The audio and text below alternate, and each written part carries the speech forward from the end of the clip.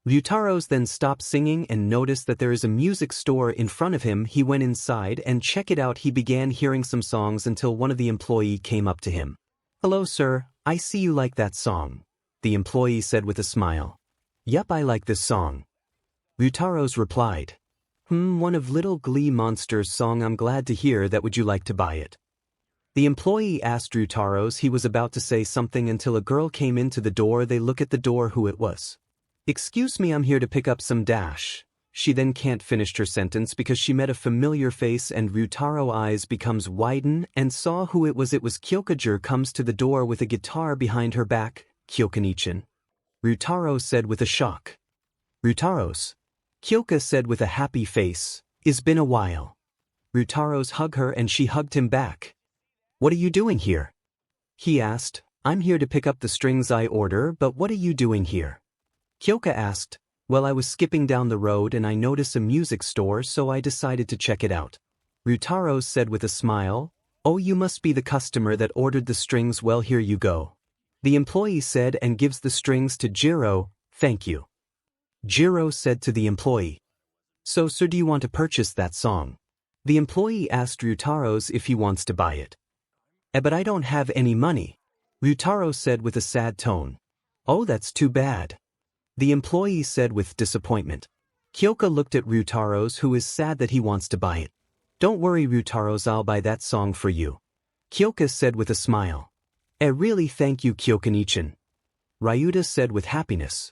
"You're welcome," 𝐒𝐿𝐴 said. She puts her money on the counter. Ryutaros then got his song, "Thank you and come again," the employee said and bowed at them. Ryutaros and 𝐒𝐿𝐴 leave the store and they began talking about Izuku and the others. While walking they stopped and sit on the bench for rest stop. "Those guys hasn't changed one bit, especially Izuku-kun," 𝐒𝐿𝐴 said. "Yup, Bakemono is an idiot as always. As for Izuku-kun, he never stops talking about you and missed you a lot. We all do actually," Ryutaros said to 𝐒𝐿𝐴. Then she began to blush a bit. I see. By the way, have you ever heard about the Dagobah beach? Back then there was trashed everywhere, but 9 months later it became clean and all of the people been wondering who cleaned the beach, and it was rumored it was a teenager. Do you know who did it?" 𝐒𝐿𝐴 asked Ryutaro. "I do," Ryutaro said. Really, who?" 𝐒𝐿𝐴 asked, wondered and raised one eyebrow. "Is Izuku," Ryutaro said. "What, Izuku-kun cleaned it? How and why?" 𝐒𝐿𝐴 asked him again. "If I tell you, please don't tell anyone," Ryutaro said and begged her not to tell. "Okay, I won't," Pinky promised. 𝐒𝐿𝐴 said to Ryutaros, and he began explaining of why Izuku cleaned the beach, the sludge incident, OFA, and Allmight passes his power to Izuku as his new successor. Wow, that is one hard secret to keep. 𝐒𝐿𝐴 said. "Yeah, that's why we have to keep this a secret. Can you promise that?" Ryutaros said to 𝐒𝐿𝐴. "Sure, I will," 𝐒𝐿𝐴 said with a smile. Flashback end, and that's what happened, and I thought Ryutaros already told you. 𝐒𝐿𝐴 finished explaining. All of the Imagines and Izuku face-bombed. No, he didn't, they said in unison. Ryutaros, why did you told her? Izuku asked Ryutaros. "'Cause she's our best friend and best friend never keeps secrets." Ryutaro said, "Okay, fine, but next time don't tell anyone, okay?" Izuku said, and he puts his arm on his shoulder. "Okay," Ryutaro said. "Don't worry, Izuku, your secret is safe with me," 𝐒𝐿𝐴 said to Izuku with a smile. "Thanks, 𝐒𝐿𝐴-chan." Izuku smiled back at her. "By the way, mind if borrow your weapon?" 𝐒𝐿𝐴 asked Izuku and puts her hand out. "I'm sure," Izuku said confusingly, and give her the dengasha. She began piecing the weapon and make a gun. Then point at Momotaros and Urataros. "Oi, what are you doing?" Momotaros asked nervously. Now no need to be mad," Urataros said while he is shaking. "Ryutaros told me that you two used Izuku-kun's body to do stupid stuffs, am I right?" 𝐒𝐿𝐴 said and smiled angrily at them. Funny story actually, hee." Momotaros don't know what to say until he then turned around. Urataros did the same and yelled, "Runnin'." The two Imagines run and 𝐒𝐿𝐴 began chasing them. "Stop right there." Bang bang bang, 𝐒𝐿𝐴 said and began shooting at them. The Imagines keeps dodging from the bullet while they run. Why does she has to come back? Urataros thought while dodging the bullet. When this is over I'm going to kill that snot-nosed brat. Momotaros thought angrily and did the same thing. Come back here, you idiots. 𝗬𝗓𝗓 yelled while shooting at them. Bang bang bang, no. Momotaros and Urataros screamed in unison and cried while the rest laughed at them, including Izuku. Man, I missed that attitude of her. Izuku said and stopped laughing. Then suddenly, Izuku. Inko called her son Izuku, then turned around and come to the room. I hear your test results is from you, Inko said while panicking. Cool, thanks mom. Izuku said, then grab his letter from his mom. Guys, can you tell Kyoka I'll be in my room for a min? Izuku said to the other imagines. Yeah, sure. Kintaros said. Izuku then ran to his room to check the letter and he was nervous. Well, here I go.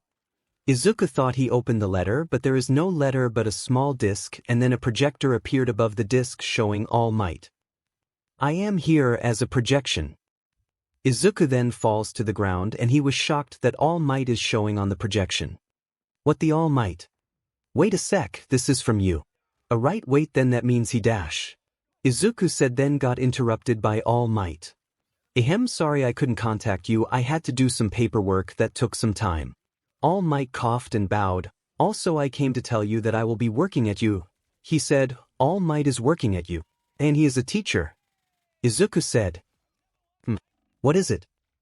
Someone behind the camera told All Might to finish the explanation and wrap it up soon. Wrap it up. Well, okay. Congratulations, my boy. You got a perfect score on the written exam and 180 points on the practical exam. One of only 4 people in history to score over 100 points, myself, Endeavor, and Best Genist. Of course, that means you passed with flying colors. Izuku smirked. Yeah, I already know, All Might. Although Momotaro's really not happy cause we didn't reach 200. He thought and laughed a bit. But what you didn't know that there is a secret in this test. All Might said. Izuku then raised one eyebrow and he was confused of what he means. I'm an entertainer as well. First, take a look at this video. Then he shows a video of him punching the 0 pointer and saved Kyoka. See here back there, you saved the girl's life. In addition, having a quirk, your actions spurred others to act. You see, the entrance exam was not graded only on hero points, but how can a hero rejects people who save others and do the right thing? Call that a lip service. Bring it on. This is a job risking one's lives to put that lip service into practice. And the secret of this exam is called rescue points. And they're given by a panel of judges. It's the other basic ability we at you. A look at. A scoreboard showed the displaying all of the examinee scores from top to bottom. Izuku saw his name at the number 1 spot. Izuku Midoriya, you've received 60 rescue points, and with 180 villain points and 60 rescue points makes a total of 240 points. You, Izuku Midoriya, scored the highest amount of points in the a practical exam. And you're the only one who score over 200 points. All Might weigh it. Izuku screams as he then falls down. No way. Well, at least Momotaros got what he want. All Might walked toward to the cam and said, Come, young Midoriya. This is your hero academia. Yes, sir. Izuku said. Then the video ended. He then rushed back into the den liner and tell the news. Guys. He called everyone, then everyone caught his attention except for Momotaros and Urataros because they got beaten up. I got in. He said with excitement. Everyone got very excited and happy for him. Congratulations, Izuku. Deneb said with a smile. Why, Izuku, you passed. Ryutaros said while jumping excitingly. You did well, Izuku. Kintaros said and petted his head. My baby finally gets in. Sniff, Inko said while crying happily. Kyoka then rushed at him and hugged him. I'm proud of you, Izuku-kun, you did it. Kyoka said with a smile. Thanks, I couldn't have done it with all of your supports. Izuku said with a smile. Owner then come to Izuku. Izuku-kun, since you passed your exam, I will give you a reward. I will allow you to use the den liner and a den bird. Owner said with a grin. Wow, really, thank you, Owner-san. Izuku said to him. Well, what are you waiting for? Let's continue partying. Kintaros said and raised his fist up. Yeah. They all said in unison except Kyoka. I would, but I can't, I need to get home now. Kyoka said, You want me to take you home? Izuku asked her. Sure, let's go. 𝗂𝐿𝐿 said and smiled at him. The two teens gets out of the den liner and saw a door in front of them. What the my door that was quick? 𝗂𝐿𝐿 said. Yeah, I know, right? 𝗧𝗜𝗂 said to her. Well, I hope we can see each other at you. 𝗂𝐿𝐿 said and looked at 𝗧𝗜𝗂. Yeah, I hope. 𝗧𝗜𝗂 said and smiled at her. 𝗂𝐿𝐿 then rips a piece of paper and writes something on it, and she gave it to 𝗧𝗜𝗂. Here, this is my new number, now we can talk to each other. 𝗂𝐿𝐿 said. Thanks. 𝗧𝗜𝗂 said, and 𝗂𝐿𝐿 then handed 𝗧𝗜𝗂's her phone number. 𝗧𝗜𝗂 then left his guard off because 𝗂𝐿𝐿 hugged him again. 𝗂𝐿𝐿-chan, what are you dash? He was about to finish his words but got interrupted. I'm glad that I meet you again, 𝗂𝐿𝐿 said with tears in her eyes. 𝗧𝗜𝗂 then hugged her back. Me too. He replied too. Well, it's time for me to go, 𝗂𝐿𝐿 said and separate from the hug. I'll see you at you. 𝗧𝗜𝗂-kun, she said and waved at him. Okay, see you soon, 𝗂𝐿𝐿-chan, 𝗧𝗜𝗂 said and waved back at her. 𝗂𝐿𝐿 then went inside her house. Well, it's time for me to head back and my first day of hero of training is coming, 𝗧𝗜𝗂 thought and went back inside the den liner. It was early in the morning. 𝗧𝗜𝗂 was preparing what he needs for school. His mom helps him too. Okay, 𝗧𝗜𝗂, do you have tissue? 𝗏𝗏 asked. Yeah. 𝗧𝗜𝗂 said, handkerchief. 𝗏𝗏 asked. Yes. 𝗧𝗜𝗂 said, pencil and notebook. 𝗏𝗏 asked. Check. 𝗧𝗜𝗂 said, good, weight your belt and the pass. 𝗏𝗏 asked Momotaros. They're all in here. Momotaros said. Don't worry, Mom, there's no need to worry, we're ready and this is what we've dreamed for so long. 𝗧𝗜𝗂 said. I know, and I'm happy for you, you're finally going to your dream school and become a great hero, 𝗏𝗏 said with a smile on her face. Okay, Mom, we'll be going now, 𝗧𝗜𝗂 said and put his backpack on. All right, Momotaros, get in, he said to Momotaros. All right, Momotaros said, then jumped to 𝗧𝗜𝗂's body. Bye, Mom, 𝗧𝗜𝗂 said and waved at her. Bye, son, and Momotaros, don't use 𝗧𝗜𝗂's body to get into trouble, cause if you do, no pudding tonight, 𝗏𝗏 said. Momotaros then posseed 𝗧𝗜𝗂 and turned around. Fine, Momotaros said, then get out of 𝗧𝗜𝗂's body. Hey 𝗧𝗜𝗂, why don't we use the machine Deneb? Momotaros said to 𝗧𝗜𝗂. 𝗧𝗜𝗂 said, then looked at the machine Deneb that owner gave him. Let's ride, 𝗧𝗜𝗂 said with a smile and goes to you. Time skip. 𝗧𝗜𝗂 arrived at you. And parked his Deneb. He started to look around of where his class is. Geez, where is that class? At least gave us a map or something, Momotaros said while angry. Calm down, Momotaro, but I gotta admit we seriously need a map right now, 𝗧𝗜𝗂 said as he continues searching for his class. He then found his classroom. The door is so big with a letter 1A on it. Holy CRP, that's a huge door, Momotaros said in shock. No kidding, 𝗧𝗜𝗂 said, shocked as well. Please, I hope that Explode Boy is not here, Momotaros said and crossed his fingers. 𝗧𝗜𝗂 then opened the door and heard a loud noise. Get your feet off your table this instance. What the slash huh? 𝗧𝗜𝗂 and Momotaros thought confusingly of what's going on. Don't you think it's rude to the upperclassmen and the excellent craftsman who made this desk? The blue-haired man said while doing his robot chops. No, what school did you go to, huh? Bakugo, you just had to ask Habakamomo, 𝗧𝗜𝗂 said and mocks him. FY, me and my big mouth, Momotaros said and screamed angrily.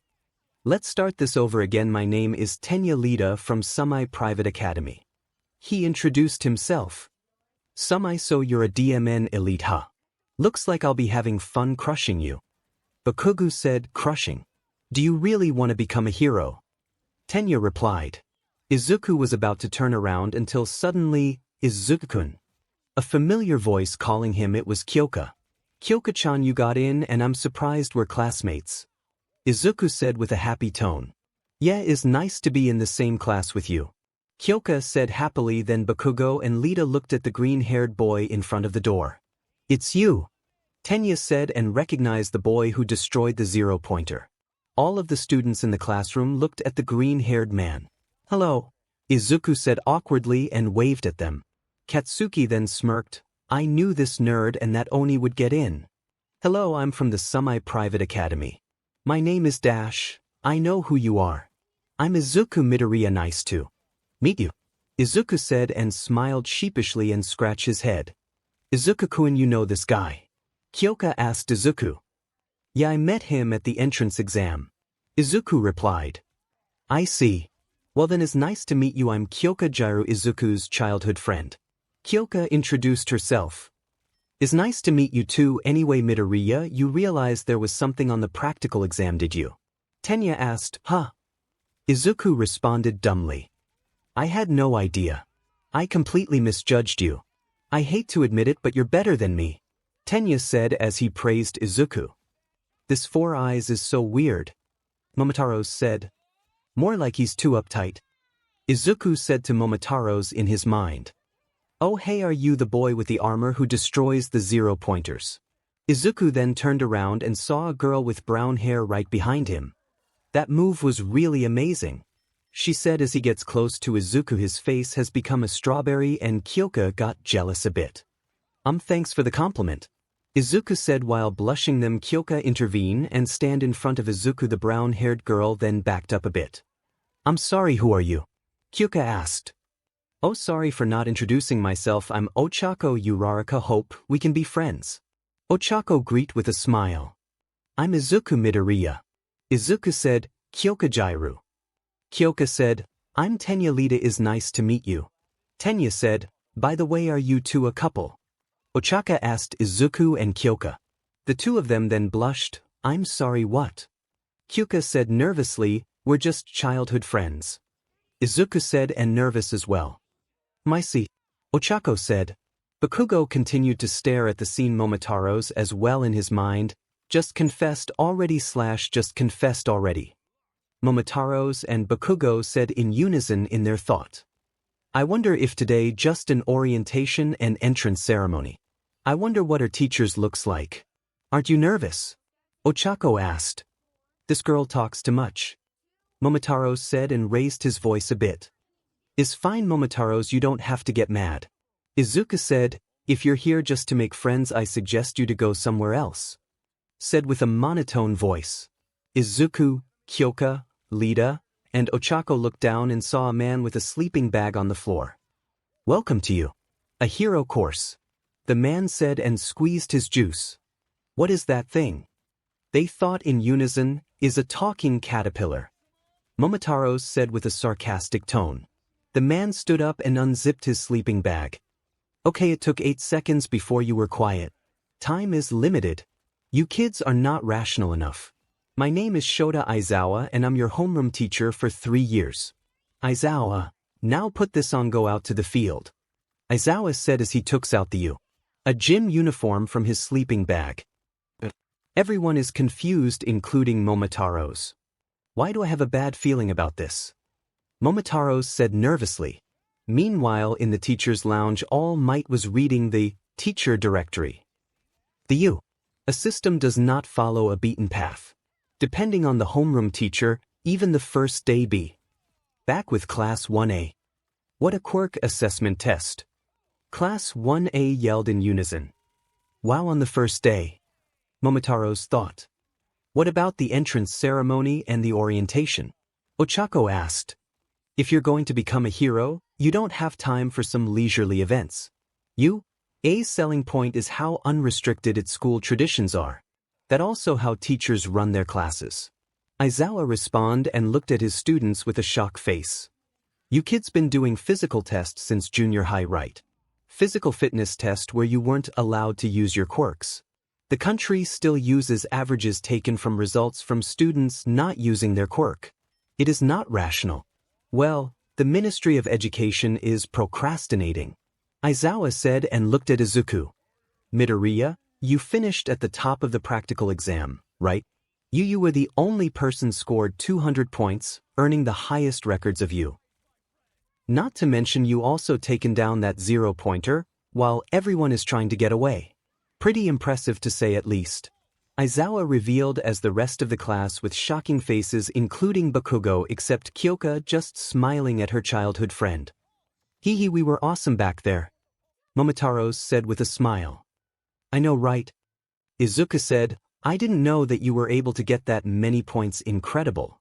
Tenya said, wow, you must be stronger than I thought. Ochako said as she too was impressed by Izuku's achievement. Far stronger actually, Kyoka said with a bit of blush on her face.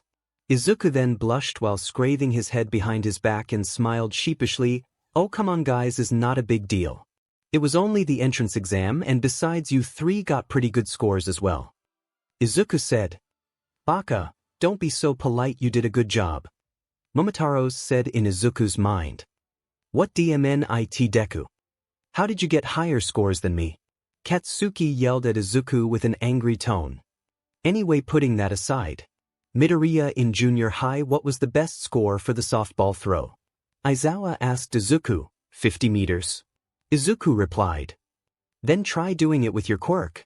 Aizawa said and gives a softball to him. You can do whatever you want as long as you stay in the circle. Hurry up. Give it all you got. He said. Izuku then walked to the circle as he began stretching and loosen his muscle.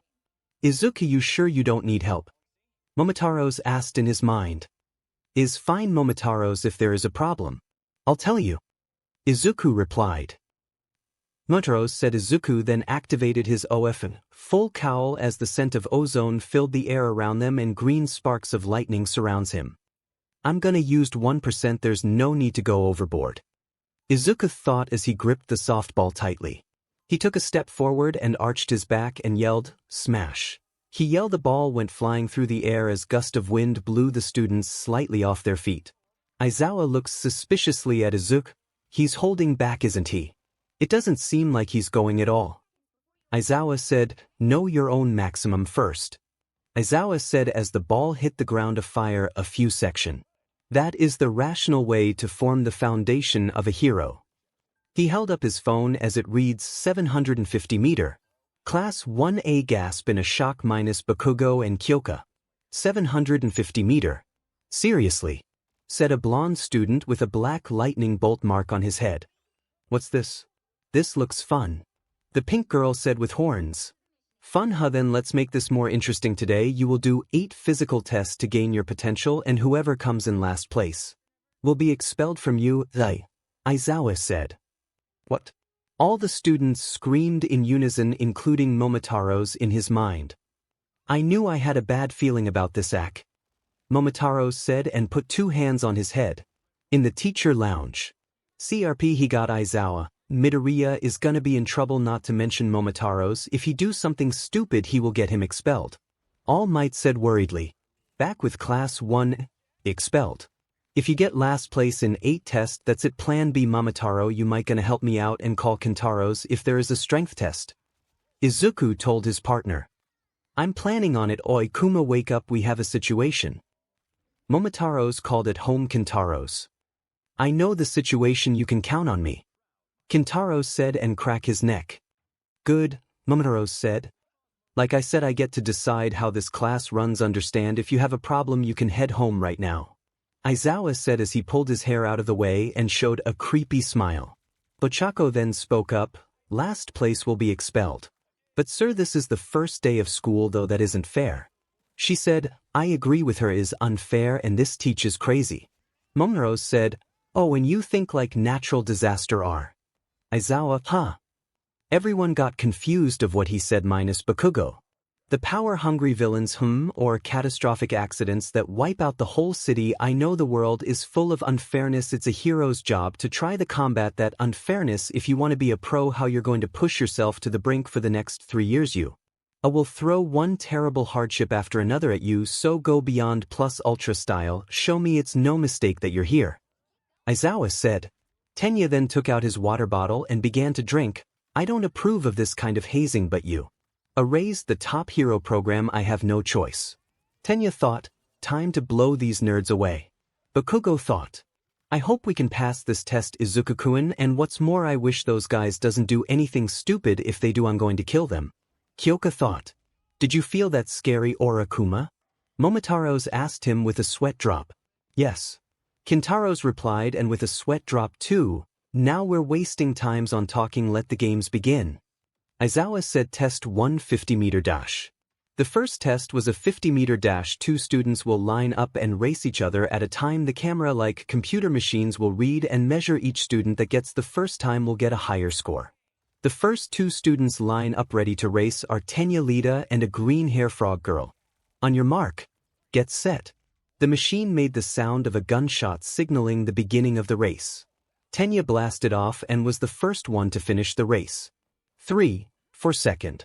The computer stated as soon as Tenya passed to finish line. Shortly after, the frog-like girl was able to cross the finish line as well. Well, he's definitely in his element. However, speed won't help in every test. 𝐒𝐻𝗧𝗟𝗘 said. The frog girl's time was recorded as 5:58 seconds, which is not too shabby. What should I do? I know I'll lighten up my quirk and my shoes too. 𝐒𝐻𝗧𝗟𝗘 said. The machine made the gunshot sound as 𝐒𝐻𝗧𝗟𝗘 and the blonde student with a large tail begin to repay the boy with the tail cross the finish line in 5:49 seconds while 𝐒𝐻𝗧𝗟𝗘 did so in 7:15 seconds. Alright, that's faster than I was in junior high. 𝐒𝐻𝗧𝗟𝗘 said, everyone, you're not being creative enough. I'll show you what it's like to be allowed to use your quirk. The French-like boy said as he shot his laser from his stomach and crossed the finished line. 5:51 seconds. If I shoot more than a second I will get stomach ache. He said while holding his stomach in pain. What the heck? Thought the various students of class 1. Momotaros watched the French guy with an anime sweat drop. This guy is stupid. Momotaros thought. Testing the upper limits of their powers helps me assess their room for growth. It becomes clear of what they can or can't do their true potential. 𝐒𝐻𝗧𝗟𝗘 said as he looked at the last two students getting ready to race. It was 𝐒𝐵𝐾𝐲 and Midoriya. On your mark. Hey kaken, let's do our best. 𝐒𝐻𝗧𝗟𝗘 said, yeah, whatever, just try not to fall too far behind me, okay Deku. Katsuki said and smirked, especially you Oni. Katsuki whispered and smiled a bit. I heard that you explode, oh boy. Momotaros yelled at him. By the what, you want me to help you with this part? Momotaros asked 𝐒𝐻𝗧𝗟𝗘. Not yet, I think I can handle this part. 𝐒𝐻𝗧𝗟𝗘 replied. Get set. 𝐒𝐻𝗧𝗟𝗘 activated his full cowl mode to use as he decided to use 1% in the test. That will connect to the creativity needed for you to survive. 𝐒𝐻𝗧𝗟𝗘 thought as the gunshot sound went off and both students blasted off. Explosive speed. 𝐒𝐻𝗧𝗟𝗘 shouts as he ignited JS hands with explosives that allowed him to get a boost of speed. 30 seconds. 𝐒𝐻𝗧𝗟𝗘 was shocked midway through the race as he saw 𝐒𝐻𝗧𝗟𝗘 had already passed the finish line before him. 13 seconds. Katsuki finished the race shortly after. When I used both hands the force disperses. Katsuki looked toward to 𝐒𝐻𝗧𝗟𝗘 in annoyance. Not bad kaken. 𝐒𝐻𝗧𝗟𝗘 said with a smile. Shut up, nerd. 𝐒𝐻𝗧𝗟𝗘 yelled at him. There are 7 more tests. The more I used one for all, the more stamina it drains. Momotaros Kintaros, after this is your turn K. 𝐒𝐻𝗧𝗟𝗘 told the two imagines. Got it /Yash. The two imagines replied. 𝐒𝐻𝗧𝗟𝗘 stared at 𝐒𝐻𝗧𝗟𝗘 for a couple of seconds. He knew he was holding back a lot of power. Test 2, grip strength. Whoa, you got a power of the gorilla, seriously, what did you eat? Zero asked to the kid with octopus with tentacle arms gets a score of 540 kilo. Hey guys, look. Mineta points to 𝐒𝐻𝗧𝗟𝗘 and the two boys looks at him with curiosity. I wonder what he will get. The octopus boy wondered. Maybe the same as you. Zero asked, okay, is your turn Kintaros. Midoriya said to Kintaros. Yosha. Kintaros then jumped into 𝐒𝐻𝗧𝗟𝗘's body. A bit of 𝐒𝐻𝗧𝗟𝗘 hair turned yellow and was tied into a ponytail and his pupil became yellow as well. 𝐒𝐻𝗧𝗟𝗘 then suddenly noticed and thought. What the his hair turned yellow, I wonder. Kintaros closed his eyes then gripped the device pretty hard and when he opened it up his grip strength was 905 kilo. Not too bad, looks like that training with Allmight has increased a bit of your body. Kintaros said, yeah, it really did. 𝐒𝐻𝗧𝗟𝗘 said with a smile. The three boys then walked to him with a shocking face except Shob. Can I help you with something? Kintaros asked the three boys. What 905 kilo? / that's impossible. Zero and Mineta cried out. More importantly, how did you get so strong? The octopus man asked him. Here's a tip, always wake up 4 in the morning then start lifting heavy weights and eat something healthy. Kintaros replied. I see, by the way, my name is Mizo Shoji. He introduced him and gives him a handshake. Oh, likewise 𝐒𝐮𝐬𝐽, but then got interrupted by Izuku and Momotaros. Wait, no / Baka-kuma, stop. They yelled at him. I mean I'm Izuku Midoriya, haha. Kintaros said and shakes his hand. I'm okay. Shoji said awkwardly. Aizawa was still watching Izuku. Even his voice and expressions has changed, not to mention his hair. Aizawa thought. Test 3. Standing long jump. Katsuki and Aoyama went before him. Momotaros then possess Izuku. Yosha, is my turn now. Momotaros said as he starting to run and jump very high all the way across the field, leaving all students except Kyoka with a shocking face, and he landed. Ha, beat that, explode boy, ha. Momotaros said and laugh. Why, you little peach? Bakugo said angrily at him. Test 4. Repeated side steps. Izuku used 1% of one for all and kept on the side stepping non-stop, but after a while he stops. Hey, why did you stop? Momotaros asked Izuku. It's kinda boring, so I'm just gonna let the others a chance to shine. Izuku replied. If you insist. Momotaros said. The last person was to go was Mineta, and he was the only one who gets higher than Izuku. Isn't that cheating? Momotaros wondered. I don't think so, but I wasn't expecting that. Izuku said with a sweat drop. Test 5. Ball throw. Since Midoriya already did this exercise, he wasn't required to do it again. Katsuki got a score of 705. 2 meters. He began to throw a tantrum, complaining about how Deku shouldn't be above him in anything and that he was the number 1. Ag is not enough to beat Deku. Katsuki said while screaming. Ha ha ha, that's why you explodo boy. No one can beat our score. Momotaros said while laughing until his Ochiko's turn. She used her quirk on the ball and throws far away. Ochiko then gets infinity. You were saying? Izuku asked mockingly at Momotaros with a grin. Dang it. Momotaros then curved into a ball, then depressed. Test 6. Sit up. Izuku win this one by a landslide, caused he spaced out and ends up with infinity. Test seated toe touch. Izuku easily touch his toe. Surprisingly, even if he have big muscles, he's very flexible. Test 8. Long distance run. Izuku continually run around the field with only Yaoyorozu catching up with him. The reason is she make a bicycle until Momotaros complained. Ah, come on, really? Momotaros yelled. Oh, shut up. She used her quirk to create a bicycle. It still counts. Izuku said, fine. Momotaros said later. After arranging all the sports, Aizawa looked at the class. Okay, you got the results, but there seems to be a problem. Aizawa said, what's wrong, sir?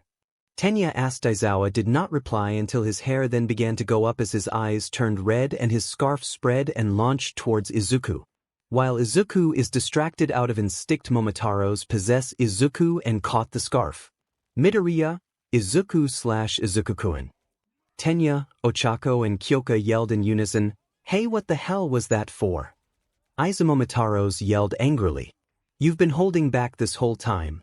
Aizawa said, Nanny, just who the hell do you think you are, huh? Momotaros raised his voice a bit until Izuku noticed a pair of yellow goggles. Momotaros, those goggles, I see he's the underground hero Eraserhead. Izuku said, hi Eraserhead. Momotaros said. Aizawa then he was shocked a bit of how he knows his hero code name until all students begins to question who he is. Allmight was hiding in the corner observing all of the events unfolding. He doesn't like media attention because he say it hinders his work. That's right, young Midoriya. He and I don't get along. Allmight thought, they are going to be your classmates, you should show them your full power now. You only do the ball throw test only, and this time go all out or you'll be expelled. Aizawa said as he pulled back his scarf. Midoriya, remember when you were able to completely vaporize the 0-pointer during the practical exam? I want you to use that same power, but this time don't completely break your arms. In order for you to become a pro hero, you can't always destroy your own body and think that every time somebody is going to save you. You have to learn to control your power. And if you can't do it, well, I guess we won't be seeing you anymore. Aizawa said as he puts most pressure on Izuku that he possibly could, and this makes Momotaros a bit sad. Why is Mr. Aizawa putting this much pressure on Midoriya? Hasn't he proved himself already? Tenya thought, he better come up with something or else he's done for. He better not get expelled or I'll kill him. Katsuki thought. Oh no, Izuku-kun, please don't get expelled. Kyoka said as she began to pray and closed her eyes until Kyoka then opened her eyes and heard Izuku, or should I say Momotaros, laugh, and it make all of the students confused, including Aizawa. Ha ha ha, you really know how to set someone off, hot caterpillar. Momotaros said with a smile. Baka Momo, what are you doing? Are you trying to get him expelled? Kyoka thought angrily. I knew this is going to happen, Momotaros. Exactly what are you planning to do? Allmight thought, panic. Maminoji, what are you going to do? Kintaros asked. Just shut up and watched. Momotaro said, so listen up, Caterpillar, we will prove to you that we belong in you. So you want to see my full power? Fine, I'll warn you, I'll make our power to 𝐒𝐮𝐦𝐸𝐵, got it. Tsumo. Aizawa thought and raised one eyebrow. Fine, then prove it. Aizawa said, Momotaros. Sai arigato, Izuku, thank him. No worries, now let's go. Momotaro said, OS. Izuku replied, let me show you people what my full power looks like. As Momotaros said as he powered up his one for all just a bit and red veins covered his finger. 𝐒𝐮𝐬𝐸𝐵, or no 𝐒𝐒𝐬𝐬𝐴. OFA full cowl. Izuku thought. Finger version.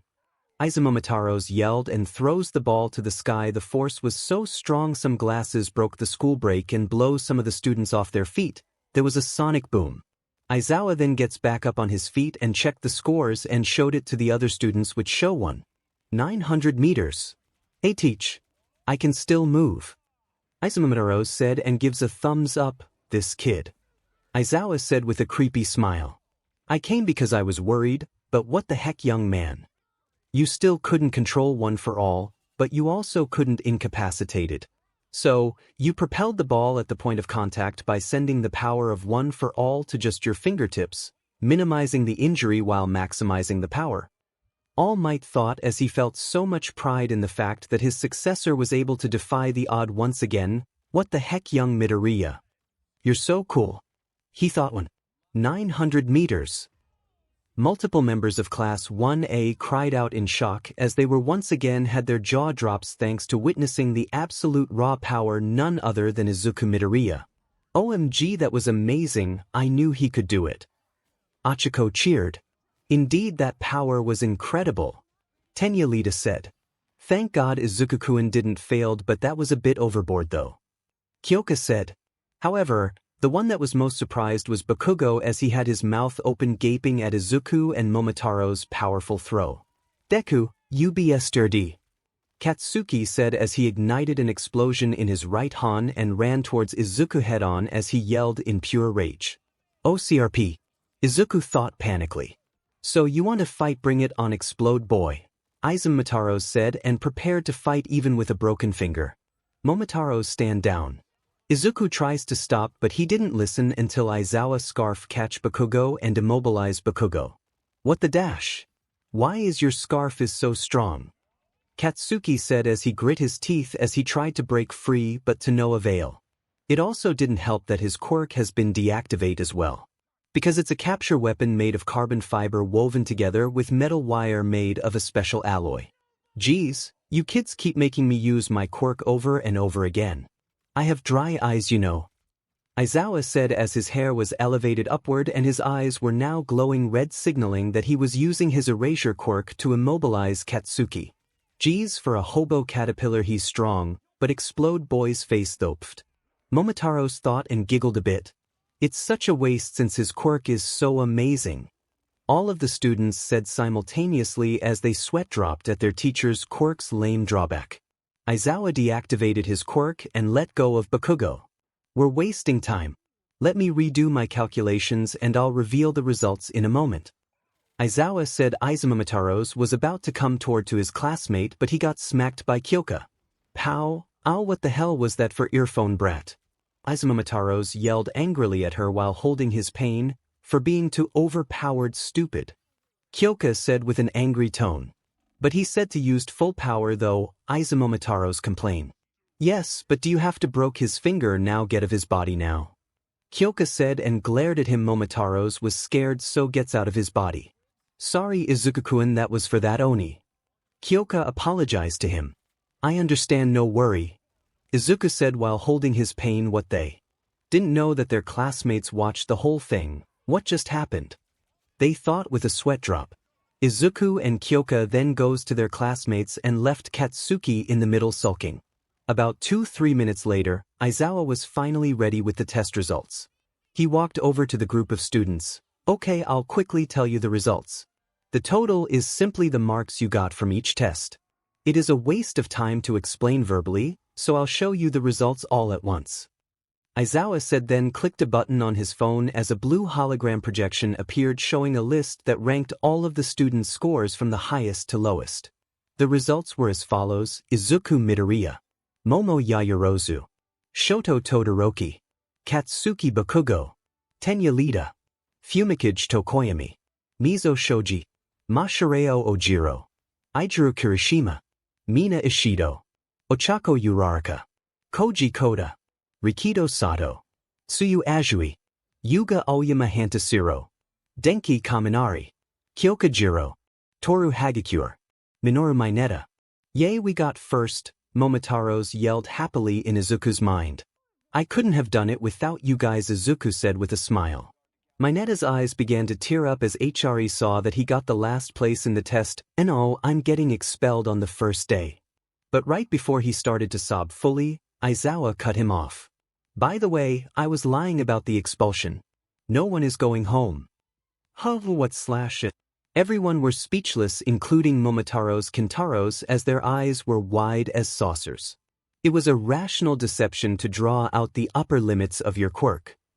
Aizawa said, Class 1A yelled, including Momotaros and Kintaros, as the rest of the class did not take kindly to being deceived so easily. Of course that was a lie. It should have been obvious if you just thought it through. It's the first day of school, for crying out loud. I'm sorry, I guess Shuki said something. Yaoyorozu said. Yeah, you should have. Kaminari and Mineta thought simultaneously. Why, I oughta first that caterpillar said me off, now he deceived us, I wanna punch him right now. Momotaros yelled angrily. Momonoji, stop, it's not worth it, at least we got first place. Kintaros said. Well, that was unexpected. Izuku said, aw man, I got 18th place. Kyoka said with a sad tone. Don't worry, Kyoka-chan, at least you did your best. Izuku said with a smile and patted her head. Kyoka then blushed a bit. Thanks Izuku, and congrats on getting first. Kyoka said, and complimenting him. Thanks for the compliment. Izuku said. That was a little nerve-cracking, huh? Siro said as he turned to talk to Kirishima. I'll take up the challenge anytime. Kirishima replied as he showed his cocky persona. Bakugo just scoffed in annoyance, probably because he got 4th overall in the test and Izuku was number something that he had never even considered being possible again. With that, we're done here. There are handouts with the curriculum and such in the classroom when you get back. Look over them. Aizawa said, then walked toward to Izuku and Kyoka with a slip of paper in his hand. Midoriya, have the old lady fix you in the nurse's office. Tomorrow will be packed with even more rigorous tests. Prepare yourself. We can't have you going home with a broken finger. Aizawa said as he gave Izuku the slip of paper. Okay, I will, thanks. Izuku thanked his teacher, but what Izuku didn't know that Momotaros is controlling his left arm as he feels like he wants to punch him. Izuku began to struggles to break free from his control and hit his left arm on the back. Kyoka then noticed and pinched him really hard. Yow! Momotaros yelled and Izuku regained control of his left arm. Well, I'm going and also try to control your friend. Aizawa said and walked away. Izuku, Kyoka then eyes widen, including the other imagines. You don't think that Aizawa-sensei knows, right? Kyoka whispered to his ear. Probably ik, anyway, I need to go find the nurse's office, I'll see you later. Izuku said and go find the nurse's office. Okay, hope your finger is healed. Kyoka said, Aizawa, that was a rotten move. Allmight said, Allmight, so you were watching. You got too much time on your hands. Aizawa said as he passed by Allmight what he was on his way back inside. A rational deception, you said. Very funny, but you're not known for being lighthearted. I read your file. Last year you expelled a whole class of freshman students. You have no problem kicking students out. You cut those you judge to be without hesitation. For a man like that to take back his words, that must be because you also felt it too, right? Izuku Midoriya's raw potential.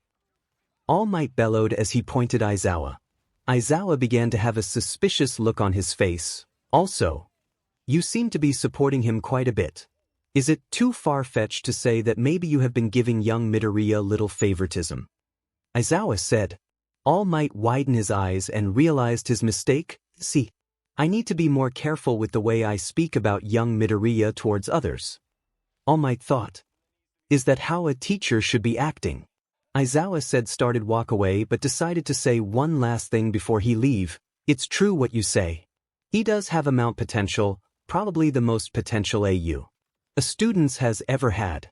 But potential will only get you so far in this world. Execution is what matters. There are still many things he needs to learn in order for him to become a pro hero. For once, he needs to stop holding back.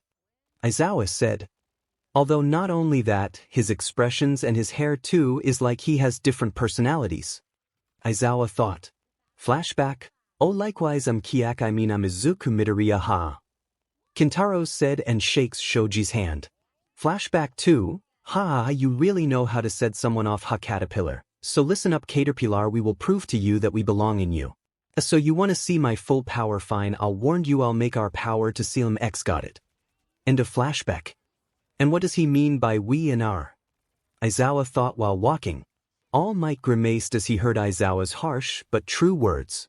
All Might knew firsthand what it was like to make a costly mistake against a villain because of a rookie mistake such as letting his guard down. It exactly how he received his career 6 years ago. So you're being kind in your own way? Aizawa. Sigh, I guess we don't get along after all. All Might said. Later in front of the school. Classes were now over as the first day of a high school for Izuku ended. A bunch of students was leaving the front gates as they conversed with one another, speaking about the first day went for them, how the classes and the teacher were, and why not. The first day of school year always has the most energy, more than most of the days in the school year. Just then, a strong hand grabbed Izuku's right shoulder. Out of instinct he grabbed the arm and flipped the person over his shoulder and pinned the person down by putting a knee on the person's back while holding the arm. Soon it was revealed to be Tenya. Oh, it's you, sorry about that. You just give me a jump scare there for a sec, so I have to react. Izuku said as he get off Lita and help him to stand up. No, it's okay. I guess I should have called out to you beforehand. Tenya said as he get up and dust the dirt off his uniform. By the way, how's your finger, is it healed? He asked. Yeah, thanks to recovery girl. Izuku said as he showed his bandaged finger. And is disgusting getting kissed by an old lady. Momotaros said angrily. Up, at least it healed our injuries, although we need to hurry and control one for all. Izuku said to Momotaros. Yeah, you're right. Momotaros replied. I was really taken in by Mr. Aizawa. I even thought, this is the best of the best and such. I didn't think a teacher would encourage us with a lie. But it seemed to have worked out in the end. Although I think threatening you with expulsion was pushing it a little, but I guess it was necessary in the end. Tenya said as he crossed his arms. Geez, for a sec there I thought Four Eyes was annoying, but he's just earnest and takes his education and training really seriously. Momotaros said in his mind, that's actually very important trait to have when you're inspiring to become a pro hero. Izuku said, whatever. Momotaros then looked away and saw two people coming. Hey, someone is coming this way. Momotaros told Izuku, and when Izuku looked back it was Kyoka and Uraraka. Hey, you two. You're heading to the train station, right? Wait for us. Achiko shouted as she and Kyoka walked toward to the two boys. Uraraka-san, Kyoka-chan. Oh, great, is the Infinity Girl and the earphone brat. Momotaros said as he still angry that his ball throw got beaten by a girl. Are you still mad about Uraraka got Infinity? Izuku asked Momotaros, but he didn't replied, mind if we join you guys? Achiko asked, actually I'm going home with a bike. Izuku replied to Achiko. I see, well, all right. Achiko said with a smile. Izuku then looked at Kyoka and said, by the way, Kyoka-chan, you wanna ride home with me? Izuku asked his best friend. Hey, yeah, sure. Kyoka said and blushed a bit. Well, I'll see you guys tomorrow. Izuku and Kyoka waved at them, but then Achiko stopped them. Wait, before you go, can I call you Deku?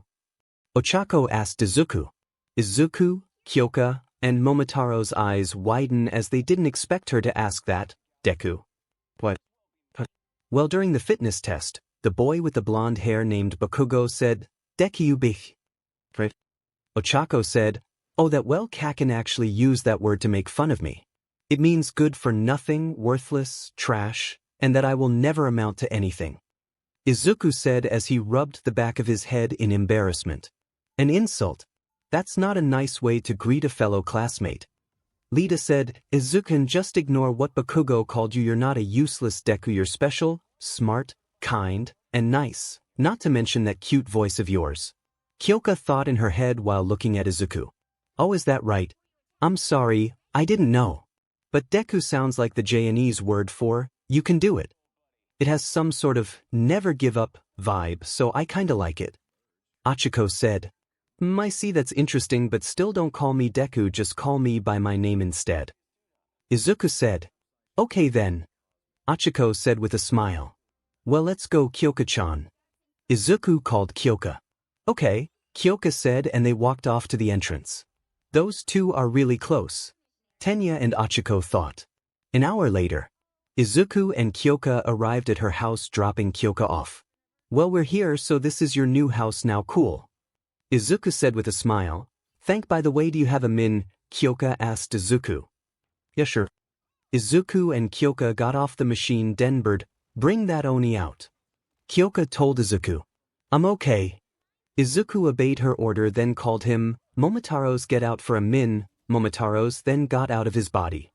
What is I dash? Momotaros was about to say something, but pow, he got smacked in the head by Kyoka. What did I do this time? Momotaros yelled at Kyoka, you think I didn't notice? What were you thinking of using 𝗧𝗑𝗑u's arm to punch Aizawa-sensei, huh? Kyoka said with an angry tone, what, that caterpillar set me off for tricking us, earphone brat.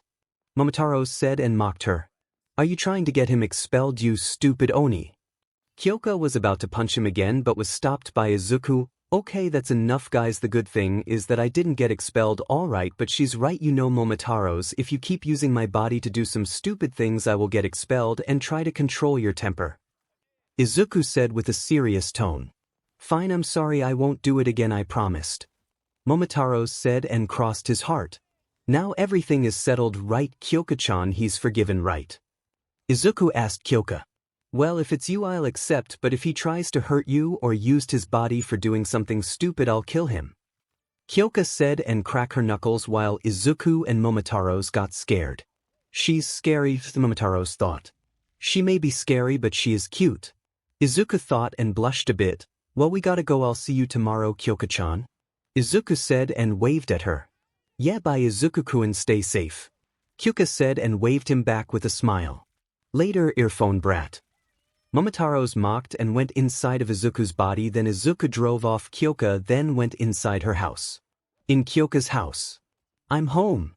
Kyoka said, welcome home, daughter. How's school? Mika asked her daughter. Not much, but first day of school is kinda intense though. Kyoka replied. Hello, how's my sweet little girl? Kyoto said, hugged her. Dad, I'm not a little girl anymore. Kyoka said with an annoying tone and separate from the hug. Ahem, Mika coughed and caught Kyoka's attention. By the way, I heard a loud noise outside, and when I checked the window, was that your boyfriend's partner? Mika asked Kyoka and she blushed. What, for the last time, Mom? He's childhood friend, and yes, it was 𝗧𝗑𝗑u and Momotaros. They only dropped me home, that's all. Kyoka said with a blush. Ah, that's so sweet of them. Mika said with a smile. No way. That same kid, and the Oni is back. Yes, we can play another jam together. We should invite him next time. Kyoto said with happiness. I'll ask him later anyway. I gotta go up and take a shower. Kyoka said and walked upstairs. The next day. Class has started normally but boring. The first class in the morning was English, which present Mike teaches the class. Now, which of these sentences is incorrect? Present Mike asked as he wrote down these 4 sentences on the board. The man whom I respect most is my father. That is the house in which he lived. I well remember the day on which we both met. Please tell me that all you know. So normal. Mina, Kaminari, and Kyoka thought simultaneously. Soden boring / Soden boring, Momotaros and 𝗏𝗏𝗧𝗟𝗘 thought in their head. Everybody heads up. Let's get this party starts. Present Mike bellowed as he tried to get his student to be more enthusiastic. This guy is more annoying than snot-nosed brat, Momotaros said in his mind while covering his ear. The relative pronoun is in the wrong place in number 4 foot, 𝐒𝐮𝐬𝐽 said mentally as already knew the answer as soon as Present Mike wrote the problems on the board, but he wanted to give his classmates a chance to answer the question as 𝐒𝐮𝐬𝐽 isn't the type of person who wants to be in the spotlight. Yaoyorozu raised her hand and answers since nobody was doing anything. Lunchtime. White rice is great comfort food, isn't it? Lunch rush, the cook hero said. Achiko said as she chewed the delicious dish in delight. As for 𝐒𝐮𝐬𝐽, he was eating while seeing Kyoka eating her burger. Fried food is always Kyoka-chan, but the way you eat is kind of cute. 𝐒𝐮𝐬𝐽 thought, but what he didn't know is Momotaros heard everything in his thought. You know I'm still here, right? I'm going to tell her after lunch. Momotaros said, teasing 𝐒𝐮𝐽. Shut up, you Oni, he said back to Momotaros. In the afternoon. Class 1A finally has hero basic training. I am here. 𝐒𝐮𝐽 smirked as he knew exactly who it was. Coming through the door like a normal person. Allmight burst through the door very dramatically and Momotaros just did an anime fall. You called that normal? Momotaros thought with a sweat drop. It's Allmight. Kaminari said excitedly as he truly was hyped to be thought by none other than the number 1 hero. Wow, he really is a teacher. Kirishima said. That's a costume from the Silver Age, isn't it? Tsuyu said observantly. Its style is too different, it's giving me goosebumps. Ojiro stated as a bead of sweat rolled down his cheek. Allmight marched to the teacher's podium. Welcome to the most important class at U. Ahai, think of it as Heroing 101, here you will learn as the basics of being a pro, and what it means to fight in the name of good. Let's get into it. Today's lesson will pull no punches. Allmight explained as he pulled out a card that said, Battle. Battle training. Bakugo said smiling excitedly. Hell yeah. Momotaros yelled happily. This is gonna be interesting. 𝐒𝐮𝐽𝐽 said and smiled a bit. But one of the keys of being a hero is looking good. Allmight said as he pushed the button and boxes containing hero costumes began coming out of the wall. These were designed for you, based on your quirk registration forms, and requests you sent in before school started. Allmight explained, while the students shouted excitedly at getting new costumes. Costumes? 𝐒𝐮𝐽𝐽 said excitedly an hour later at ground beta. Allmight stood at ground beta waiting for his students arrived. After a couple of SEC, figure can be seen coming out through the tunnel. They say the clothes make the man, young men and ladies. Be fully aware. From now on, you are heroes. As he said that, students from Class 1A all entered through the tunnel suited up ready to face whatever challenge that may come in their way. All of the students had costumes that best suited their quirks in one way, shape, or form. They were also aesthetically pleasing to look at as all of the costumes were unique and best for the young aspiring heroes in training and their personalities. Except for one person who is late, that is 𝐒𝐮𝐽𝐽, he finally entered ground beta as everybody had their eyes on him. His costumes is just normal. 𝐒𝐮𝐽𝐽. Achiko said once she noticed that 𝐒𝐮𝐽𝐽 arrived on ground beta. Hi, sorry I'm late, 𝐒𝐮𝐽𝐽 said while catching his breath. Where is your hero costume? Achiko asked. I don't need it, I just transformed anyway. By the way, what the heck are you wearing? 𝐒𝐮𝐽𝐽 asked as he looked at her costume. Yeah, I guess I should have written what I wanted. Mine ended up being a skin-tight bodysuit. It's embarrassing. Ha ha ha, it is embarrassing. Momotaros laughed in 𝐒𝐮𝐽's mind while holding his stomach. The hero course is the best. Mineta said as he gave a thumbs up. Suddenly someone tapped 𝐒𝐮𝐽's back as he turned around. It was his best friend Kyoka-𝗧𝗟𝗘, who was wearing her hero costumes. 𝐒𝐮𝐽's eyes went widen of what her costumes looks like. Her hero costume consists of a black leather jacket, long salmon-colored shirt with several rips at the collar and bottom, black briefs, and boots with stereos in them. She also sports 2 small, red triangle facial marks just below her eyes, a plain black choker, and white fingerless gloves. Wow! 𝐒𝐮𝐽 said with a blush. Well, what do you think? Kyoka asked 𝐒𝐮𝐽 nervously. You look hot, 𝐒𝐮𝐽 whispered, and Kyoka heard of what he just said, as her face becomes super red. Kyoka said, see she heard that? Izuku thought. Well, what do you expect? She has earphone jacks on her ear and she can hear you very well, although her costumes looks like a goth rocker. Momotaros said. Thanks Izuku-kun, but you look handsome with that outfit and if you wear a costume you'll be more handsome. Kyoka suggested while playing with her jacks. Really thanks and I'll think about it. Izuku said with a blush and he then wakes up from reality and said, and by the way Momotaros said you look like a goth rocker. Izuku said with a smile. Why did you say that? Momotaros yelled panically. Payback of what you said at the cafeteria. Izuku said and sticked out his tongue. Kyoka then waked up from reality and cracked her knuckles and walked to Izuku's ear. Oh really after this you're dead got it stupid Oni. Kyoka whispered in Izuku's ear with a scary tone. CRP. Momotaros said while being scared. Unnoticed Uraraka looked at the two and giggled. Those two are really close. Achiko thought while watching them, ahem. Allmight coughed and students caught his attention. Now, it's time for combat training. He said, Sir. This is a battle center from the entrance exam, so we'll be conducting urban battles again. Tenya asked. No, we're going to move ahead 2 steps. Most of the time, fighting villains take place outside, but if you look at the total number, atrocious villains appear indoors at a higher rate. Imprisonment, house arrest, backroom deals in this society fills with heroes. Truly intelligent villains hide in the shadows. For this class, you'll be split into villains and heroes, and fight 2-on-2 indoor battles. Without basic hero training. So you asked. This is a real battle to understand those basic. However, the key this time is that there's no robots you can just beat up. Allmight said, how will wins and losses be determined? Yaoyorozu asked. How much can we hurt the other teams? Bakugo asked until Momotaros then noticed of what he just said in Izuku's mind, how much can I beat the brat? Momotaros asked himself. Do we have to worry about the loser being expelled like yesterday? Uraraka asked. Will you be splitting you based on chance or comparable skill? Lita asked, doesn't this cape look fabulous? Oyama asked. Allmight then groaned and yelled, I wasn't finished talking. Allmight said, being overwhelmed by questions. Listen up. Allmight began as he opened up a small script. Izuku then Momotaros noticed. A script? Izuku thought and tilted his head to the right. You got to be kidding me. Momotaros said face-bombed with a sweat drop. The situation is that villain have hidden a bomb somewhere in their hideout. The heroes are trying to dispose that. The heroes need to catch the villain or get the bomb back in the allotted time. The villains need to protect the bomb for the whole time or catch the heroes. Allmight explained. Wow, this situation feels very American. Izuku commented. Allmight brought a yellow box. Teams and opponents will be determined by drawing lots. Allmight said, they're being decided so haphazardly.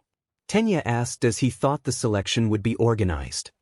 Actually Lita is smart. Just think about it, pros often have to create makeshift teams with heroes from other agencies.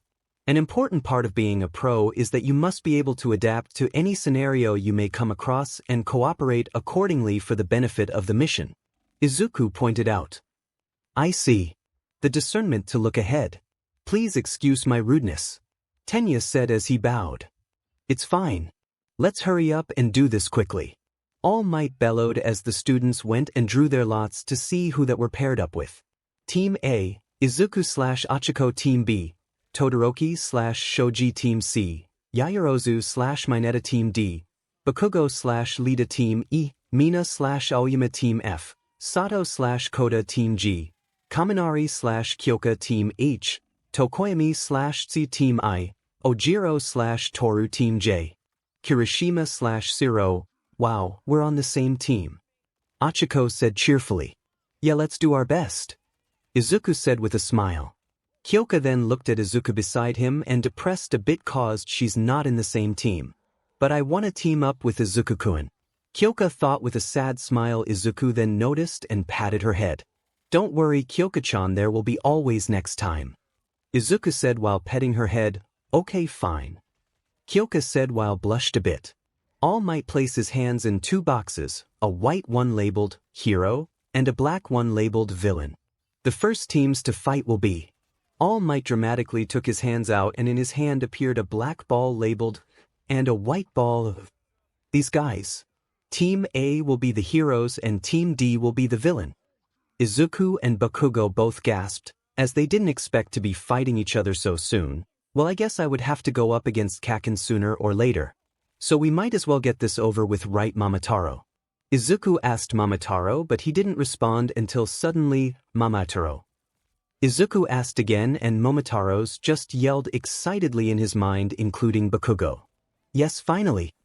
Momotaros screamed happily. Oh hell yeah, perfect. I get to have another rematch with Deku and that Oni with my own hands right off the bat. Bakugo thought. I knew you would say that. Izuku thought with a sweat drop and smiled a bit. Everyone else, head toward the monitor room. All Might said, yes sir. Besides the 4 students participating, the students of Class 1A did as they were told and left to go to the monitor room to watch the battle that was about to unfold. Izuku looked towards Bakugo and saw that he was giving him a mean glare.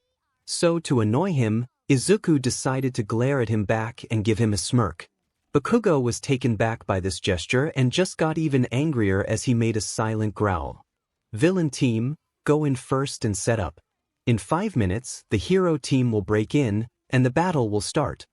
All Might said to the students. Yes, sir. The students minus Bakugo said as the villain team began to make their way into the building. Young Lida, young Bakugo, learned to think from the perspective of the villain. This is pretty close to a real battle. Go all out. Don't be afraid to get hurt. All Might said, yes, sir. Lida replied. If things go too far, I will stop it. All Might said, yes, sir. The villain team made it to the floor where the fake bomb was located. Lida began to speak. Even if this is training, it pains me to become a villain, so our job is to protect the bomb. It's made of paper mache. Hey! Lida turned around to see that Bakugo called his name. What do you think about Deku's power? He asked. Well, I think it's impressive to have the power to transform, not to mention that strength he has, so it's amazing. However, you seem to be especially angry when it comes to Midoriya. Bakugo was shaken in anger as a certain thought came to his mind. That demon Deku? First he humiliate me at our old school and now he think he can be a hero. Now I'm going to kill him, especially I want a rematch with that Peach Oni. Meanwhile, the hero team was still outside discussing battle straits. It's a lot odd work to memorize the building's floor plan. But All Might is just the same as when he's on TV. Unlike Aizawa-sensei, it looks like there's no punishment, so we can relax, you know. Ochako said as she turned to Izuku, who is memorizing the floor. Yeah, I guess. Izuku said, by the way, what's Bakugo problem with you? Ochako asked. Well, back when we're still kids, Kaken always bullies me like a lot. When I found the power to transform, Kaken becomes so jealous of me, said I never be a hero even though I always beat him, and that makes him super jealous. Izuku explains. Wow, must be though. How many times did you beat him? Ochako asked again. I won 30 times and Bakugo well 10. Izuku replied. Even though that 20 win is mine. Momotaros said with his armed cross. So yeah, even though he is a big JRK, his goal is always to be number 1. So let's do our best, okay? Izuku said with a smile. Right then, let's do our best. We are a team, right? So let's do our best and win. Ochako said and raised her fist up high in the air and cheered. Just then, All Might began to speak through the intercom speaker at ground beta. Now let's start the indoor person-to-person combat training with Team A and Team D. All Might said. Izuku looked at Ochako and said, okay, listen up, here's the plan. Okay everyone, you all should think as well. All Might told the class as they were all gathered in the monitor room. They were monitor screen all over the place that showed various shots of the building. This allowed All Might and the students to see exactly that was going on and assess their performance as such. Young Midoriya. Here, you are no more than a single student. I'll grade you strictly, without playing favorites. So do your best, and remember me and Kintaros training together. All Might thought as he and the rest of the students stared at the monitors, waiting patiently for one of the teams to make a move. Good luck, Izuku-kun. Kyoka thought while staring at the screen. At that moment, Izuku and Ochako said as they landed on the floor. There are a lot of blind spots, so be careful not to get caught off guard. Izuku stated as the two began to walk through the hallway until, "Izuku, watch out." Momotaros yelled and possessed Izuku. He quickly grabbed Ochako and moved out of the way the second before Bakugo came around the corner and blasted an explosion aimed directly at Momotaros. Fortunately he moved out of the way, and it just hit the wall. "Hey, you alright?" Momotaros asked Ochako. "Yeah, thanks for the save." Ochako replied as she got up from the ground and dusted herself off. "You're welcome." Momotaros said the smoke cleared as Bakugo swiped his arm through it. "Hey, we weren't ready yet, you be." Momotaros yelled at him angrily. "Don't be such a baby Oni and fight me like a man." Bakugo yelled at him back. Izuku then chuckled in his mind and said, "I figured he would come for us first and wants a rematch, Kaken." In the monitor room, a surprise attack from the start. That's not manly at all. Kirishima said angrily as he punched his fist toward his palm. A surprise attack is a strategy too. They're in the middle of a real battle right now. Allmight said as he had grating his boom in his hands. Midori avoided it. Mina said, "Thank God he's alright," Kyoka said worriedly. "There goes Bakugo." Kaminari warned as through the monitors they could see Bakugo charging straight toward Momotaros. "Back to the battle. I will win my next round with you too. I won't do so much that this fight gets stopped, but I'm gonna get close." Bakugo yelled as he aimed a right hook at Momotaros, but before Bakugo could connect, now Momotaros Izuku yelled at Momotaros. He then countered by grabbing his right arm. Izuku lifted him above his head and brought him down crashing to the ground with authority. "Wow, he's like a martial artist." Ochako cheered as she was impressed by Izuku's countered. In the monitor room, everybody had their eyebrows raised as they weren't expecting Izuku to move so swiftly like that except Kyoka. She just smiled at him. "Baka." Momotaros began to speak as Bakugo to get back up. "Again with that same move you always have to start with a big right swing, huh? See, this is why you can't win against." He said with a grin, and this makes Bakugo angrier. "What?" Bakugo shouted in bewilderment. "And that's why we will beat you again and earn out next win streak." Momotaros said as he pointed at Bakugo. "What did you say, you peach o and I yesterday?" Bakugo shouted as he gets up and charged toward to him, who dodged the attack and kick him in the gut, sending him back a bit, making Bakugo more angrier. "Now let's begin the 𝐒𝐿𝐿𝐴𝐿 Momotaros said as he put on his belt and take out his rider pass. He pressed the red button and starts with a jingle and said, "Henshin." He swiped his pass on the belt. "Sword form." "Oregon Sanju." Deneb SF announced and strike a pose. "Now let me just say I'm a 𝐒𝐿𝐿𝐴𝐿 from start to finish." Deneb's sword form said as he grabbed the pieces from his belt and make a sword. This makes Bakugo more angrier. "Hey Bakugo, give me your status." "What happened?" Tenya said through Kaken's communicator. "Just shut up and defend. I'm really angry right now." Bakugo replied. "I'm not asking about how you feel." But right before Lita could say anything further, the connection was cut off. He hung up, going off on his own like that. What is wrong with him? Jeez. So that's what's Izuku's armor look like. Cool, but does he always have to say that word when he transform? Ochako thought and tilt her head. In the monitor room, "Wow, he transformed, that's so cool." Mina said excitedly. "That mask looks like a peach." Kaminari said while scratching his head. "I wonder where he get it from." Kirishima wondered. "I don't know, we can ask him when he finished his battles." Tsuyu said and puts her finger on her chin. "Yeah, maybe we will." Toru said as she too was curious. Kyoka then heard their conversation a bit as she was worried of what Izuku's gonna say to them. "Izuku-kun, what are you gonna tell them when they ask that?" Kyoka thought worriedly. "Man, what are they saying? I can't tell with just the cameras in fixed position and no sound." Kirishima said young Bakugo was to his partner over the small wireless radio. "You can bring that plus the building's floor plan and this capture tape. Once you wrap this around your opponent, it shows that you've captured them." Allmight replied. "The time limit is 15 minutes, and the heroes don't know where the bomb is located, right?" Mina asked. "Yes. The heroes are clearly at disadvantage here." Mina said as it was true since the heroes are under a time limit. Heroes should be able to turn the tables on whatever predicament they're in. Besides, didn't Aizawa-sensei tell you, too?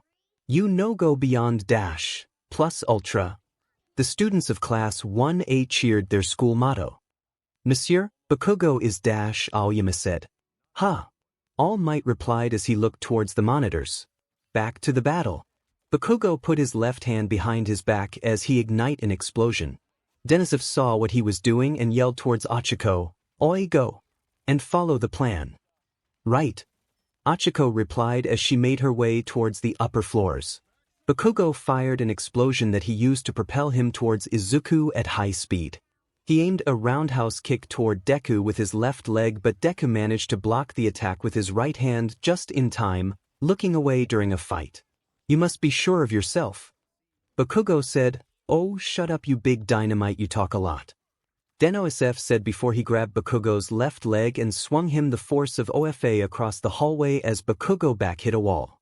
Deneb charged toward 𝗏𝗏𝗏. He swing his sword at 𝗏𝗏𝗏 who dodged it and try to aim an explosion at him who earlier dodged and jumped backwards as 𝗏𝗏𝗏 was trying to hit him. Alright, now run away. Izuku told Momotaro. What, why? Momotaros asked him. Just do it, trust me. Izuku yelled at him. Deneb then ran away. A minute. Don't you dare run from me. Come back here, DEKU-O and you too Oni. 𝗏𝗏𝗏 yelled as he chased after them. I wasn't planning on running. Momotaros thought while running a few minutes later of playing Tom and Jerry. 𝗏𝗏𝗏 was growing impatient. Hey, where are you two? Come out and face me like a man. He yelled angrily until he felt a tap on his shoulder. He then turned around and got punched in the face. He then fall to the ground, and when he opened his eyes of who punched him, it was Deneb. You didn't be. The surprise attack. 𝗏𝗏𝗏 said angrily as he slowly got back up to his feet. You did that, us too stupid. Deneb complained. You still have a long way to catch up with us. He said as he increased his power to 8% one for all and ran so fast that 𝗏𝗏𝗏 barely had time to breathe as he delivered a punch to 𝗏𝗏𝗏's stomach. The force of the strike had so much pent-up rage and aggression that it turned out to be significantly more powerful than Deneb intended. Try and catch us again. Deneb said, then ran away again to keep 𝗏𝗏𝗏 busy while 𝗏𝗏𝗏 find the bomb. With 𝗏𝗏𝗏 and Tenya, found it, now I just have to tell Izuku, and try my best to stay out of sight before he gets up here. Uraraka thought as she was about to signal Midoriya, however she noticed Lita talking to himself. 𝗏𝗏𝗏 definitely has a villainous side, and that's exactly what we need to win this fight. I have to temporarily devote myself to criminal content. Yes, I won't fail this trial and risk bringing shame down on the Lita family name. That means, I must now embrace evil to become a hero. Lita said before switching to his villainous smile. Behold, I am the personification of villainy. Lita said, cackling like a villain. Uraraka began laughing at Lita's change in character. He's so serious. 𝗏𝗏𝗏 said, Uraraka, is that you? Lita asked, surprising her as she came out of her hiding place. I knew you would come here alone the instant 𝗏𝗏𝗏 ran off by himself and engaged with Midoriya. Your quirk allows you to float anything that you touch. But I was prepared for that by hiding every object in this room, so you'll have nothing to use me against do-gooder. Lita claimed as he showed that the room was empty except for the bomb. My dastardly tricks, I have rendered you helpless, you blundered hero. Lita exclaimed to Uraraka, he's really playing the part. Uraraka said scared, while Lita cackled. Deneb heard someone called his name through his earpiece as he touched it to respond. Yes, what happened? Lita found me. Sorry. I made a slight slip-up and he immediately knew I was here. 𝗏𝗏𝗏 said, you gotta be kidding me. Deneb facepalmed his face until he heard someone says in his earpiece. I'm evil. As he was confused, who is that? He asked. Well, right now, he's kind of getting into the whole villain role. Deneb said, haha, really Lita-kun, really? Izuku laughed in his mind. Deneb pushed that aside. Okay, where are you now? At the top floor where the weapons is located. 𝗏𝗏𝗏 said, that's almost directly above where me and Explode Boy are. Deneb said until suddenly he received a punch from 𝗏𝗏𝗏 while he was distracted. Oh, I was having a call here. Deneb complained. Whatever. He said until his right glove glowed. 𝗏𝗏𝗏 smirked. They're loaded. Deneb readied his fighting stance with 8% of OFA activated. Why aren't you going all out? 𝗏𝗂𝐬𝐵 asked. Deneb asked dumbly and tilted his head. Don't play stupid with me. I know you two aren't going 100%. The power you're using right now doesn't even hold a god diamond candle, the power I remember you always use, and when Aizawa-sensei made you redo the ball throw test. You know, the power where you threw the diamond ball 1,900 kilometers away. 𝗏𝗂𝐬𝐵 yelled angrily.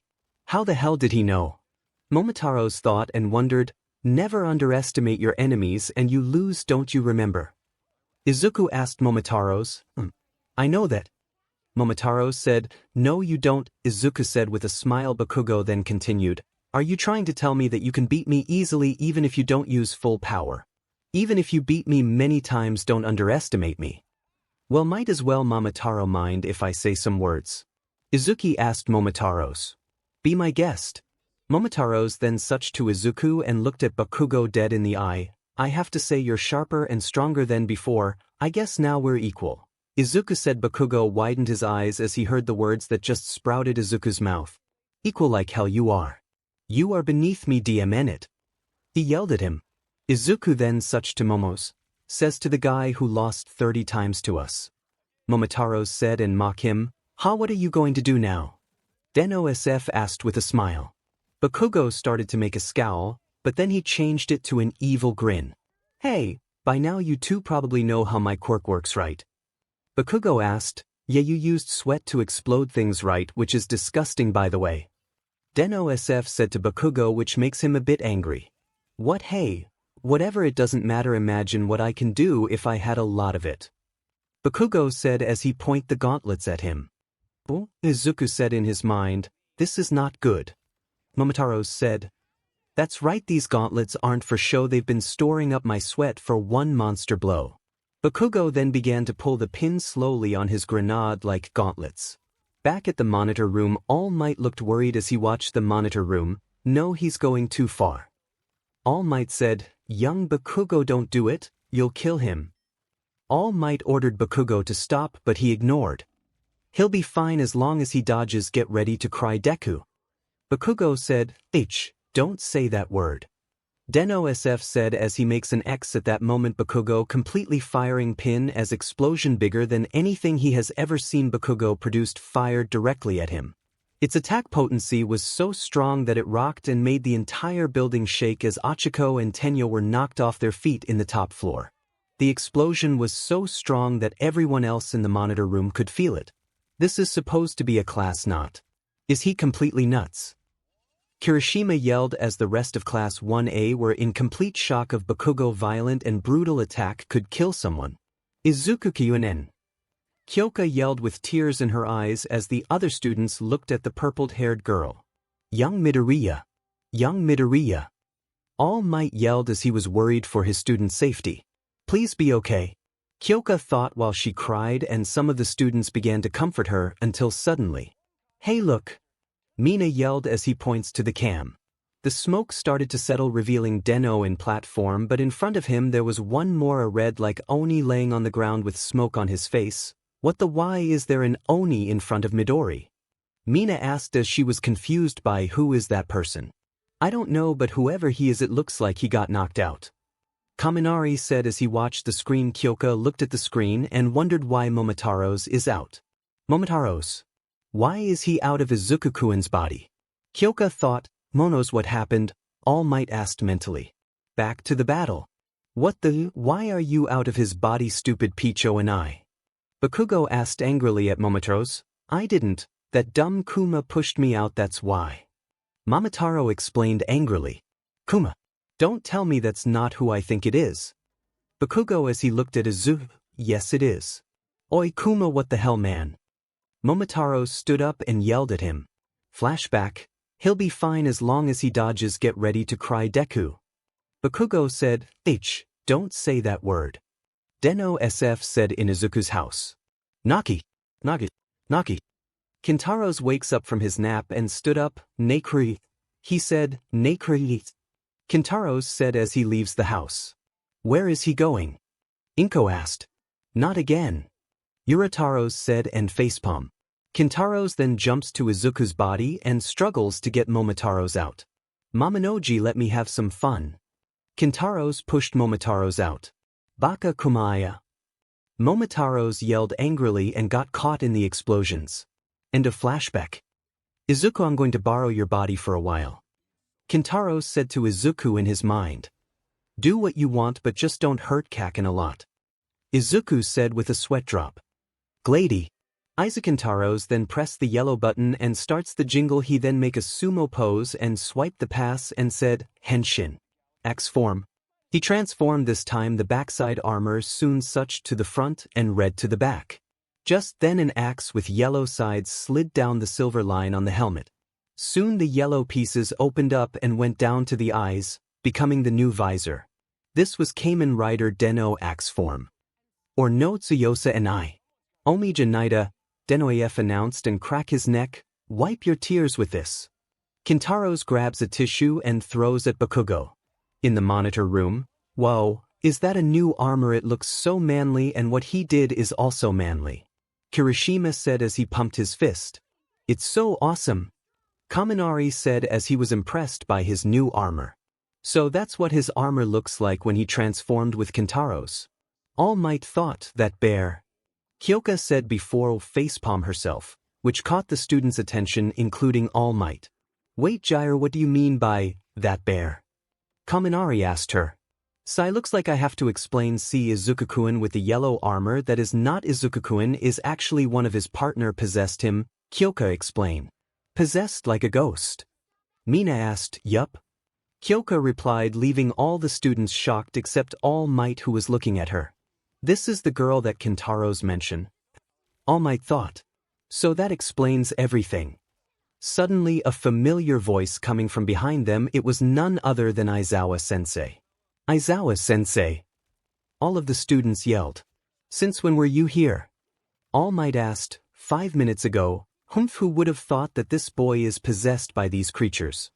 Aizawa said with a low tone. Mind if I ask what about the red one? Toru then asked. Oh, he's just an idiot who gets mad easily. Kyoka replied. I see. Toru said back in the battle. Listen here Baka Kuma. I don't care if someone says cry, you had to ruin it, now get out of his body right, because I'm the star here. Momotaros yelled angrily and shook him. And I was having a battle here punk. 𝗂𝐿𝐴 added. Out of the way. Kintaros said as he throws Momotaros to the wall. Kamako. I won't forgive you for this. Momotaros said and passed out. Now you're fighting me, get ready 𝗂𝐿𝐴. Deneb said and makes a sumo pose. Fine, bring it on bear. 𝗂𝐿𝐴 yelled at him. With Lida and Achiko.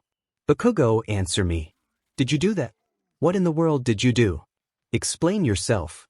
Tenya shouted through his earpiece as he was interested in just what in the world was his teammates was thinking. This is my chance, if we retrieve the weapon we'll win. Achiko thought as she sought to take advantage of Lida's distraction and head straight to the bomb. Lida saw what Achiko was doing and was immediately defensive. I won't let you, hero. Achiko used her quirk on herself and jumped right over Tenya as she floated above the air. Tenya was not expecting move like that. Can she make herself float now too? We need to touch the weapon itself for it to count as being retraced. Release. But before she even got a chance to reach the weapon, Lida used his quirk to dash the weapon and snatch it as then Achiko landed HRD on the ground. Your quirk is not a threat if you can't touch anything. I'll hold out until time's run out. Tenya then did his evil laugh as he was really into the hole, playing the villain role. 𝗧𝗜𝗂 is trying so hard. I can't give up. Achiko thought as she got back up her feet. Back with 𝗧𝗜𝗂 and 𝗂𝐿𝐴. Deneb attacked 𝗂𝐿𝐴 and planned to knock him out. Hey Dad, if you're hearing this, why are you still holding back? 𝗂𝐿𝐴 said angrily, which made Kintaros confused. Holding back? Kintaros said and looked at 𝗧𝗜𝗂 in his mind. I'll tell you later, for now let me suched. Kintaros said then such to 𝗧𝗜𝗂 and said, do you still believe you are stronger than me 𝗂𝐿𝐴? Wrong. How many times have I beaten you? How many times have you lost? 𝗧𝗜𝗂 said as he sent a left jab to 𝗂𝐿𝐴. Many times already, you stand no chance, well except for the 10 wins you got. He then reached for his earpiece. Urataros-san, what's the situation? 𝗧𝗜𝗂. Achiko responded as she was relieved to find out that he was alright. Bakugo had a perplexed look on his face, ignoring me again. I can't believe this. Am I not a threat to you? In the monitor room, all of the spectators were watching the scene unfold. Man, Midoriya and that other guy who possessed him pushing back, that's manly, but Bakugo's really crazy. He's gonna hurt somebody or even worse if he's not detained. I think you should stop them. Kirishima pleads to All Might. No. All Might said as he assessed the situation happening right in front of him. Strangely enough, part of him is still sane. I don't know if it's small mind of what, but anyway. All Might thought as he spoke through his mic, young Bakugo, just a warning, the next time you used a technique like that, I'll stop the fight and your team will lose. He said, huh. Bakugo dumbly replied. All Might was about to continue, but Aizawa took his mic and said, to attack on such a large scale inside inviting the destruction of the stronghold you should be protecting. Do that move again and you will be expelled. Aizawa said, Fine, Aizawa-sensei. Bakugo said, as a teacher, I know I should stop this. However, All Might thought, don't worry about it. Kintaros said. All Might raised his eyebrows as he heard Kintaro's voice. Aizawa-sensei mind if talk to All Might. Kintaros asked him. Aizawa then give the mic to him. I know you want to stop this fight, believe me, I do too, but Izuku told me to tell you this, that he will finish this battle no sweat. Kintaros stated. What was that, Deku? Bakugo yelled as he charged at Den-O axe form with explosion in his hand, but Den-O axe form caught it and 𝐬𝗧𝗟𝗘, he sumo punched Bakugo to the wall. All Might stood speechless as he was shocked at his successor message. Young Midoriya. I don't know what you have planned, but I believe in you. Izuku-kun, what are you planning to do? Please be careful. Kyoka thought, go to the pillar by the window now. Den-O axe form told Oaxaco through his earpiece. Got it. Hachiko understood and went to do what she was told. Let's settle this, DEKU-O bear without fist. Bakugo charged straight at him. Den-O axe form got ready to counterattack him, but right before Bakugo made contact with Den-O axe form, he changed his direction mid-air by blasting explosions and using the momentum to go over his head and blast Den-O axe form with another explosion from behind. Impressive, he is getting crafty, am I right, Izuku? Kintaros asked Izuku in his mind. Yeah, but that explosion really hurts, Izuku said as feels a small burning pain from Bakugo. Deadly explosions fueled by fury. In the monitor, students were shocked at Bakugo move as they too weren't expecting him to do something like that. What was that? Kirishima asked. He doesn't look the type to think, but he's more subtle and intelligent than I expected. Shoto said as he analyzes Bakugo's movements. What do you mean? Kirishima asked and raised an eyebrow. He changed his course blast that doubled as a smoke screen and then did it again immediately, Shoto replied. Getting in a clean hit while fighting against inertia requires fine lateral adjustment to the power of explosions. Yaoyorozu said as she decides to also put 2 sentences in as well. He's too talented. The Kaminari complained. Back to the battle, Bakugo went to capitalize on his previous offensive move with another swing. Where's all that confidence now, huh? You are below me, Deku. Here comes a right swing. Bakugo yelled as he went for his famous right hook. Shut it, you! Den-O AF shouted as he dodged the attack and sumo punched him again, 𝐬𝗧𝗟𝗘, and Bakugo hit a wall again. You're still too soft. Den-O AF said and crossed his arm. I should stop them. But I don't want to stop them, for his sake. All Might thought as he was in an internal dilemma. Den-O AF jumped over to where the winder was and positioned himself over there as he saw Bakugo walk toward him slowly. You damn nerd, you underestimate my power. I know you have more power, so why are you holding back? Bakugo said. Izuku, you want to try something interesting? Kintaros asked Izuku in his mind. Sure, why not? Izuku replied with a smile. You want to see Izuku's full power? Well, if you insist, but I must warn you. Den-O AF took his ride pass and swiped slowly to the belt. Full charge. Then yellow energy starts flowing to Izuku's arms, starts charging. Our strength will make you cry. Den-O AF said, yeah right, my strength will make you cry. Bakugo yelled as the 2 boys start charging at them at full speed. The only other time I hear that much passion in his voice is when he talks about being a hero. In order to achieve his dream, he has to do this not for me but for himself. All Might thought the two jumped at each other, both with their left arms ready to strike. 𝗏𝗏𝐻 had an explosive ready to ignite. 𝐒𝐮𝐦𝐦𝐚𝐫𝐲 charged up all the way to 20% of OFA full cowl. Urataros DEKU-O. 𝗏𝗏𝐻 yelled as his explosion in his left hand was ready to fire as he aimed to completely incinerate the bear before him. "They're gonna kill each other, sir," Kirishima said. "𝗧𝗜𝗍𝗘𝐿. Hyoka yelled worriedly as they were inches apart. All Might yelled through the mic, "Both of you. 𝐒𝐮𝐴. Now Urararos." Deneb yelled. All Might then has a confused look on his face until.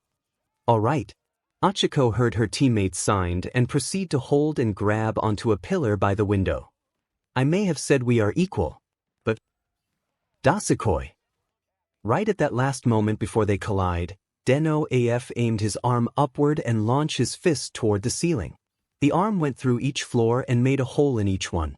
The strike created gusts of winds that were so potent that it created whirlwind and mini-tornadoes as the entire building shook due to the sole force of the fist and the power of one for all.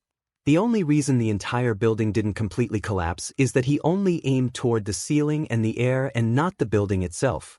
Deneb created shockwaves that were so powerful that it reached all the way to the monitor room as the students and teachers struggled to stay on their feet. "What's happening?" Tenya said in shock as he couldn't believe his eyes. There was a large hole right at the middle of the floor where he and 𝗏𝗏𝐻 were located. There was so much wind and debris that it was hard to even what's going on.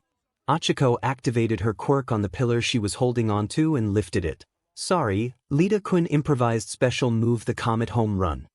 𝗏𝗏𝐻 used the pillar in her hand to hit the abundant debris in the air straight toward Lita.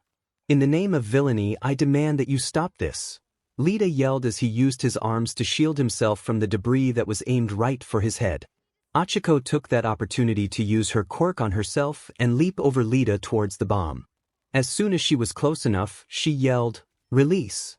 The law of gravity immediately took effect on her as she fell and hugged on the top of the bomb. "There, I got it," 𝗏𝗏𝐻 yelled in delight. "No. The weapon." Lita screams in horror as his words echoed throughout the building 3 times over. With Momotaros was lying on the ground as he woke up. "Ugh, what did I miss, huh?" He then looked up and saw a huge hole on the ceiling which gave him a shock on his face. "What the hell is going on?" Momotaros yelled and put a hand on his head. "Back with Izuku and 𝗏𝗏𝐻. Sorry Kaken, but this is my win." Izuku thought. "Dynamic smash." Deneb form said. Song, and right at that moment, the time went off signaling the end of the battle. All Might's hand shook. "You did it." He thought and said this 3 words, "The hero team winness." All Might announced. "The hero team winness." All Might announced. The air was filled with silence for a second before 𝗏𝗏𝐻's brain registered his words. Those 3 words that completely left him immobilized as a sudden dark realization hit him in the core like a brick wall. "UBSTRD. DEKU-O beat me. Again." 𝗏𝗏𝐻 said angrily. As the smoke cleared, Deneb could be heard breathing and out of breath. That last attack took a lot out of him. But he still had enough energy left to stand and remain conscious. He looked at the destruction he caused and winced.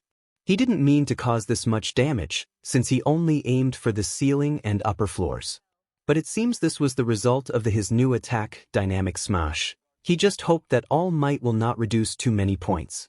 "Looks like that, Dynamic Smash. We did a lot of damage, Izuku." Kintaros said in his mind, but there's no response, Izuku. He called again and still no response. "See, not only the Dynamic Smash did a lot of damage, but that power is too much for Izuku to handle, so he passed out. Will train harder later to MSTR that move." Kintaros thought. He then looked at 𝗏𝗏𝐻 staring blankly at him, shaking. Deneb shook his head. Knowing 𝗏𝗏𝐻 as well as he did, he should have known that this was going to happen after he inevitable one. It was just no matter of time. In all honesty, Izuku have no choice but to humiliate 𝗏𝗏𝐻. It was necessary. He had to learn the hard way that Izuku will not let him bully and boss people around anymore. Now he mean business, and he won't let anybody get in the way of achieving his dream. Not only 𝗏𝗏𝗏𝗏. After a few 𝐒𝐮𝐻 of silence, 𝗏𝗏𝗏𝗏 finally began to speak. What? You played me right from the start. You knew that I was going to attack you head on first. You knew that me and my teammates were going to be separated, so you orchestrated this very plan from the beginning. You sent that girl to go after the bomb while you distracted me, and once she was in position, you launched an attack towards the upper floor where the weapon was located, and that allowed her to retrieve the bomb. You baited me. 𝗏𝗏𝗏𝗏 said. Deneb then crossed his arm and sighed. Yes, you are correct BW, he can't hear you cause he's passed out, and also you'll probably know why he was holding back. Deneb said as he detransformed and showed his left arm to 𝗏𝗏𝗏𝗏. It was bruised and had an ugly purple and pinkish color. Demon, who would have thought that OFA drawback hurts a lot, Kintaros thought while holding his pain left arm. The reason on why he holds his power back is because he can't control it yet. He recently gained another powerful quirk, and we have no clue on how he got it, so we presume that he's a late bloomer. Basically, it isn't because he was underestimating you or perceived you as below him, and this broken arm is the proof. He can only access small portions of it, and if he used that full power of his body to his maximum strength, it will be completely destroyed. So it's not safe for him to use against a real power at all if we perform an attack like what we just did right now. There's still a lot he needs to learn 𝗏𝗏𝗏𝗏. You two got long way to go, Kintaros said and began to walk past 𝗏𝗏𝗏𝗏 as he made his way to the exit. Oh yeah, one more thing before he passed out, he also told me this, he just want you to know. Kintaros told him on what Izuku said.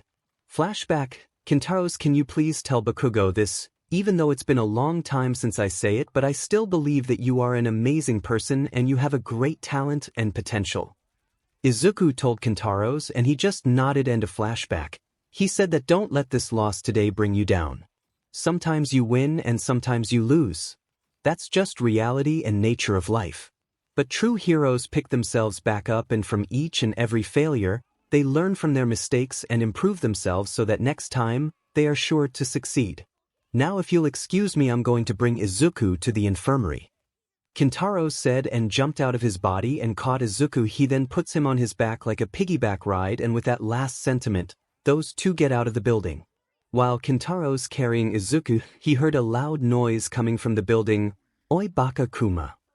Momotaros yelled at him angrily while holding his pain. He hit him in the head really, but it didn't affect him. What happened to the building and what happened to him? Momotaros yelled angrily because he saw his partner full of burns, not to mention a bruised purple damage on his left arm. We combined our attacks, which is so powerful, he can't control it, and well, you know the results. He's fine though. Kintaros replied. You two are idiots. Momotaros said with a facepalm until another familiar voice is coming this way. Izuki. Kyoka yelled while rushing towards him. All Might came too. Izun, please speak to me. Kyoka said worriedly while putting her hands on his cheeks. He's fine, he just passed out cause of our special move. Kintaros said to Kyoka. She then relieved that her best friend is okay. Thank goodness. Kyoka said with a relief. All Might then walked to them and give them a slip of paper. Good job you three, you did great. But young Midoriya injured himself again, huh? All Might said, yes, but I didn't get to do anything though, cause of this Baka Kuma ruined my spotlight. Momotaros yelled until suddenly he received a kick on the butt from Kyoka. Pow, OW. Momotaros yelled painfully, stop that earphone brat, I'm injured you know. Momotaro complained while holding his butt that he received from her. Oh shut up you Baka Oni, you deserved it for being a complainer, not to mention you make Izuku-kun hurt. Kyoka said with a glare which makes Momotaros scared a bit. All Might was watching the scene with an anime sweat drop. No wonder Kintaros told me he and the others got scared of her, not to mention she's so overprotective when it comes to young Midoriya. All Might thought and finally spoke. Oh well, it can't be helped. Here, take this and head to Recovery Girl and she'll patch him and Momotaros up real quick.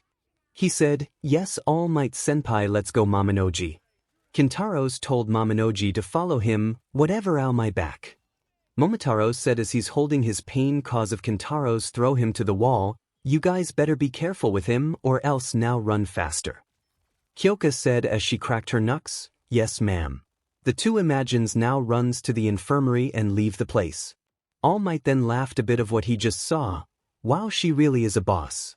Meanwhile, 𝗏𝗏𝐻𝐽 was still inside the building as he had his right hand open, shaking with anger while hyperventilating. My right. Deku predicted it. On top of that, he found a way to win the exercise. Does that mean, even if we fought all out, Deku would completely beat? 𝗏𝗏𝐻𝐽 thought, but before 𝗏𝗏𝐻𝐽 could finish that though, he felt a big and strong hand grip his shoulder. Cool your jets, young 𝗏𝗏𝐻𝐽. It's time to review the results. Whether you win or lose, looking back and learning from your experience is a part of life. All Might said time skipped the review and the exercise the students, Aizawa-sensei, and All Might seen at the exit. That's a wrap, super work, you really stepped up to the plate, and we didn't have any major injuries except for young Midoriya. You all should be proud, excellent first day of training all around. All Might declared, giving them a thumbs up. It's nice to hear some encouraging words after our homeroom class. Aizawa-sensei was kinda a buzzkill. Tsuyu said as everyone nodded in agreement, but what they didn't realize is that Aizawa was still here. I'm still here, you know. Aizawa said with a cold tone which makes the students shivers. Haha, well, I'm happy to bring such staggering positivity to my alma mater. All Might declared, that's all for now, folks. I should go and check on young Midoriya's progress, not to mention his partners as well now. Watch how a pro exits, like he's got somewhere to be. All Might said as he rushed out of the facility as the wind blew at the class. Okay, that is a hero, the boy with yellow hair said, impressed. Ah, I'll never be able to run that fast. Ojiro said, super awesome. Mineta said, covering his mouth while All Might is running. He then looked back and saw 𝗏𝗏𝐻𝐽 still visibly upset. Kintaros is right, young 𝗏𝗏𝐻𝐽 really is overflowing with pride. His ego may be justified, but a school like UA is bound to shatter it. As his teacher, it's my sworn duty to counsel him well. But it'll have to wait. All Might thought as he raced to the exit door and shut it as he began breathing while steam came out. I can't hold this form any longer. All Might then transformed into his skinny form. I barely have time to teach a class. He said the nurse's office. All Might then went in the nurse's office. Hi, sorry I'm late. All Might said, not at all, because you came right on time. Kintaros said to All Might, which makes him confused. For what? All Might asked dumbly. Suddenly he got smacked by something HRD on the head, and the one who hits him is none other than Recovery Girl. Pow, for that. Kintaros replied with a sweat drop. You idiot, today is the second day of school and he's already becomes a regular patient. Why didn't you stop him, All Might?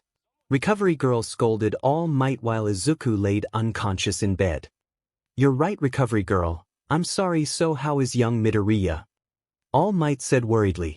Well, it's no use apologizing to me, he's too exhausted from his classes for my quirk. I can't treat all his injuries at once. I did some first aid, but after the 4 is finished, we'll have to wait for his body to heal overnight. I see, but what about Momotaros? All Might asked Recovery Girl, but Kintaros patted his shoulder and pointed him. He then looked and his eyes went widen because Momotaros got a big bump on his head. What happened to him? All Might said with a sweat drop. He called Recovery Girl an old lady, so he then got smacked on the head with a cane really hard. Kintaros explained, and it really hurts. Momotaros said while holding his pain. Well, that's what you get for calling me an old lady. Sigh. Anyway, come on, All Might, I know you passed your powers to this boy, but you can't spoil him. Recovery Girl reprimanded, which makes Kintaros and Momotaros shock cause Recovery Girl knows their secret. Wait, she knows your secret too, All Might senpai? Kintaros asked. Indeed, my friend, she knows too. All Might replied, and I am not trying to play favorites. I wanted to consider his feelings though. He needed to see he was capable of winning the exercise.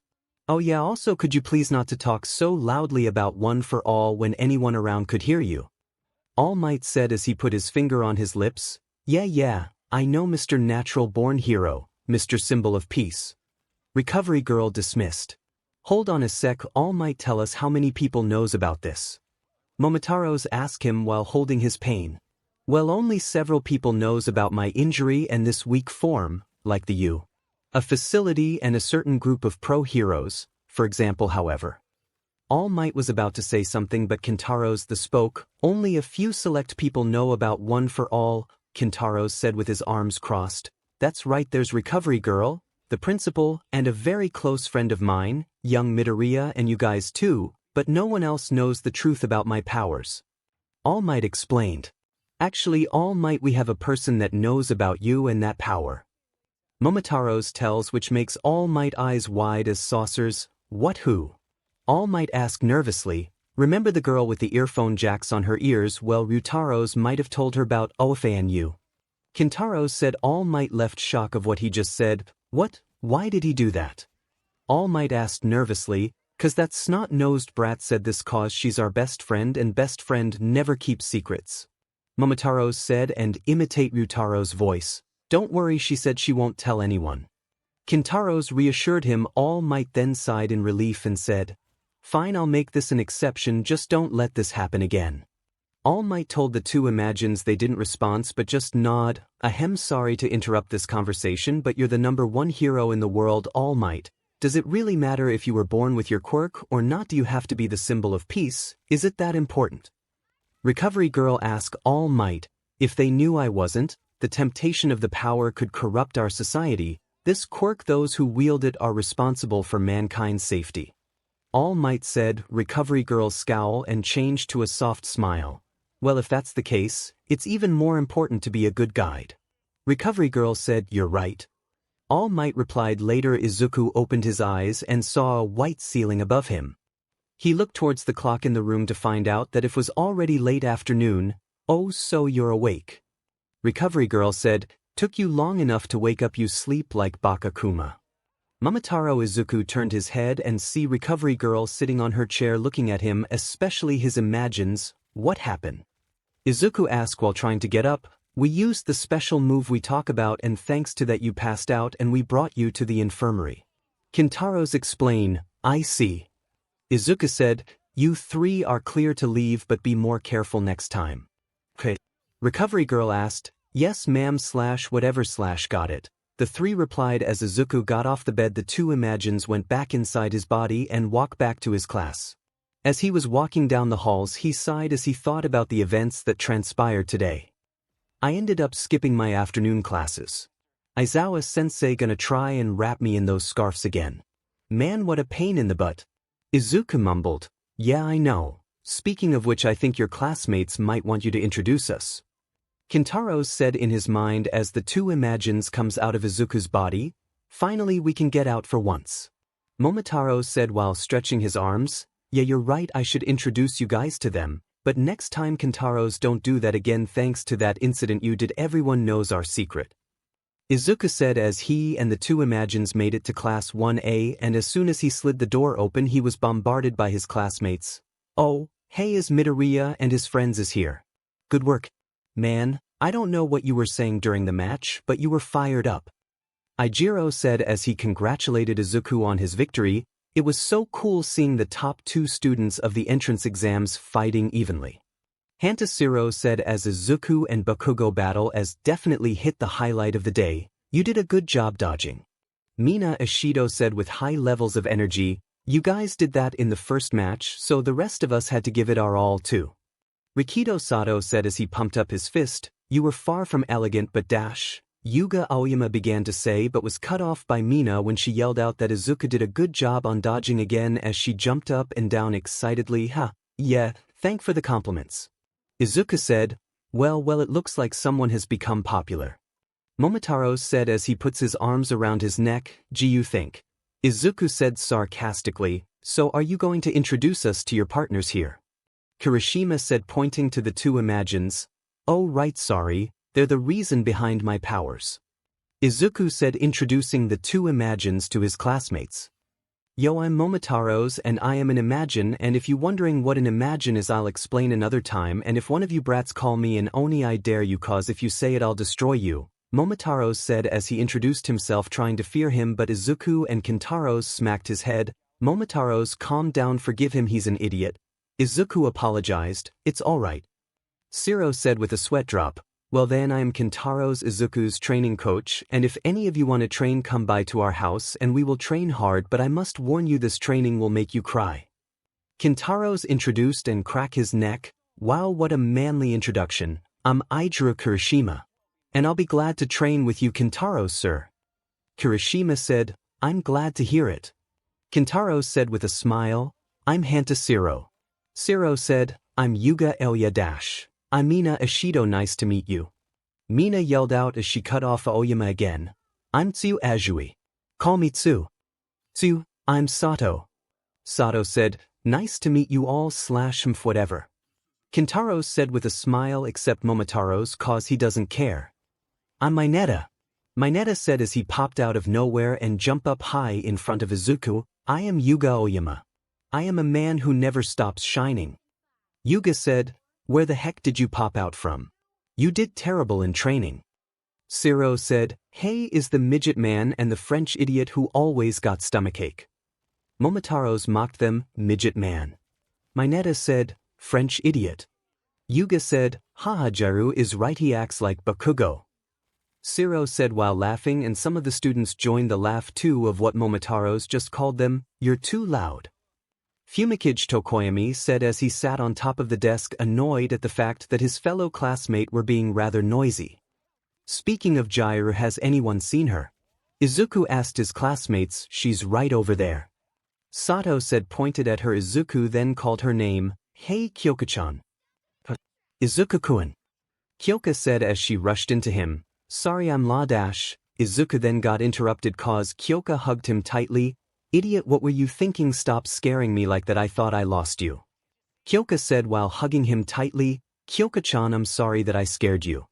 Izuku said while stroking her hair, promise me you'll never do that again. Kyoka, tell Izuku I will.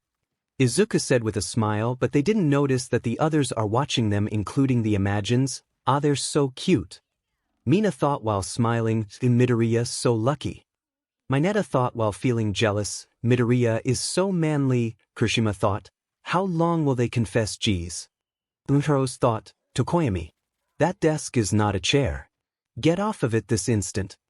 Lita reprimanded while chopping his arms, you're carrying a lot of tension, and what's with those hands anyway? Ojiro asked, referring to Tenya's hand motions that move in pattern almost mechanically. No one understands. I cannot condone actions that disrespects these desks, not when great men and women, our upperclassmen, once used them. Lita said loudly while chopping his arms, also noisy. Tokoyami stated, Lita never relaxes, does he? Izuku thought as he and the rest of his classmates, including the two Imagines, looked amused, this dude needs to chill. Jiro thought with a sweat drop while hugging her best friend. By the way, Kyoka-chan, can you let me go now? Izuku asked Kyoka, why is it because you don't like it? Kyoka said with a pout, what, no I like it, but the others are watching right now. Izuku said as he pointed back. Kyoka then looked back as she flushed a bit. She then separated the hug. I'm sorry. Kyoka said with a blush, it's okay, I like the hug, we could do it again if you want. Izuku whispered to her ear, Izuku, don't say it out loud. Kyoka said, I didn't though. Izuku said with a sweat drop. Achiko then came in with Kaminari carrying books in their hands. Hey, Uraraka, wanna grab a bite to eat sometime? What do you like? Kaminari asked. Achiko was oblivious to the fact that he was basically asking her out. Machi dash, Achiko began to say but cut herself off as soon as she saw Izuku and 𝗏𝗏. Izuku, how are you feeling? Are you alright? Where were you? Has your injured completely healed? And who are they? Achiko asked as she ran to them. Great, the round face is back and she still talks too much. Momotaros thought with a vein on his head, oh them, this is Momotaros and Kintaros, they're the reason behind my ability to transform and my personality changes. Izuku said, oh, that explains why your attitude changed yesterday, including today. That was you, wasn't it? Achiko asked as she pointed to Momotaros. Yeah, what's your problem, round face? Momotaros said and glared at her, round face. Achiko thought with a sweat drop until Kyoka puts her jacks on Momotaros. Yao, stop that earphone, brat. Momotaros yelled at her, oh shut it and stop being so rude. Kyoka said with a cold tone. Kintaros then walked to Achiko, so you must be Achiko Uraraka, I must say I'm impressed with your skills. Kintaros said, wait a sec, if I remember, you and Izuku are the one that broke the ceiling, am I right? Achiko asked Kintaros. That is correct, Kintaros replied. That special move you guys did was incredible, Achiko said with amazement. Thanks, but we still need to work on it though, am I right, Ki? Izuku was about to say something to Kintaros, but he went to sleep. Snore, snore, snore. He's asleep. Achiko, Izuku, and Kyoka thought in unison, not again. Momotaros facepalm and walk over to the sleeping bear. Oi, wake up, Kuma. He slaps his head but is unaffected. I said wake up. He then tries to headlock but it doesn't work too. Izuku and Kyoka facepalm, and as for Achiko, she was confused of what she just seen. Does this happen often? Achiko asked. Nope, more like every day. Izuku replied, oh, I see. Achiko, by the way, Midoriya, how many imagines do you even have? Siro asked, I have 6 in total, but the other one said he wants to travel for a while, but he said he will come back. Izuku said, 6, wow, that's incredible. Kirishima said with amazement, but you know Momotaros and Bakugo-kun are kinda like, don't you think? Uraraka said until Momotaros then stopped trying to wake Kintaros up and walked to her and said, like hell I'm related to that explode boy. Momotaros yelled, but you act like him though. Izuku said with a mocking smile, no I'm not. Momotaros complained, speaking of Bakugo, where is Kaken? Izuku said and saw Bakugo's desk and chair was empty. At that point, he just realized that Bakugo wasn't in the classroom. We all tried to stop him, but he went home just now without saying anything. Achiko replied, I'm guessing is because Kaken lost to me again so he left. Izuku thought, obviously knowing why Bakugo isn't in class. Don't worry, I'll go find him. Izuku said and walks through the door. I'll join with you. Momotaros said, but Izuku stopped and said, no, you might gonna stay here. Izuku said, why? Momotaros asked until suddenly he felt a scary aura right behind him, so he turned around and see Kyoka glaring at him with a scary aura around her. What do you want now, earphone brat, and what's with the scary aura? Momotaros asked nervously and shakes his legs. You don't remember of what you just called me back there at ground beta? Kyoka asked him.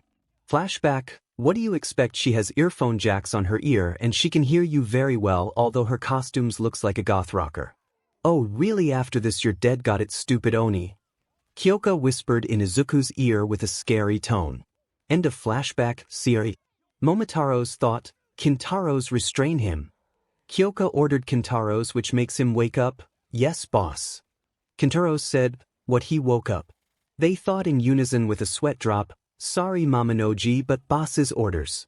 Kintaros said as he grabbed a rope from his pocket. Where the hell did you get a rope? Momotaros said as he backed up a bit, but Kyoka and Kintaros walked to him slowly. Izuku, please help me. Momotaros called him as he looked back. He then realized Izuku was gone. He's gone like a few secs ago. Also he said you're on your own, ribbit. Tsuyu said, you traitor. Momotaros thought angrily, wait, can we talk this through? Momotaros said with a nervous tone, never. Kyoka replied with a cold tone, oh. Momotaros yelled in pain. Meanwhile with Izuku walked down the hallway and opened the front door. He saw Bakugo walking out to the front gates ready to go home. So this is how you take defeat Kaken. Izuku said as he walked towards Bakugo, what is it? What do you want, Deku? Bakugo asked as he stopped in his tracks and turned around to make direct eye contact with his old friend. I just came here to check on you and we need to talk. Izuku said, remember when I say we're equal now? Well, it's true, your power have been raising, so I'm here to make a declaration. Izuku sighed. Izuku looked straight in his eyes as his face gained a completely serious and determined look. My declaration is that now we're officially rival, just you and me and Momotaros.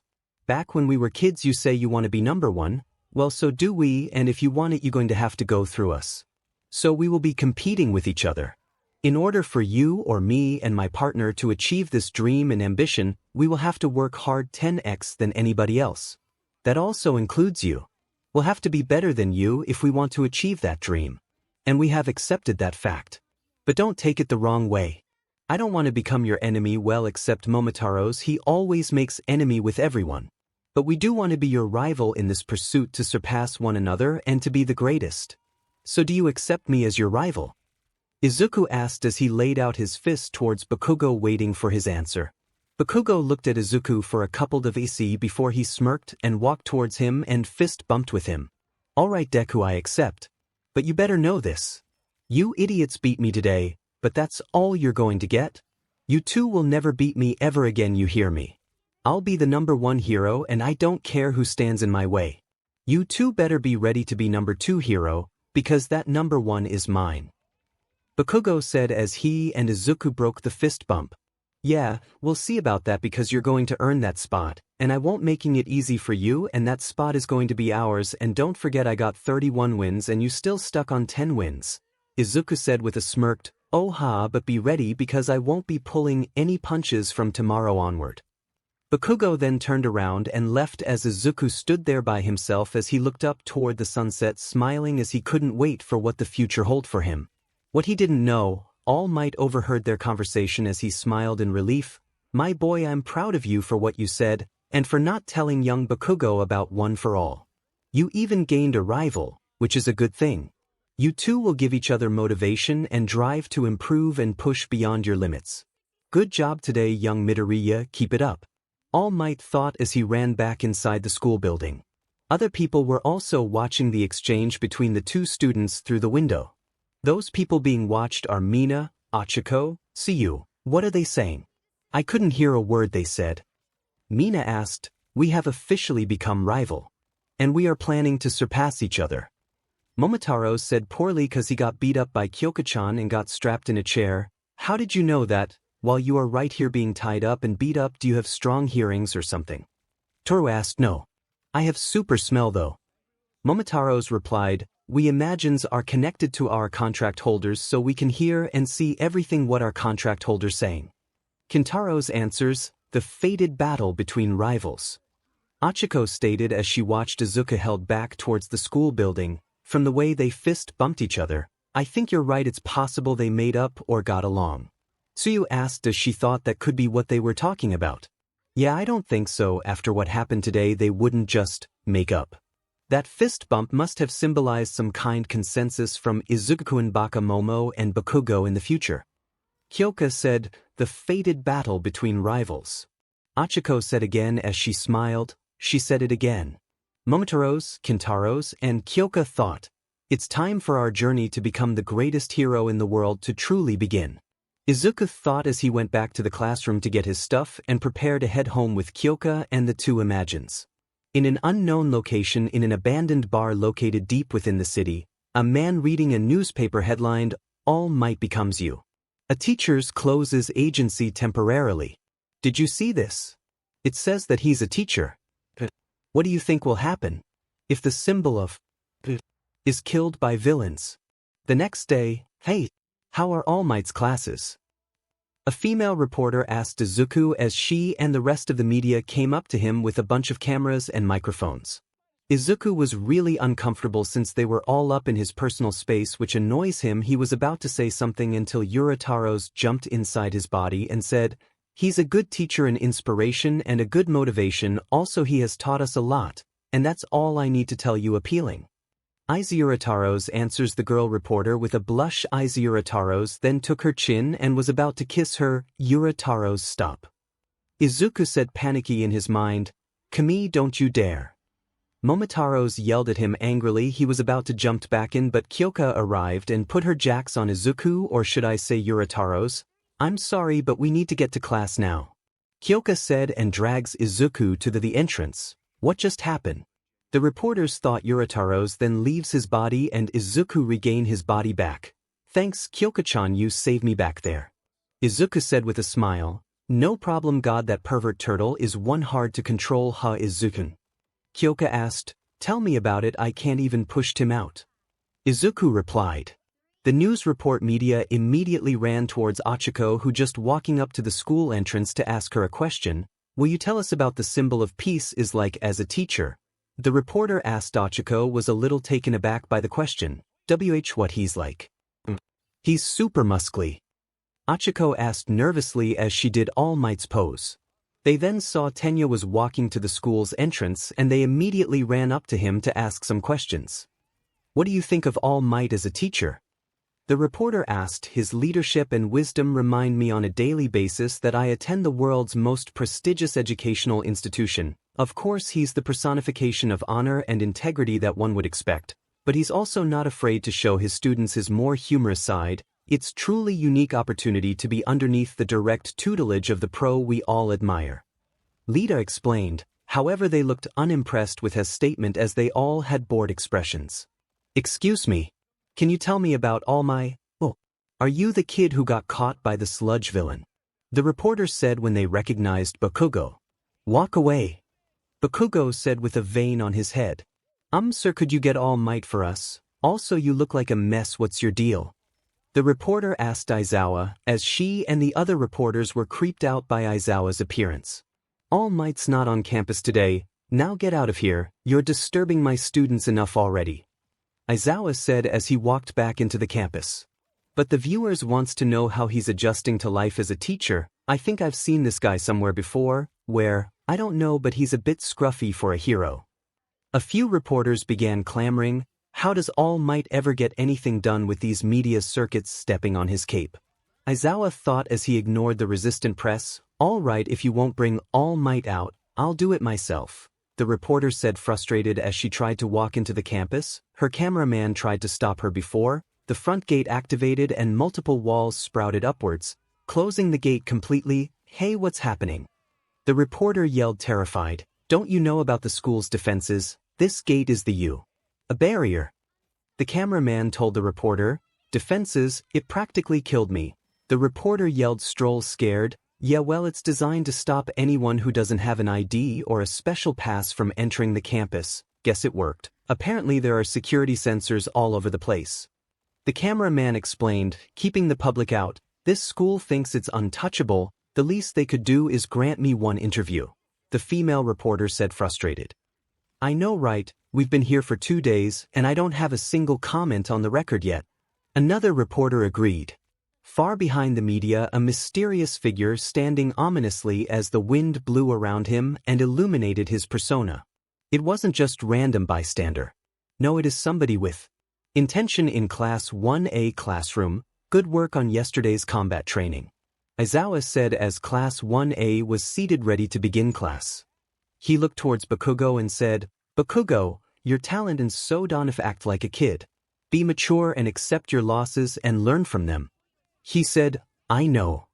𝗏𝗏𝗏𝗏 responded with a grunt and Midoriya. 𝗧𝗏𝗧𝗏𝗏 said. Izuku looked up at 𝗧𝗏𝗧𝗏 and paid close attention as he heard his name. Next time don't break your arm to win, find a better way. Next time you can't just break your bone to win. And while you are at it, learn to control your quirk. 𝗧𝗏𝗧𝗏𝗏 said, yes sir. Izuku said to be his teacher. Oh yeah, one more thing about your friend Bakemono, was it? 𝗧𝗏𝗧𝗏𝗏 asked until Momotaros then came out of his body with a vein on his head. What did you call me, caterpillar? My name isn't Bakemono, is Momotaros, got it? Momotaros yelled at the teacher angrily. Momotaros, relax, I'm sorry 𝗧𝗏𝗧𝗏-sensei. Izuku bowed at 𝗧𝗏𝗧𝗏. Is fine as long as he doesn't get in trouble. 𝗧𝗏𝗧𝗏 said, so what do you want from me? Momotaros said with an annoying tone and raised one eyebrow. 𝗧𝗏𝗧𝗏 then walked towards him holding a uniform which is appear to be Momotaros' size. Momotaros looks confused of why he is giving a uniform. What's all this? Momotaros asked. Well, ever since I found out about you and Midoriya's secret last night, I texted him to give me all the information about you guys, and I'm impressed about your skills. However, you are the only Imagine who has a low IQ. 𝗧𝗏𝗧𝗏 explained. Are you calling me dumb, and who says I have a low IQ? Momotaros said as he looked back and see Kyoka whistling. That little earphone brat, Momotaros thought with a vein on his head. Specifically, yes, you are dumb. 𝗧𝗏𝗧𝗏𝗏 said with a cold tone. Momotaros then gritted his teeth and tries to calm his temper while Izuku, 𝗏𝗏𝗏𝗏𝗏 and Kyoka laughed a bit. Izuku, why did you tell them I have low IQ? Momotaros yelled angrily. It's not my fault if that's the truth, also I hate lying. Izuku said calmly. Wait a sec, why not the brat join too? Doesn't he have a low IQ? Momotaros asked. Brat. 𝗧𝗏𝗧𝗏𝗏𝗏 said with a confusing tone. Until he means me, Ryutaros said as he suddenly appeared behind 𝗧𝗏𝗧𝗏𝗏𝗏, which give him a bit of jump scare. What the where he come from? The students yelled. Ryutaros, what are you doing here? Izuku asked. 'Cause now since everyone knows about us, is alright if we come out right. Ryutaros said with a happy tone. So you must be Ryutaros then. 𝗧𝗏𝗧𝗏𝗏𝗏𝗏 said. You must be the guy who hates media. Your powers are so cool. Ryutaros said and pointed him. This one knows me too. 𝐒𝐮𝐬𝐴 thought. Hey, why do you have bags under your eyes? Ryutaros asked like a child and points at him. Ryutaro, please behave yourself. Kyoka ordered him and pulled him.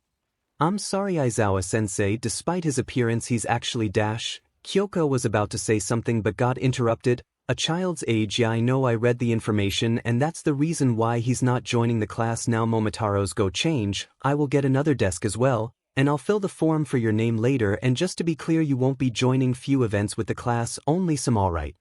𝐒𝐮𝐬𝐴 said to Momotaros. Hey, I refuse. Give me one good reason why I should agree to this. Momotaros said with his arms crossed and move his head to the right. I figured you would say that, so as a bonus I'll put these two. 𝐒𝐮𝐬𝐴-sensei then pulled 10 coupons that says, free pudding. The heck is that? Momotaros asked. It's a coupon that gives you free puddings. If you use these you will get free pudding. 𝐒𝐮𝐬𝐴 replied, pea puddings. Momotaros said with his eyes widen and tries to resist the urge. Come on. I know you want to think about it. If you join these class you can get free puddings. 𝐒𝐮𝐬𝐴 said with a creepy smirk, no must. Resist. The pudding. Momotaros said with a weak tone as he reached his arm to the coupon while the other hand tries to stop, but it didn't work. 3, 2, 1. Izuku then count down with his hands of when is Momotaros gonna blow, and in those 3 seconds later. You got yourself a deal, caterpillar. Momotaros said happily and grabs the coupon in the uniform and went to the locker rooms to change. As for the students, they all did an anime fall style minus Izuku, Bakugo, Kyoka. They just facepalm. Are you kidding me? That easy? The students yelled in unison. Minutes later he came back to the classroom all dressed up in uniforms. I look ridiculous in this outfit, but I'll have to resist it. Momotaros said, great to have you, man, let's get along. Kirishima said to Momotaros, whatever. Momotaros said, it suits you for someone who has low IQ. Ryutaros mocked Momotaros, which makes him angered a bit. What did you just say, snot-nosed brat? Momotaros yelled. He was about to grab him, but Ryutaros dodged. Gotta go, bye guys, see you at home. Izuku to Kyokanichan. Ryutaros said and waved at them. He then went inside Izuku's body. That brat, Momotaros thought angrily. Ahem. 𝐒𝐮𝐬𝐴 then called his attention to the students. Now let's get down to homeroom business. Sorry about the late notice, but today, I'll have you. He said. The students began anticipating on what their teacher was about to say next. Take another special test. Some of the numerous students thought, but what 𝐒𝐮𝐬𝐴 said next was something that they were not expecting. Decides on a class representative. It's actually a normal school activity. The class thought in relief. I want to be class rep, pick me. Kirishima yelled out, me too. Kaminari followed suit by shouting his longing to also be class rep. It's a job made for M-. I'll be the leader. Mina shouted as she interrupted Aoyama once again. In a class, students might feel like they're just taking on daily duties, and this wouldn't happen, but here in the hero course, it's a role that allows one to practice being a top hero by leading a ground. Izuku thought in his head as he observed the chaos that ensued in his classroom. A lot of students were shouting out weird stuff like Mineta, for example. He said all girls' skirts to be 30 centimeters above the knee, which earned himself a slap from Tsuyu. Pick me, I wanna do it. Bakugo yelled, and oh me, I wanna do it. Momotaros yelled, yeah right, like I would take orders from and oh and I. Bakugo yelled at him and head-butting him, same here, I wouldn't take your orders too, explode boy. Momotaros yelled at him back and do a headlock to him. Izuku decided to keep shut because he doesn't want to be in a spotlight until suddenly. Silence, please. Everybody immediately stopped what they were doing, including Momotaros and Bakugo, who stopped fighting as they heard Lita yell so loud that he could have their attention. The class representative's duty is to lead others. That's not something anyone could just do. You must first have the trust of every student in the classroom. Therefore, the most logical way to fill this position is democratically. We will hold on an election to choose our leader. Lita claimed, raising his hand, it's pretty obvious you want us to vote for you. They all said in unison, including Momotaro, is this really the best idea? Kaminari asked, we've only known each other for a few days, how do we know who can trust? Azui said, besides, everyone will just vote themselves. Kirishima stated most people will, but that does mean whoever does receive multiple votes must truly be the most reliable person for the job. Lita claimed, the best way, right, sir? Lita asked who was in his sleeping bag, do what you want, just do what you want before my nap is over. Aizawa said as he lied down, thank you very much, sir. Lita said a couple of minutes later, Izuku Midoriya 4 votes, Yaoyorozu 3 votes, how'd I get 4 votes? Midoriya said shocked, okay you idiots, who voted for him? Bakugo got up and yelled, well, it's more better than voting you. Momotaros commented, what did you say? Bakugo said, did you actually think anyone was gonna vote for you? Shiro teased as Bakugo continued to yell. Meanwhile, Achiko and Kyoka were both whistling innocently and nonchalantly as they looked TBD other way, trying to look as normal as possible. Yeah, it's best if I just keep my mouth shut, they both thought in their heads.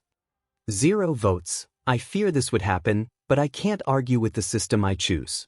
Lita said frustrated while the rest of the class watched him. So you voted for someone else, huh?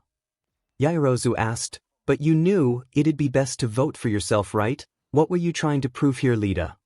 Sato added. Midoriya was seen with a nervous face as he and Yaoyorozu were seen in front of the class. Okay, the class rep is Midoriya, and your deputy is Yaoyorozu. Aizawa announced, really, it's not a mistake. Midoriya said nervously, how did this happen? Yaoyorozu sighed as she looked away. This might not be so bad. Tsuyu commented as she appeared of the class rep and deputy class rep. After all said and done, Midoriya can be pretty fired up but can be very calm too. He's a guy I wouldn't mind being class rep, Kirishima said. Yaoyorozu is totally on top of things when it came to our training results. Kaminari said, which makes Tenya upset.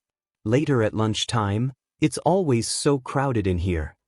Achiko said, that's because everyone in the hero course, support course, and management course meets in the same place. Tenya replied. Achiko took a big bite from her white rice and smiled in pleasure. The rice is so delicious. That may be true, but puddings are better. Momotaros said as he scooped his pudding and shoved in his mouth. You really like pudding, huh, Momotaros?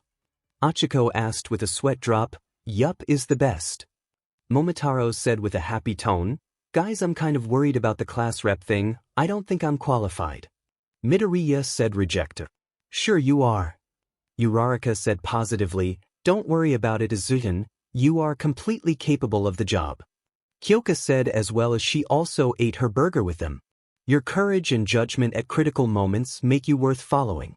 Out of all of us, you're the one who probably has the most heroic spirit. That's why I voted for you. Lita said, it was you.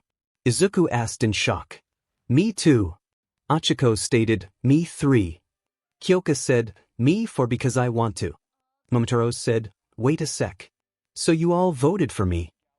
Izuku said in shock as his eye grew big and wide and almost bulged out. But didn't you want to be class rep too, Lita? I mean, you've got glasses and everything. Achiko said bluntly and outly, Uraraka-san/Uraraka just talk without thinking. Izuku and Kyoka thought with a sweat drop, wanting a job and being suited to it are two completely different things. Observing the Lita family hero agency has taught me that much.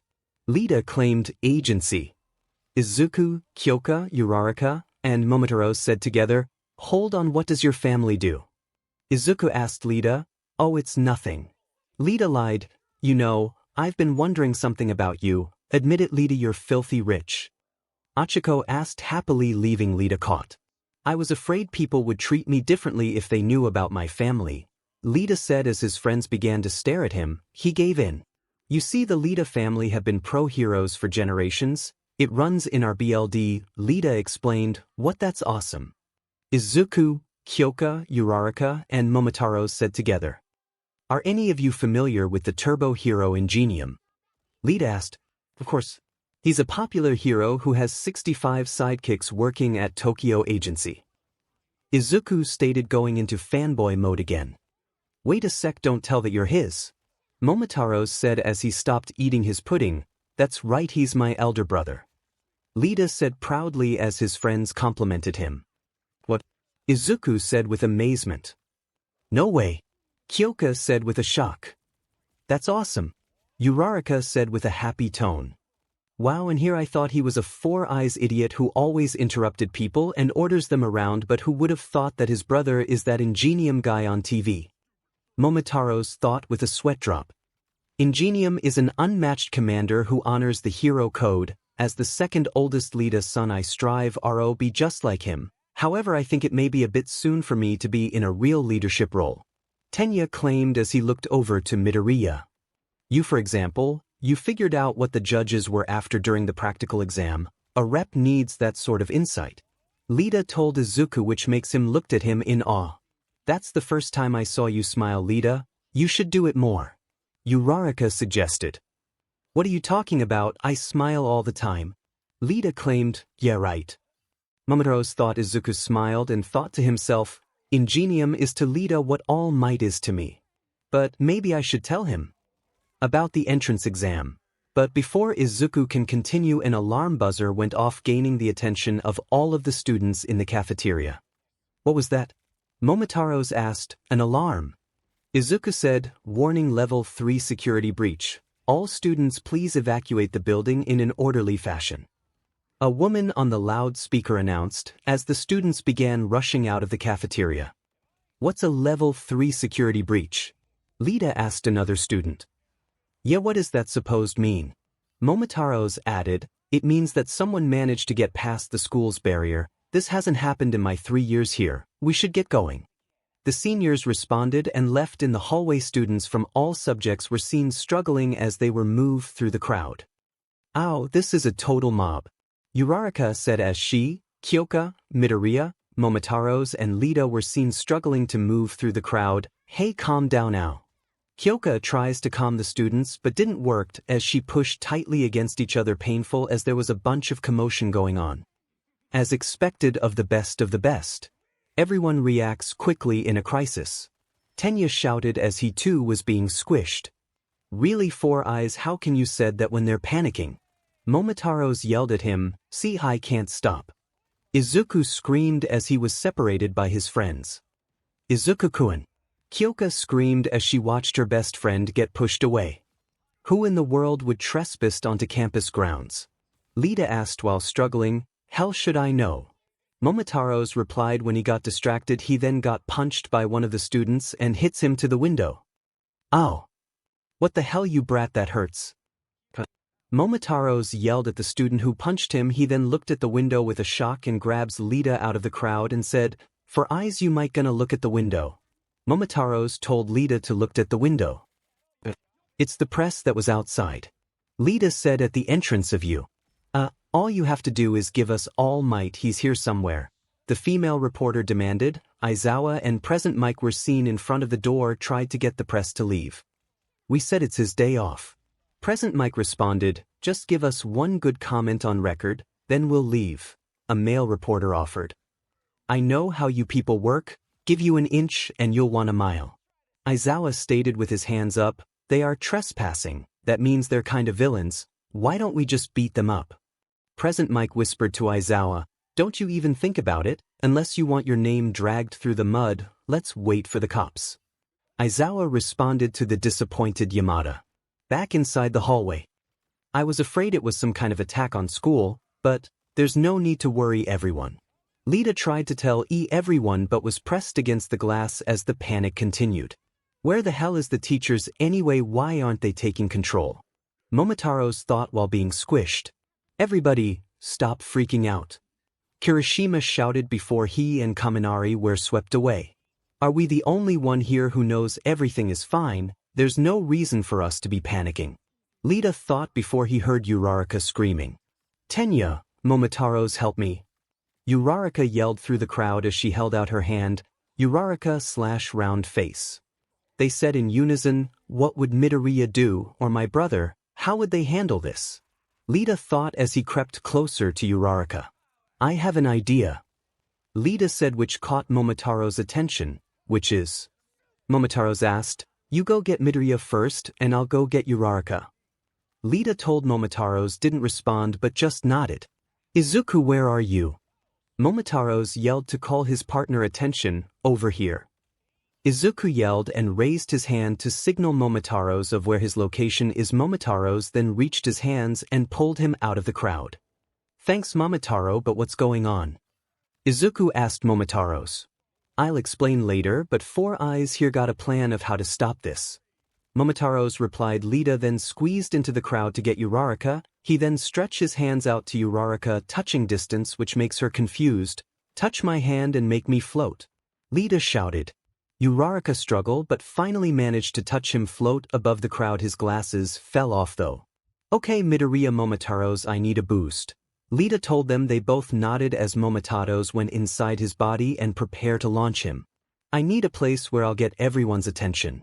Lita thought. He then saw the exit sign. He then lifted his breathe sleeve and pulled out his engines. Okay, now kick me straight to the door. Lita said. Alright, here we go. Momotaros said and jumped and kicked his back and launched him toward the exit door. Engine boost go. Lita called out as steam was released from his leg to increase his speed and he's circling forward. His other classmates notice him. Lita finally slammed into the wall in the style of the emergency exit guy. This is it. Be concise, clear, and confident. Make an impact. Lita thought mentally. Listen up, everything is okay. Lita yelled as the other students calmed down and looked at him in surprise. It's just the media outside. There's absolutely nothing to worry about. Everything's fine. We're you. As students, we have to remain calm and prove that we're the best of the best. Lita finished as the students, including Momotaros and friends, sighed in relief. Momotaros, I've made up my mind. Izuku told Momotaros in his mind with a smile. I know what you're going to do and I won't deny it. Momotaros said, look, the police are here, thank goodness. A few students said as sirens were heard outside. That's a wrap, get these vultures out of our station. Present Mike yelled over to the cops. Back at Class 1A. It's time, class rep, let's begin. Yaoyorozu told Midoriya, yeah okay, so we need to find out who the other class officers will be, but first there's something I've got to say. I've thought a lot about it, and I think that Lita should be our class rep. Izuku said, which makes Lita surprised. Even some of the students too, including Kyoka. There's a reason that I chose him is because he was able to capture everyone's attention and get us in line. So I believe that he should be the one leading our class from now on. Izuku explained with a smile. Yeah, you know what? If Midoriya vouchers for him, I'm good. Plus he was a big help. He totally manned too and took charge right. Kirishima stated. Yep. Oh, and did you notice how he looked like the dude on the emergency exit signs when he was on the wall earlier? Kaminari jokes. Midoriya nodded at Lita in reassurances while Momotaros laughed a bit cause of the joke. Well, if Izuku-kun said that Lita should be class rep, then I also agree. Kyoka said and smiled at him. Thank Kyoka-chan. Izuku thought and smiled at her back. This is a waste of time. Aizawa said and startled Midoriya a bit as he looked at his teacher. I don't care who the rep is, just hurry up. Aizawa said in his sleeping bag. Lita then got up and said, if Midoriya is nominating me for this job, then I humbly accept. I pledge to carry out my duties of class rep to best of my abilities. Lita declared. Sounds good. Emergency exit. Kirishima said. Emergency exit. Lita, don't let us down, man. Kaminari said. The other students continued to praise Lita as Izuku watched happily in front. Yaoyorozu, on the other hand, had a displeased look on her face. Hello, I got 2 more votes than him. Yaoyorozu mumbled, upset. Meanwhile, Principal Nizu was seen outside with 13, Midnight, and Recovery Girl as they watched the destroyed section of the wall. How were ordinary members of the press able to bypass our security systems? Someone else must have been behind this. Some villain actually managed to infiltrate our school, but was this purely a show of power or a declaration of war? Nizu said in another part of town. 3 heroes were trying to beat a giant pink villain and tries to save 3 children from his grasp. Listen, heroes, don't come after me. If you do, I'm gonna kill this family here. The giant pink villain stated as he held 3 children as hostages. The heroes he was referring to were Empty Lady, Kamui Woods, and 1 other hero who were all on the ground breathing as they were out of breath fighting the villain before them. Never fear, citizen. Missouri Smash. All Might came down from the sky in his suit and karate chopped the back of the villain's neck, knocking him out and saving the 3 kids in the process. Why? Because I am here on my way to work. He said, help. Another person shouted out loud. It'll be bad if I'm late, but... All Might jumped high in the air in pursuit of the car. I've gotten slower. After I gave young Midoriya one for all, my powers have been weakening. On top of that, after forcing myself that time, the time I can spend in this form has gotten shorter than before. All Might thought as he caught that car, committed the hit and run and smashed the engine to prevent it from running away. Young Midoriya, please be careful about this power. If word gets out, it's clear that the world be teeming with those trying to steal the power from you. This secret should be kept both to prevent chaos in society and for your sake. All Might soar in his head as he thought about the safety of his successor and what dangers bearing OFA would bring him. Even if he's a suitable vessel, he is still a 15-year-old boy with 6 imagines, of course, but still he has much left to learn if he wants to become the greatest hero. Someone's barricaded themselves in the neighboring town. As soon as he heard that, All Might blasted off once again to go resolve the issue. With Class 1A, for today's hero basic training, it will be a little different. You'll have 3 instructors, me, All Might, and 1 more person. 𝐒𝐻𝗧𝗟𝗘 revealed to the class as they wondered who the 3rd teacher could be. 3 pros, is that because of the break-in? Izuku thought. Sir, what kind of training is this? Zero asked. 𝐒𝐻𝗧𝗟𝗘 then pulled out a card that said rescue. Rescue? You'll be dealing with natural disasters, shipwrecks, stuff like that. 𝐒𝐻𝗧𝗟𝗘 explained, as the students began to look interested. Disasters, huh? Sounds like we're in for a big workout. Kaminari told Ishido, totally. Mina yelled excitedly. Real hero stuff. This is what separates the men from the boys. I'm shaking with excitement. Kirishima stated happily. Finally I'll get to show off how good I am in water. Tsu added, hey, I'm not done. You can decide if you want to wear your costumes or not this time. Because there are probably costumes that limit your abilities too. 𝐒𝐻𝗧𝗟𝗘 said as he used a remote to make the numbered boxes that contains students' costume of the wall. The training will take place off campus, so we're taking the bus. That is all. Start getting ready. 𝐒𝐻𝗧𝗟𝗘 said, and with that, students got up from their chairs and began to prepare to head to rescue training except 2 students. Rescue training. What I've admired. Izuku thought with a smile as he remembered the video of All Might's debut. The one where he watched countless of time as a kid. He tightened his right fist. It's training to get another step closer to being the greatest hero. I'll do my best. But first, Izuku changed his smile with a serious face. Kyoka was about to leave the room, but he noticed her best friend still sitting. She then walked to Izuku and said, Izuku-kun, are you coming? Kyoka asked Izuku, which caught his attention.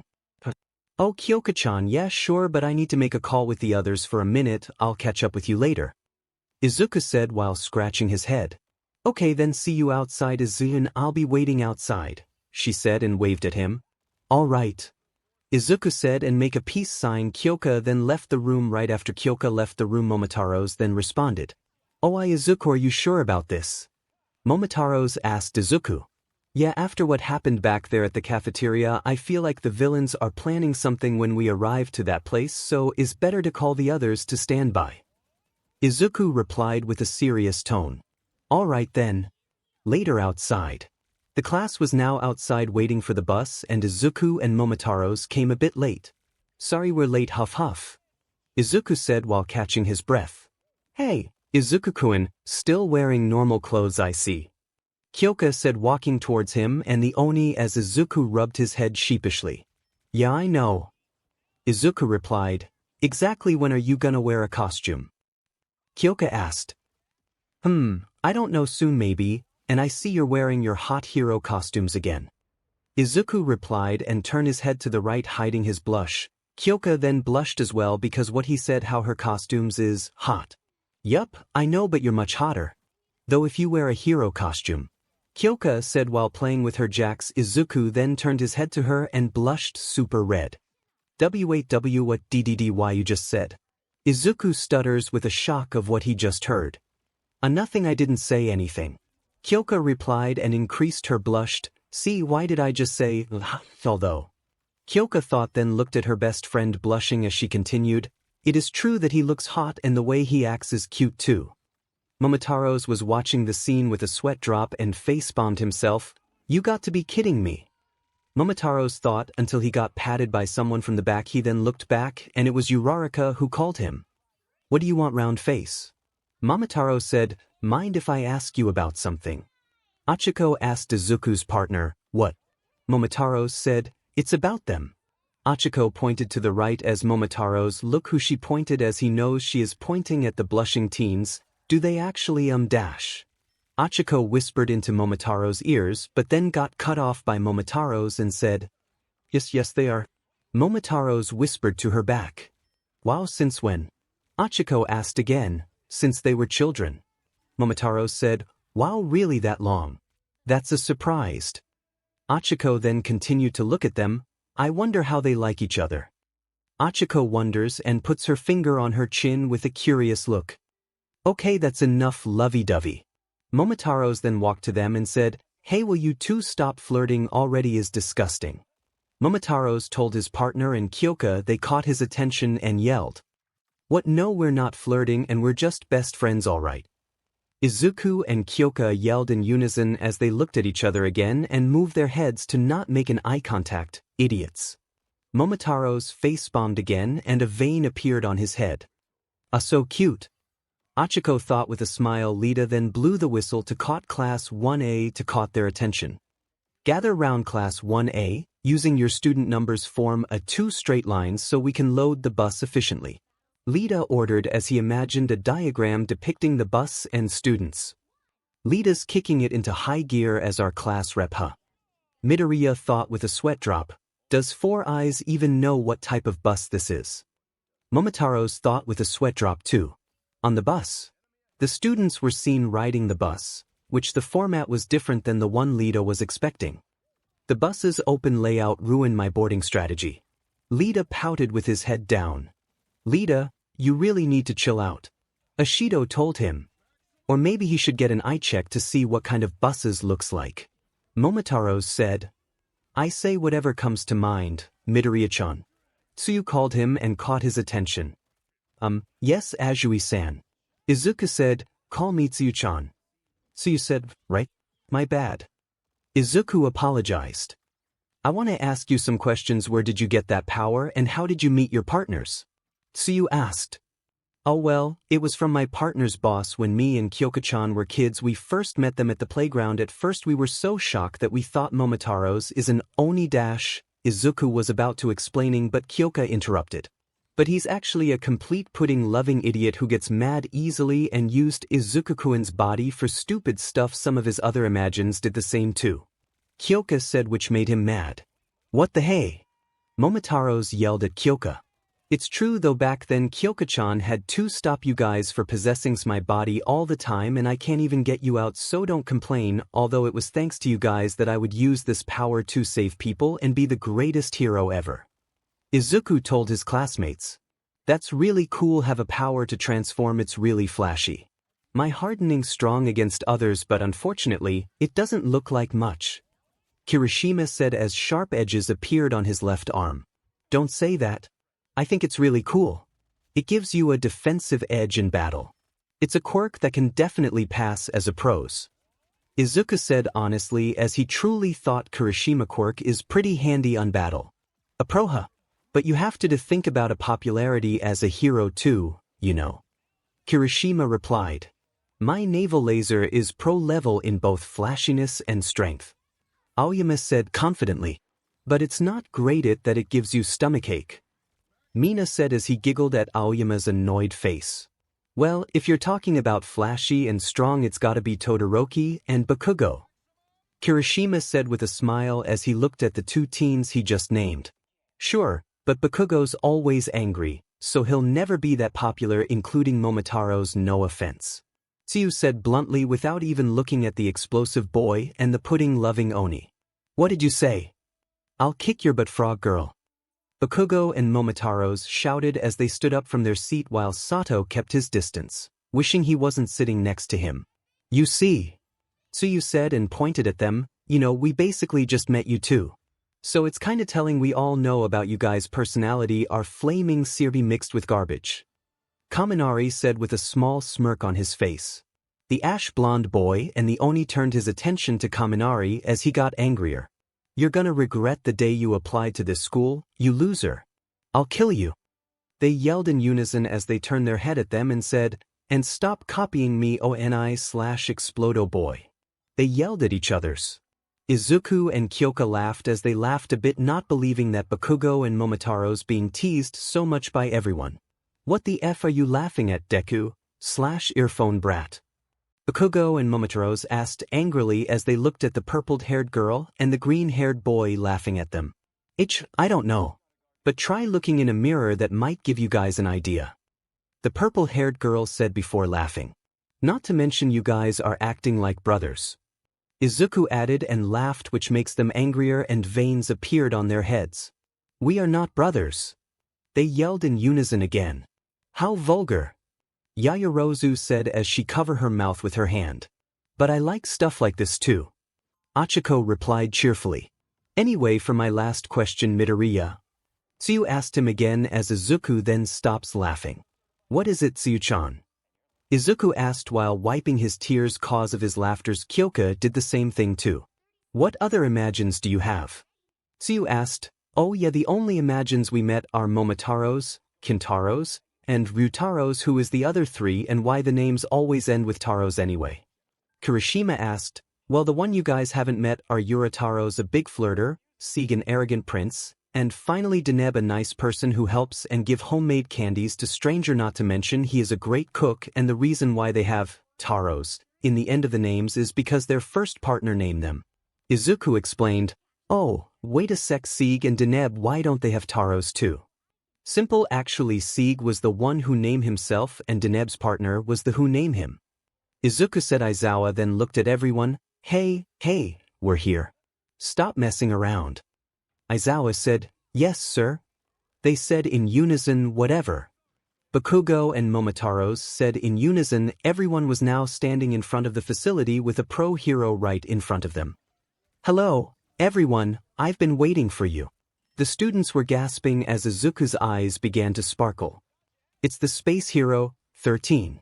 The chivalrous pro who's rescued a ton of people from disasters across the world.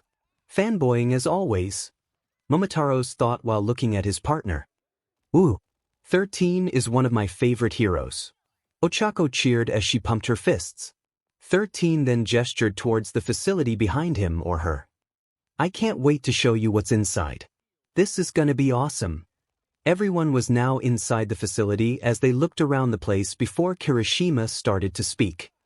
Holy CRP. It looks like some kind of amusement park. A shipwreck. A landslide. A fire, a windstorm, etc. I created this training facility to prepare you to deal with different types of disasters. I call it the Unforeseen Simulation Joint. But you can call it Yugi. 13 announced proudly to everyone. Aizawa began to walk towards 13 with his hands in his pockets. Hey, shouldn't Allmight be here already? Let me guess, he booked an interview instead. Actually, it's something else.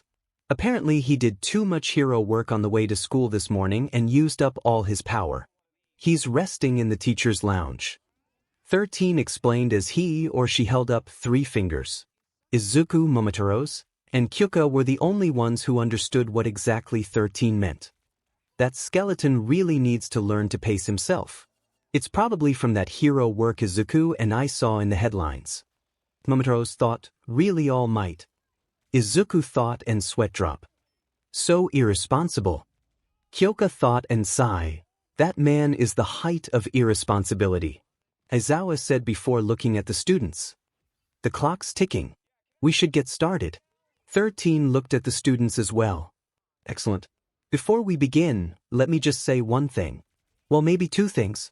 Possibly 3, 4, or 5. For God's sake, just speak up, spacesuit. Momotaros said, but suddenly Kyoka used her earphone jack to stun him. Oh. Momotaros yelled in pain and falls to the ground. Sorry 13-sensei about my partner. Izuku apologized and bowed at her. It's okay, no worries at all. 13 said as he or she looked at Aizawa and whispered to his ear, "So this is the Oni you talked about, Aizawa-senpai?" 13 asked, "Yes, he's Midoriya's partner who has low IQ that I told you about." Aizawa said Momotaros heard what he said with a vein on his head, then got back up. "I heard that, caterpillar." Momotaros yelled, "Anyway, listen carefully. I'm sure you're aware that I have a powerful quirk. It's called Black Hole. I can use it to SCK up anything and turn it into dust." 13 explained as he or she held up his or her hand.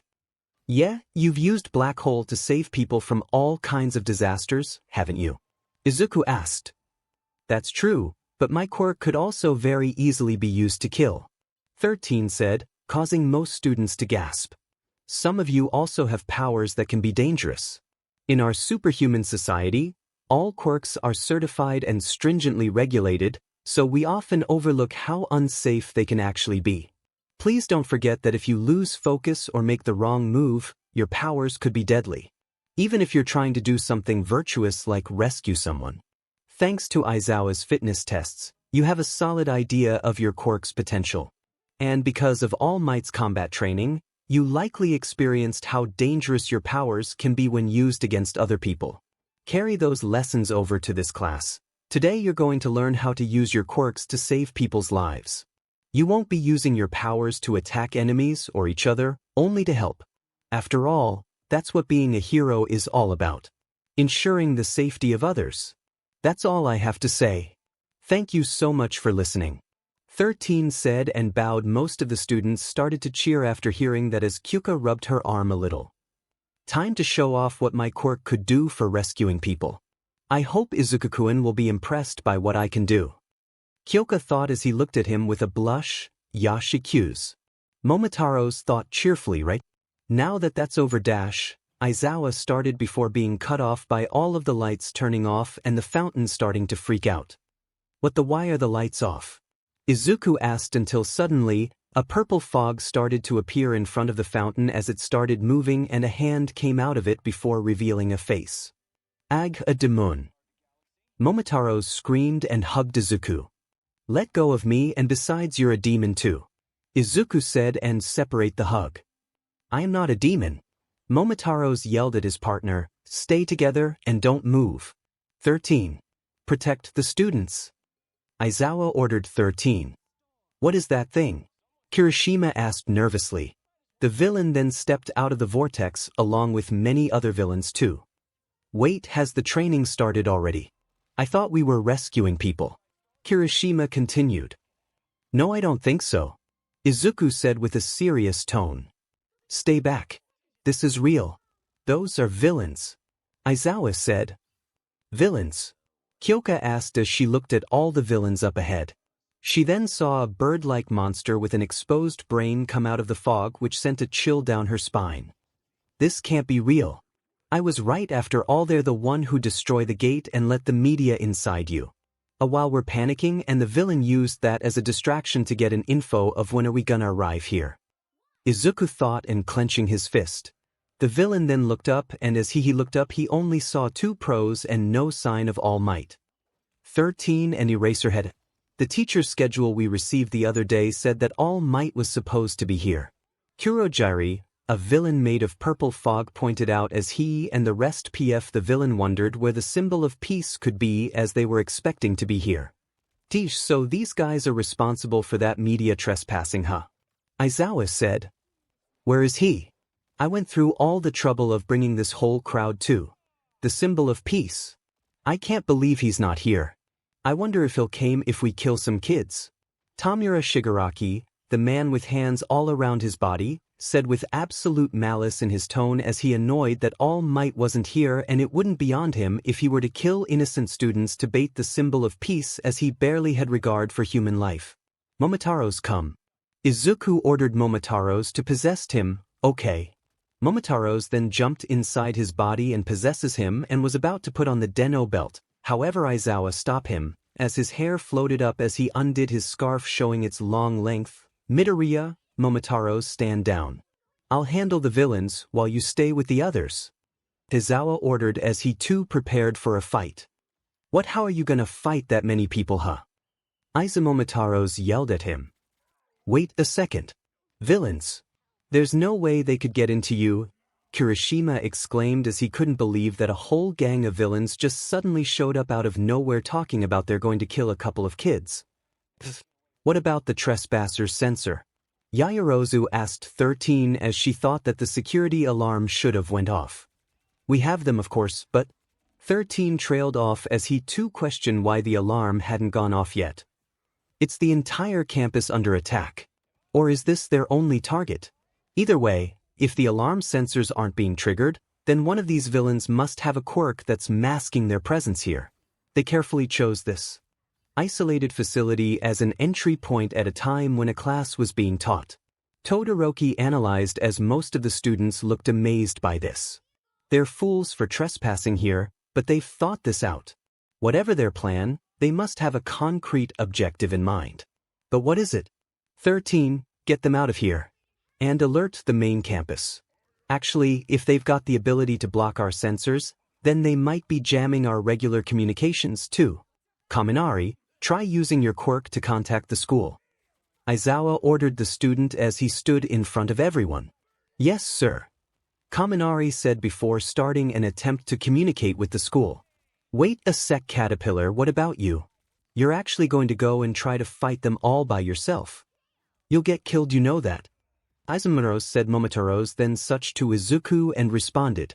Even if you can nullify their quirks, your fighting style's not suited for this. Your power works best in stealth and one-on-one fights. That's not gonna help with a group. Izuku explained as he thinks his teacher is crazy. Momotaros thought the same too. You can't be a pro if you only have one trick Midoriya. Aizawa said simply, alright, I'll let the fighting to you for now. Izuku then suched back to Momotaros. Fine, do whatever you want. Momotaros added as he stands waiting for what this Eraserhead teacher can do. I'll leave it to you, 13. Aizawa said as 13 nodded his or her head. Aizawa then jumped down the stairs and moved himself toward the mob of villains. Shooting squad, let's go. One villain with holes in his fingertips said as they observed Aizawa descending towards them. Didn't our intel say it would be 13 and Allmight, and who's that? A female villain with long gray hair floating upwards stated as she and the rest of the goons underestimated Eraserhead. Eraserhead responded by activating his quirk as his eyes glowed red and stared at all the villains in his line of sight. One of the villain tried to shoot from his fingertips but was confused as to why his quirk isn't working. My quirk. The bullets won't come out. The other two villains experienced the same as their quirk weren't responding either. Eraserhead used this opportunity to grab all three of them with his scarf and throw them against each other, effectively knocking them out cold.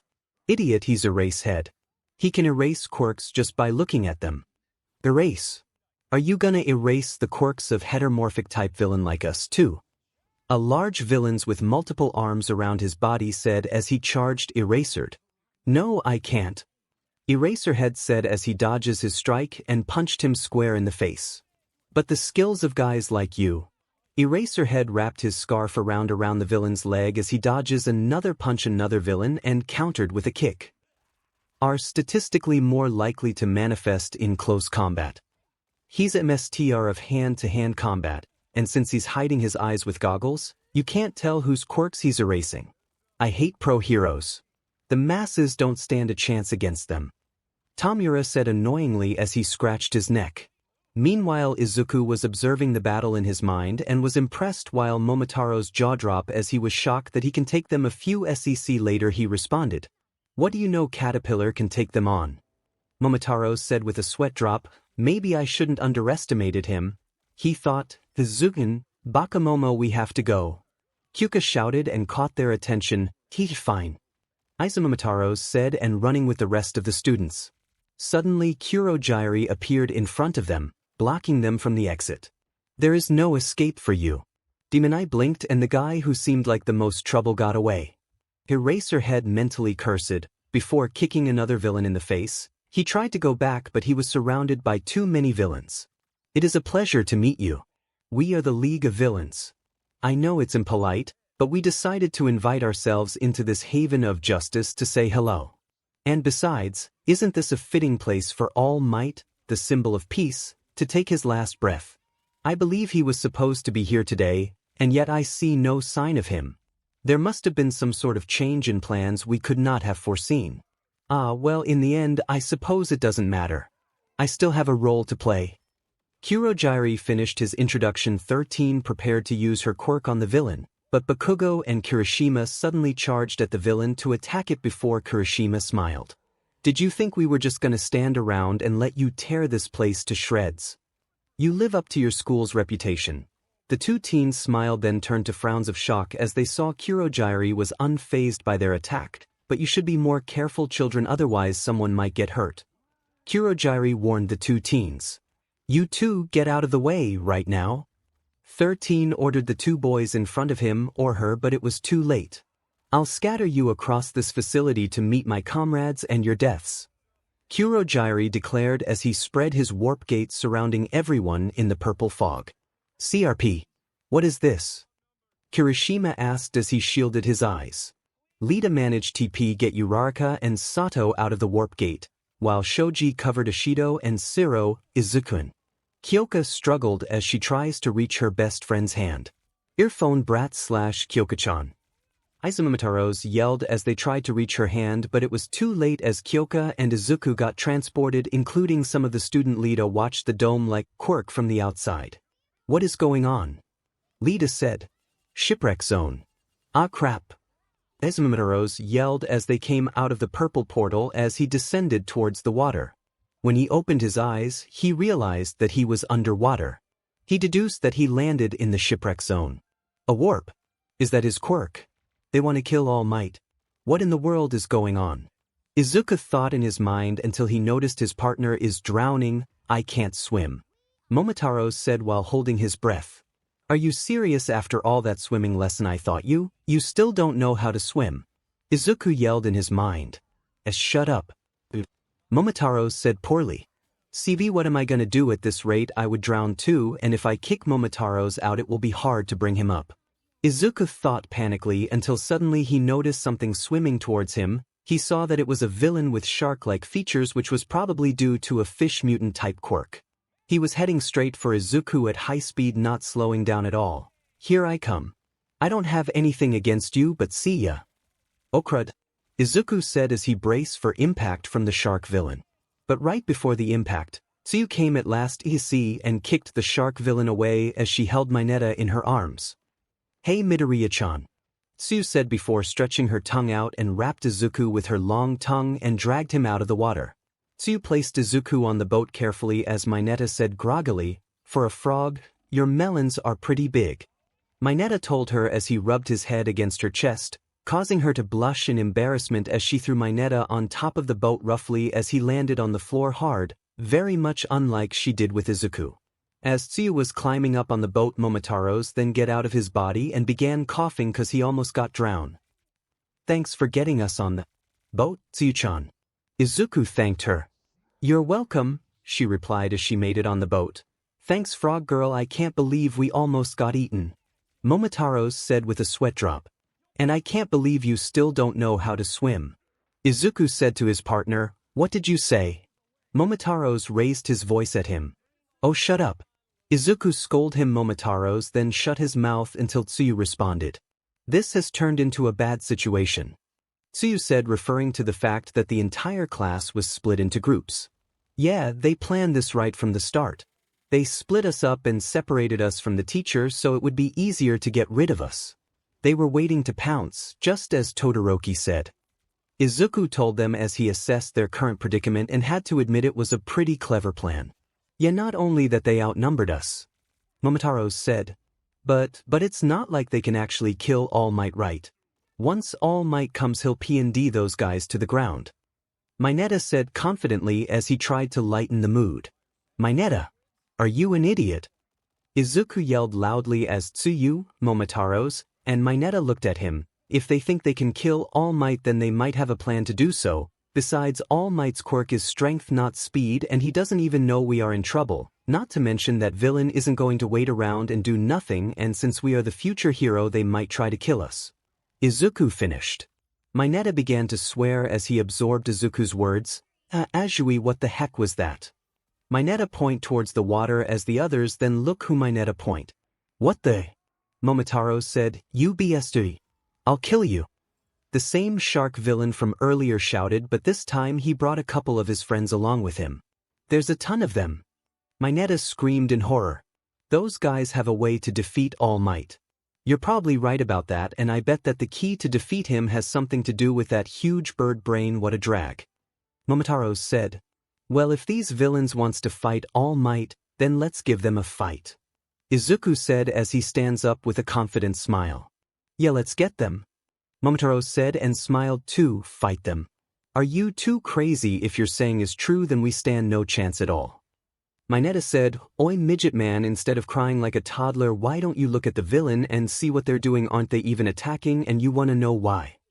Momotaros said, looking at the villain. 𝐮𝐦𝐦𝐚𝐫𝐲 was too scared to answer, so. "Why?" Tsuyu asked instead. "It's because those guys are expert fighting in the water, and my gut tells me they don't know our powers, otherwise they would have attacked by now." Momotaros explained. Not to mention the fact that they sent Tsuyu-chan over here to the shipwreck zone where they're water instead of over the fire zone, and that they don't look all that powerful, and that it actually the bird brain, he's the only one need to worry about, not them, get it? Izuku added the explanation. "Yeah, you're right, since I'm here mean they only know the teacher's quirk, not ours. So then what should we do now, Midoriya-chan?" Tsuyu asked. Izuku smiled and called them over. "Alright, come closer and listen, here's the plan." Izuku said with the students who got transported. In the landslide zone, 3 villains were immobilized by Todoroki's ice. "Aren't you embarrassed to lose to a child? You're adults? Put up a real fight." Todoroki gestured. In the collapse zone, Bakugo and Kirishima were taking down some villains in a torn-down building.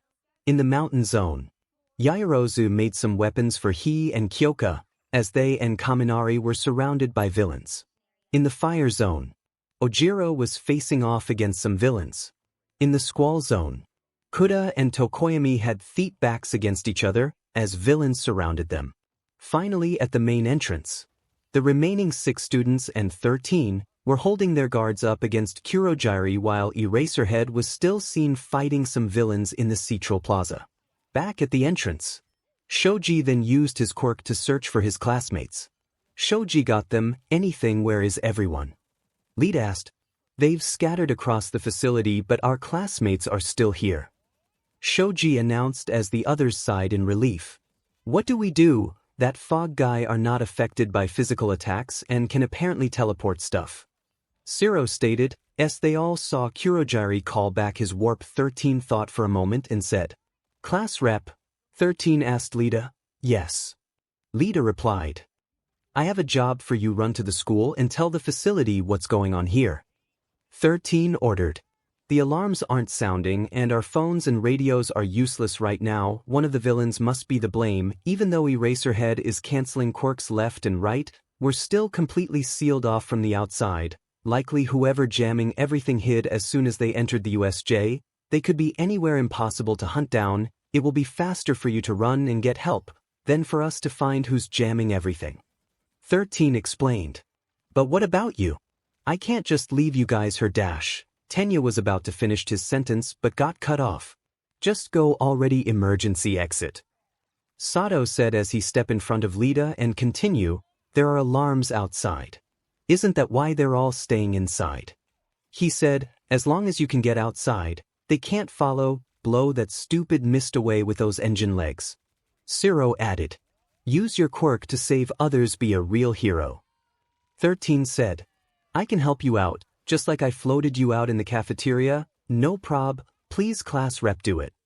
Uraraka reassured Lida. Lida was confident as he sprouted his engine through his legs. "Even if this is your only option, are you really foolish enough to strategize in front of your enemy?" Kurogiri yelled as he released his warp gate again. "That's because we don't mind you knowing," 13 said as he or she opened one of his or her finger hole and SCK Kurogiri in with his or her quirk. Back at the shipwreck. "You guys ready?" Izuku asked. "Yeah, I'm ready, Ribbit," Tsuyu said. "Accuse." Momotaros yelled and makes a fist in palm. "Are you sure about this? Can we just wait here?" 𝐮𝐦𝐦𝐚𝐫𝐲 said in fear. "No. Now let's go." Izuku said as he puts on his belt and take out his rider pass. He pressed the red button and starts with a jingle and said, Henshin. He swiped his pass on the belt. Sword form. Momotaros then jumped into his body. He was about to announce his entrance, but 𝐒𝐮𝐦𝐦𝐚𝐫𝐲 was in his way.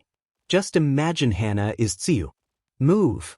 DENeb lightly tapped her shoulder to move out of the way so he can pose. 𝐒𝐮𝐦𝐦𝐚𝐫𝐲 then listened and moved, and DENeb continues his entrance. Oregon Sanju, DENeb announced, and strike a pose while 𝐒𝐮𝐦𝐦𝐚𝐫𝐲 then sweat drops a bit. Really, was that necessary? 𝐒𝐮𝐦𝐦𝐚𝐫𝐲 thought. Now let me just say this from the start, fish, I'm a 𝐒𝐮𝐦𝐴𝐴𝐵 from start to finish. DENeb said and put his right leg to the side of the boat as he begins to charge up his 1 for all to 8% and put his finger on his thumb, and red veins appeared on his finger. Then said, Now let's start with this move, finger blast. DENeb yelled as he began to flick rapidly at the villains. Hey, what the? Villain 1 said as he dived into the water. Finger blast, that's the best thing you could come up with? Izuku asked his partner in his mind. Shut up, I like that name, so deal with it. Momotaros replied to him. Look out. Villain 3 said as he also dived. Frog girl, jump now. DENeb shouted to 𝐒𝐮𝐦𝐦𝐚𝐫𝐲 who is holding 𝐒𝐮𝐦𝐦𝐽𝐻. Okay. 𝐒𝐮𝐦𝐦𝐚𝐫𝐲 said as she jumped. As she is half away across the water, one of the villains spot her. Hey, they're escaping, get them. The villain said. Don't even think about it. DENeb said as he takes out his rider pass and swiped the belt. Full charge. Then red energy flowed from it and charged his arm. 𝐒𝐵𝐵𝐵𝐵𝐵, or Tachi no Hisatsu Waza. He then aimed at the villain. Ofa. Full cowl. Izuku thought, Delaware smash, now die. He cried out as he flicked his fingers and hit the water, making a whirlpool sking in the villain. Midget man now. DENeb shout. Alright, fine, I'll do it. 𝐒𝐮𝐦𝐽𝐻 shout, throwing his ball from his head. Hey, what the heck is this thing? One from the villain said as he and the other villain said as he and the other get stuck by the ball while getting SCK into the whirlpool. Then it exploded, breaking the ship along with it. I guess next time they should have make a better plan. Izuku said in his mind. Yeah, what a bunch of idiots, we should go now. DENeb said he was about to go, but Izuku stopped him. Wait, but first we need backup right now, so tell the others that it is time. Izuku told his partner. Momotaros replied as he then beginning to contact the Imagines. Oi guys, it is time. Momotaros told the Imagine Tachi. Okay senpai. Yosha. Why? Urataros, Kintaros and Ryutaros comes out from Izuku's body and form to their original self. So what do you want us to do? Urataros asked him. Momotaros then such to Izuku. I need you guys to find Kyoka-chan and helped her, including the others. Izuku told them, we're on it. Urataros said and nod. Leave it to us. Kintaros cracked his head. We will help Kyoka-chan no matter what. Ryutaros said with happiness. Good, now go. Izuku ordered the Imagines and point forward as the 3 Imagines then nodded and run as they began to search. Izuku then suched back to Momotaros. Now let's go to 𝐒𝐮𝐦𝐦𝐚𝐫𝐲. Izuku said. Don't order me around. DENeb yelled at him in his mind as he begins to charge his OFA2 and jumped high. Later, after they explode and the villain is now stuck by 𝐒𝐻𝐽𝐻's ball, 𝐒𝐮𝐦𝐦𝐚𝐫𝐲 land in the shallow part of the water, and DENeb arrived, landing next to her. You guys are amazing. 𝐒𝐮𝐦𝐻 compliment Izuku and Momotaros. I know, right, because I'm the best. DENeb said. We are the best. Izuku corrected his partner. Yeah, that's what I meant, hehe. DENeb said with a sweat drop. Liar. Izuku thought. I can still hear you know. Momotaros yelled in his mind. So now what? 𝐒𝐻𝐽𝐻 asked the rider Momotaros then such to Izuku and began explaining, we should get to the gate and see if we can call for help, we'll figure the rest later. However, we have to the plaza and stay in the water since Aizawa-sensei is fighting some villains at the place. Izuku finished. I agree since he's a pro hero. 𝐒𝐮𝐦𝐻 said. But still. Izuku said as 𝐒𝐮𝐦𝐻 and 𝐒𝐻𝐽𝐻 look at him. Aizawa-sensei may be a pro hero, but he's still just one man against an army of villains. Izuku said. Hey Midoriya, don't tell me. Are you stupid or something? 𝐒𝐻𝐻 said. I don't care, I'm going so you get to the exit. If you want, we're going to help Aizawa-sensei, after that what it means to be a hero. Izuku said as he then switched back to Momotaros, then run towards the plaza where Aizawa and the villains are at. 𝐒𝐮𝐦𝐦𝐚𝐫𝐲. Deneb said while running he then grabs the pieces from his belt and make a sword. At the landslide zone. So the plan was to scatter us and then kill us, you were fully unprepared. Todoroki said to the frozen villains he freeze. In fact OT seems you've had no training, you haven't the slightest idea how to use your quirk. Todoroki finished. This power froze us the moment we warped here. He's not a kid, he's a monster so cold. The villain complained as Todoroki walked past their frozen bodies. He then thought back of what Shigaraki said. Flashback. Where are you? I came all the way here with this big crowd for you. Tamura said flashback end. Killing all my... It seems like they had brought their best to outnumbered us. Shoto thought. Two villains tried to attack Todoroki, one from behind in front of him, but he instantly freezed the one in front of him, then dodged the metal rod grab, then freeze the one behind him. But it turns out they were just pawns. They're just a bunch of thugs. He thought as he pulled the rod from the villain behind him, the villain fell. He continued to thought, from what I saw, there were only 4 or 5 truly dangerous ones. If that's the case, the next thing I need to do is... Todoroki turned to the one in front of him. Listen well, if you stay from your cells will slowly die as your body succumb to frostbite and hyperthermia. Lucky for you I want to be a hero, so I'd like to avoid any unnecessary cruelty. Todoroki indicted as he put his hand up to the terrified villain as frost came out and covered his face. But what I can only do that if you tell me how you plan to kill All Might, that's the only way you'll survive. Todoroki finished. In the mountain zone. Ah! Kaminari screamed like a wimp. These guys are insane, my whole life just flashed before my eyes. I think I saw the Grim Reaper, what's going on? Kaminari yelled as he joined Yaoyorozu and Kyoka who were fighting with weapons. Could you maybe take it down a few notched? Kyoka asked Kaminari as they were seen surrounded by villain. Right now we need to get away from these enemies. Yaoyorozu added. Then pull out a weapon for me too. Kaminari asked.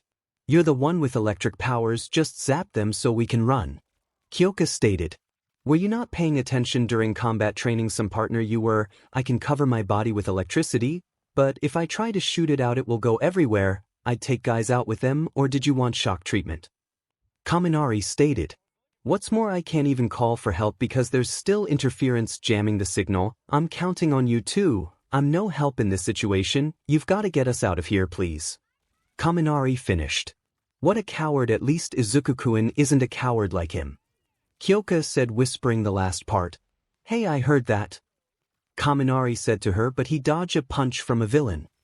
New idea, why don't you become a stun gun? Kyoka yelled as she kicked Kaminari toward the villain. He then released his electricity and realized it was only shocking the villain he latched onto. How it's working, I'm so strong. Sit back, you two can count on me. Kaminari said as he gave them a thumbs up. You're exhausting. Kyoka said with an annoying tone, then thought worriedly of Izuku. Izuku-kun, I hope you're safe, just be careful. She then noticed a villain running towards her. Try electrifying solid rock, kid. A villain holding a boulder with his long arms yelled as he charged toward Kaminari. Fortunately, Kyoka stuck her jacks into her boots, released a sonic wave out amplifiers in the direction of the boulder, destroying it. The villain's fist hand then punched Kaminari in the face instead, but also spread the electricity towards him. A villain carrying 2 knives jumped above, but Yaoyorozu managed to make a net and throw it in the direction of the villain, snaring him as he got shocked too. You're lucky that worked out so well. Yaoyorozu stated. I'm sorry, next time ask before saving our butts. Kyoka said. Sarcastically, Anik Kaminari, you couldn't have asked for some sort of aiming gear when you put in your costume request form. I mean, come on. Kyoka yelled, frustrated, oblivious to the villain jumping off the cliff behind her. Kyoka got out of the way before the villain swung his axes at her. Yaoyorozu then kicked him away. It's ready, Yaoyorozu said as Kyoka stared at her back as her costume ripped open. It takes me a while to create an object this big, Yaoyorozu said as a huge sheet emerged from her back and covered her and Kyoka. A blanket, is that supposed to be a shield? Some villains said, insulted. You're looking at a sheet of insulation 100 millimeters thick. Go Kaminari. Yaoyorozu said, smiling underneath the blanket. Badass, now I don't have to worry about hurting my friends, you guys are fried. Kaminari said, smirking as he applied electricity to the ground, shocking all the villains. Now then, I'm worried about the rest of our classmates, we should find them right away. Yaoyorozu said under the blanket. You're looking a little overexposed right now. Kyoka said frantically as she noticed Yaoyorozu's costume destroyed, exposing her private parts. Don't worry, I can make some new clothes. Yaoyorozu said, smiling. Wow, Yaoyorozu is so punk rock. Kyoka thought before noticing Kaminari coming. Kaminari, don't you dare look. Kyoka shouted as she covered Yaoyorozu. Fortunately, Kaminari was too dumb after using too much of his quirk to notice, while Yaoyorozu and Kyoka watched Kaminari walk around in circles. An arm sprouted up from the ground in the distance. At the plaza, 𝐒𝐬𝐽 finished off the two more villains, but then Shigaraki run toward him while counting 23 seconds. 24 seconds. Shigaraki continued to count as he catch 𝐒𝐬𝐽 capture tool and continue to run at him with 𝐒𝐬𝐽 running at him as well. 20 seconds. 17 seconds. Tamura count as 𝐒𝐬𝐽 grab his scarf and hit Shigaraki in the gut with his elbow, but Shigaraki catch 𝐒𝐬𝐽 elbow as his hair fell downward. It's hard to see since you aren't still, but your hair fells whenever. Shigaraki said, which shocks 𝐒𝐬𝐽 as he realized Shigaraki noticed his weak point. You finished a move. Shigaraki said as he begins to disintegrate 𝐒𝐬𝐽's arm part of his clothes. And those intervals are getting shorter. Don't force yourself, Eraserhead. Shigaraki said as he is now disintegrating part of 𝐒𝐬𝐽's elbow. 𝐒𝐬𝐽 kick and jump away from Shigaraki, my elbow's crumbling. 𝐒𝐬𝐽 thought a villain tries to punch him, but he dodge and kick him away. Another hit to him with a chain, but he dodge. Then another with big arms try to punch him, but he also dodged, but now he was surrounded again. That quirk isn't meant for fighting a large groups for a long time, is it? Shigaraki said as he gets up, this music be way different from your normal work. What you're good at is a short fight after a surprise attack, isn't that so? And yet you charged in head-on, to make your students worry. He said as 𝐒𝐬𝐽 is now at his limit. He fell from his knee as a villain tried to stab him from behind, however. Finger blast. Bang, the villain was shot at the stomach by a strong air shot. Everyone turned as they saw Deneb was the one who shot him. Deneb deactivate his one for all and walked to 𝐒𝐬𝐽, then said, look like we're late for the party, mind if I join ya? He reached 𝐒𝐬𝐽. 𝐒𝐬𝐽 then grabbed his leg and said, I told you to get out of here. 𝐒𝐬𝐽 yelled at his students, but Momotaros such to Izuku and talked back, and I told I'll leave it to you for now, but in your condition you can't fight, so I suggest you to rest, sensei Momotaros. Izuku called his partner, then suched. Alright, hold still, caterpillar. Deneb told him as he then bonked his head with his sword handle, knocking him out. The villain Izuku shot get back up and said, why, you brat, I'll kill you. He and the other villain charge at him, not noticing Tsuyu and Mineta follow and is watching from the water. Ho, so you want to fight me, huh? Deneb raised his sword and yelled. Okay, then bring it on, punks. He then charged at the villain too and starts slashing the villains one by one. Take this. The villain yelled as he was about to punch him, but Deneb dodged and charged his OFA to 8%, launched another finger blast, and shot the villain, sending him flying while taking out the other villain who was in the way. Out of my way! Deneb yelled as he grabbed one of the villain and head-butting him to knock him out. Man, this guy is tough. Is he really a key dash? One of the villain then cut off cause the air bullet was shot him in the face. Instead of talking, why don't you come and get me and fight, you bastard? Deneb insulted the villain and begins to charge at him. The same villain who got hit in the face tries to shoot, but Deneb stop him and punch him right in the gut and knock him out using his sword handle to knock him out just like he did to 𝐒𝐬𝐽. Who the hell is this kid? Villain 2 asked as he then tries to attack him from behind. Izuku then noticed someone behind him from his mind and said, behind you. Izuku yelled at his partner as Momotaros then looked back and blocked the attack. He then countered him with a kick and slashing him twice. Why, you just what the hell are you? Villain 3 asked with a nervous tone. Deneb then put his sword on his back and take out his rider pass. Me. I am Kamen Rider Deneb, and you got some nerves coming here now, take my CX. DEKU-O announced and placed his rider pass in front of his belt. Full charge. Red energy flowed from it and into the sword. 𝐒𝐮𝐬𝐴, or no 𝗧𝗜𝗍𝗟𝗏. Part 3. DEKU-O said as he was about to do his finisher, Izuku then interrupted him in his mind. Wait, don't kill them, idiot. Izuku yelled at his partner in his mind. I won't kill them, trust me, just watched. Momotaros reassured him as his blade flew out of his sword and floated in the air. He then swung his sword with all his might and large slashes of winds coming at the villains. The villains tries to struggle but the wind is too strong so they got blew away by it. Hey yates. DEKU-O said with a smirk under his helmet. Wow, I shouldn't have doubted you.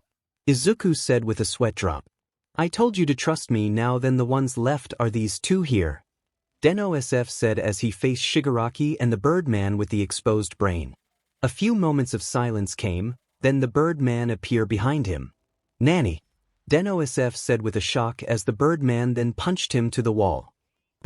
DEKU-O yelled in pain while 𝐒𝐮𝐬𝐦𝐸𝐵 and 𝐵𝐵 covering their eye, not wanting to see.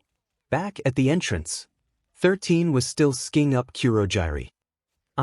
Black hole, the quirk that seeks up matter and turns into dust, such an astonishing power. However, you're a rescue hero 13 skilled at saving people from disasters, consequently that means you have little combat experience or battlefield awareness. Quirkless said as he opened a warp gate in front and behind him or her 13 and the students gasped as they saw the portal. He opened a warp gate. 13 cried out as her quirk disintegrated the back of his or her costume from behind. How unfortunate, you've turned yourself into dust. Quirkless taunted 13 then finally turned off his or her quirk. Sorry, he got me.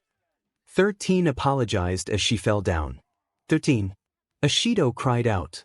Lita, get out of here, go now. Sato ordered. Lita then remembered what 13 told him before. Flashback. Use your quirk to save others, be a real hero. End of flashback. Lita snapped back to reality as he loaded his engines and began sprinting. Engine boost. Lita yelled as he ran past Quirkless. A sheep trying to escape from the wolves. Quirkless stated as he warped in front of Lita. If other heroes arrives, it will be harder for us to put an end to Allmight. This responsibility was entrusted to me, my classmates. I'll keep you safe. Lita thought as images of his classmates fighting or tending to the injured 13 were shown. Just then Shoji jumped and caught Quirkless in his dupli arms. Run, I've got him, Shoji said while struggling to contain him. Lids once again began sprinting. I'll be back in a flash. You aberratant child. Quirkless yelled and somehow escaped Shoji and pursued Lita again. Achiko looked carefully as she noticed a piece of metal inside Quirkless' fog. You won't set foot outside those doors, Quirkless warned. Lita continues to run towards the door. Should I kick the automatic door? How thick is it? Lita thought, your annoying glasses. Quirkless said as he flies above him. Die. He began to cover Lita. Villain. Izuku narrate. In the mountain zone. What else can we do? Kyoka asked Yaoyorozu, but then a villain popped behind Kaminari. The world of prose. Izuku continues to narrate. At the plaza. 𝐒𝐮𝐬𝐦𝐸𝐵 is hiding in the watching as DEKU-O gets smacked to the wall. He then gets backs up and charge at the Nomu. Why you bird brain bsturdy take this? DEKU-O said as he then put his middle finger on his thumb and red veins appeared on his finger and aimed at the Nomu who is pinning down Aizawa. Since Aizawa wakes up a bit earlier, OFA full cowl 8%, finger blast. DEKU-O yelled and fired 3 times at the bird brain but it was ineffective. We were so blind to it all. Izuku continues narrating. The hell is this thing made of?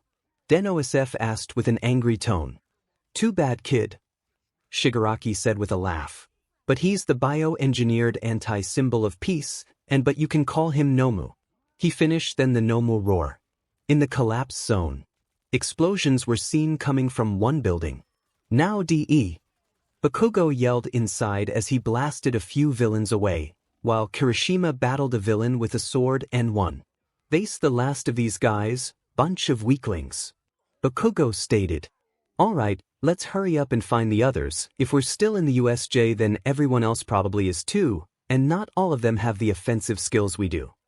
Kirishima stated as he then remembers he and Bakugo attacking 𝗓𝗓𝗓 for a sec. We gotta make sure they're safe, especially since we screwed things up we got in the way earlier. If 13 Sensei was able to SCK that villain, then we never would have been separated like that. We have to make up to the others.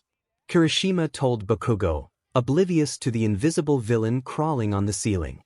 You want to find everyone, have fun, but I'm gonna go destroy that warp 𝗧𝗟𝗘𝗘. Bakugo said, shocking Kirishima. Our physical attacks didn't even hurt that guy, also he's made out of fog. Come on, don't be an idiot, man. Kirishima told Bakugo before he snapped at him.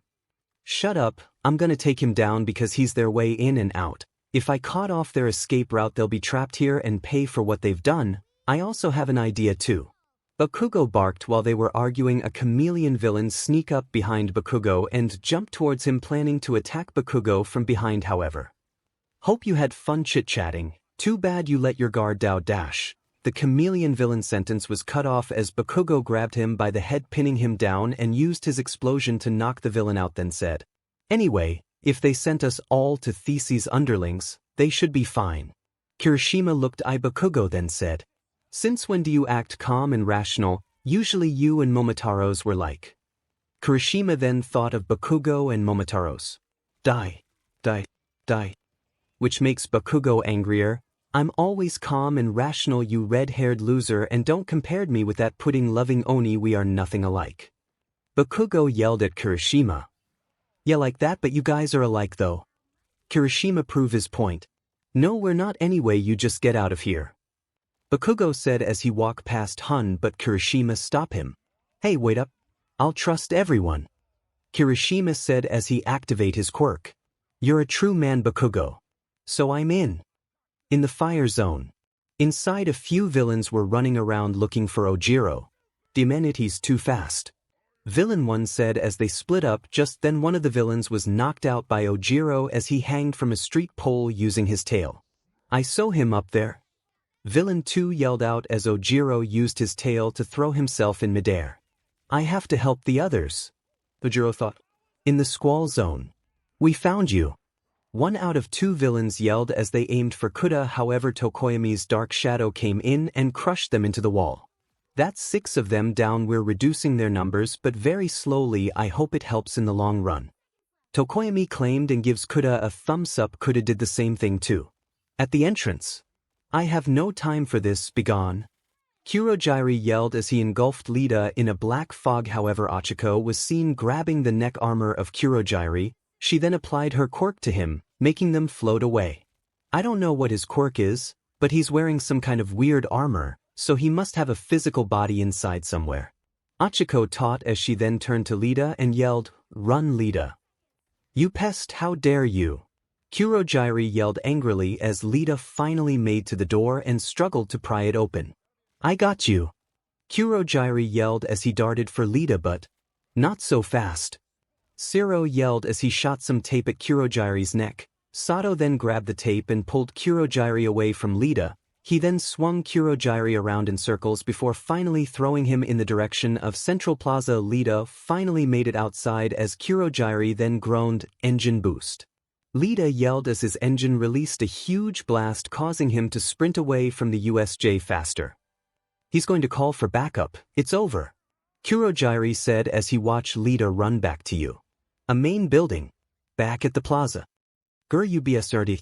Deno SF got interrupted cause he got knocked back once again as the Nomu break 𝗧𝗓𝗓𝗓's arm as Shigaraki then talk. Erasing quirks is wonderful but useless when against overwhelming power. You are pretty much quirkless.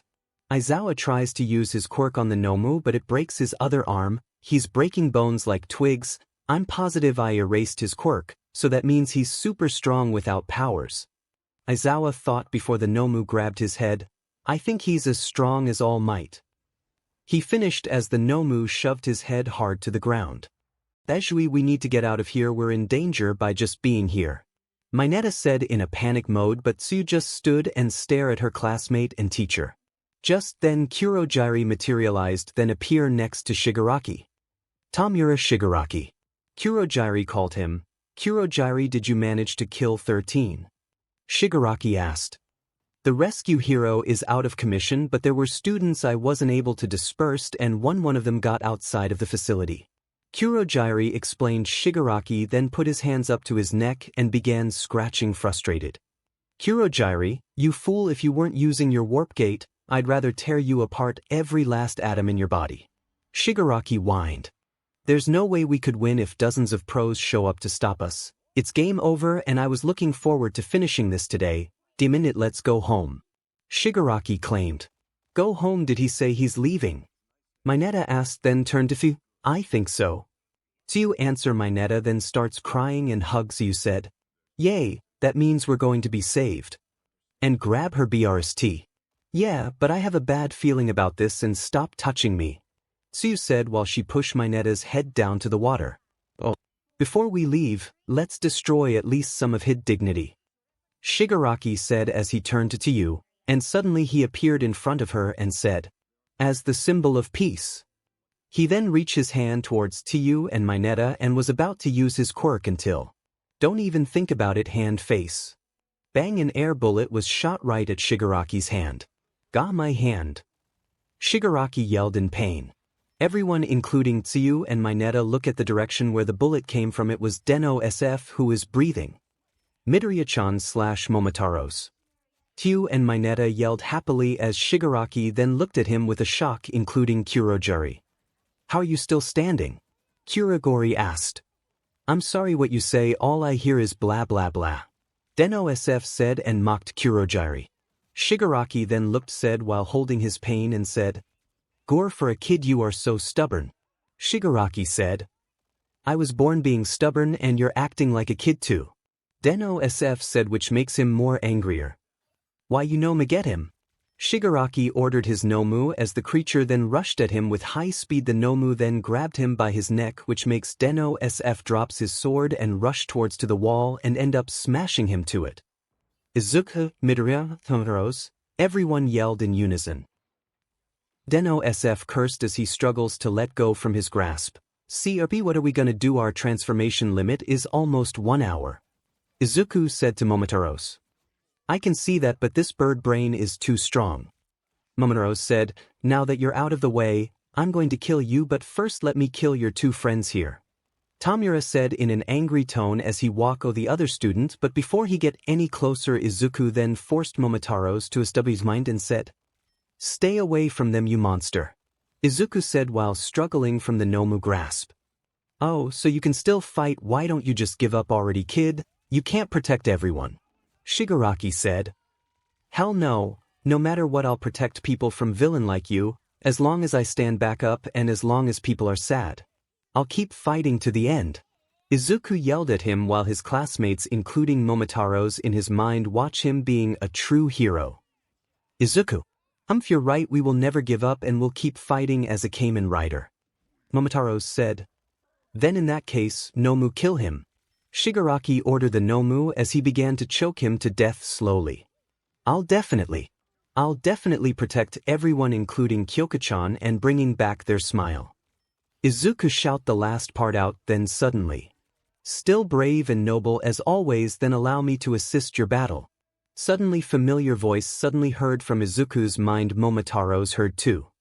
That voice. Izuku said with a shock, it can't be. Momotaros said in a shock too. A yellow orb then appeared and came inside Izuku's body, ejecting Momotaros out of his body and lands at the main entrance. He detransformed by itself, revealing Izuku's hair was styled in cornrows and had several white highlights with one longer white and black lock on the left side of his face, was wearing a white feathered boa, and his eyes were white other than pupils. Get your hand of me, you vile creature. Sieg said with a serious tone as he smacked the Nomu's hand to let go of him. Nomu then back up as Sieg snapped his finger to summon his wing buckle. The belt then appeared on his waist and played a harp-playing tune from it by itself. He then take out his pass and said, Henshin. He then swiped it across the belt. Wing form. White pixels emerged from the belt before melding with Izuku's body, becoming Deneb platform, but the suit was a bright gold-like color with white outlines. Soon pieces of armor appeared and were clipped onto Deneb, which looked like sword form's armor but was white and silver. Soon a blue swan scrolled down the helmet to where the eyes were. It unfolded where the wings became eyepieces. This was Kamen Rider Den-O wing form. Den-O-WF raised his hand gracefully as feathers rained above him before gracefully putting it down. Kurin, man-o jishite. Den-O-WF said. Everyone around was completely surprised by the transformation. Okay, that is cool transformation. Sato said with his eyes widen. Is that one of 𝐒𝐮𝐦𝐻𝐼𝐺𝐻 as well? Siro asked with a jaw drop. He looks like a swan. Mina said with sparkles on her eyes. Chicken wing BST, RD, what are you doing here? Momotaros yelled at him, which makes everyone looked at the red Oni Achiko, then asked, Momotaros, do you know him? Achiko asked. My retainer, did you miss me? Also, the reason I came here is because I heard you guys need backup, so I decided to come back and help you all. Den-O-WF said. No one even asked for your help, chicken wing BST. Also, I don't missed you. Momotaros complain. Izuku, shall we defeat this vile creature? Sieg asked him. I'm sure also is good to have you back. Izuku said, at least someone appreciate I'm back now, then let's begin. Den-O-WF said while putting his 2 hands behind his back. Shigaraki then laughed because of his form. Haha, is that supposed to scare me? Too bad you're just a swan, Nomu, kill him. Shigaraki order as Nomu to attack, don't judge the book by its cover, boy.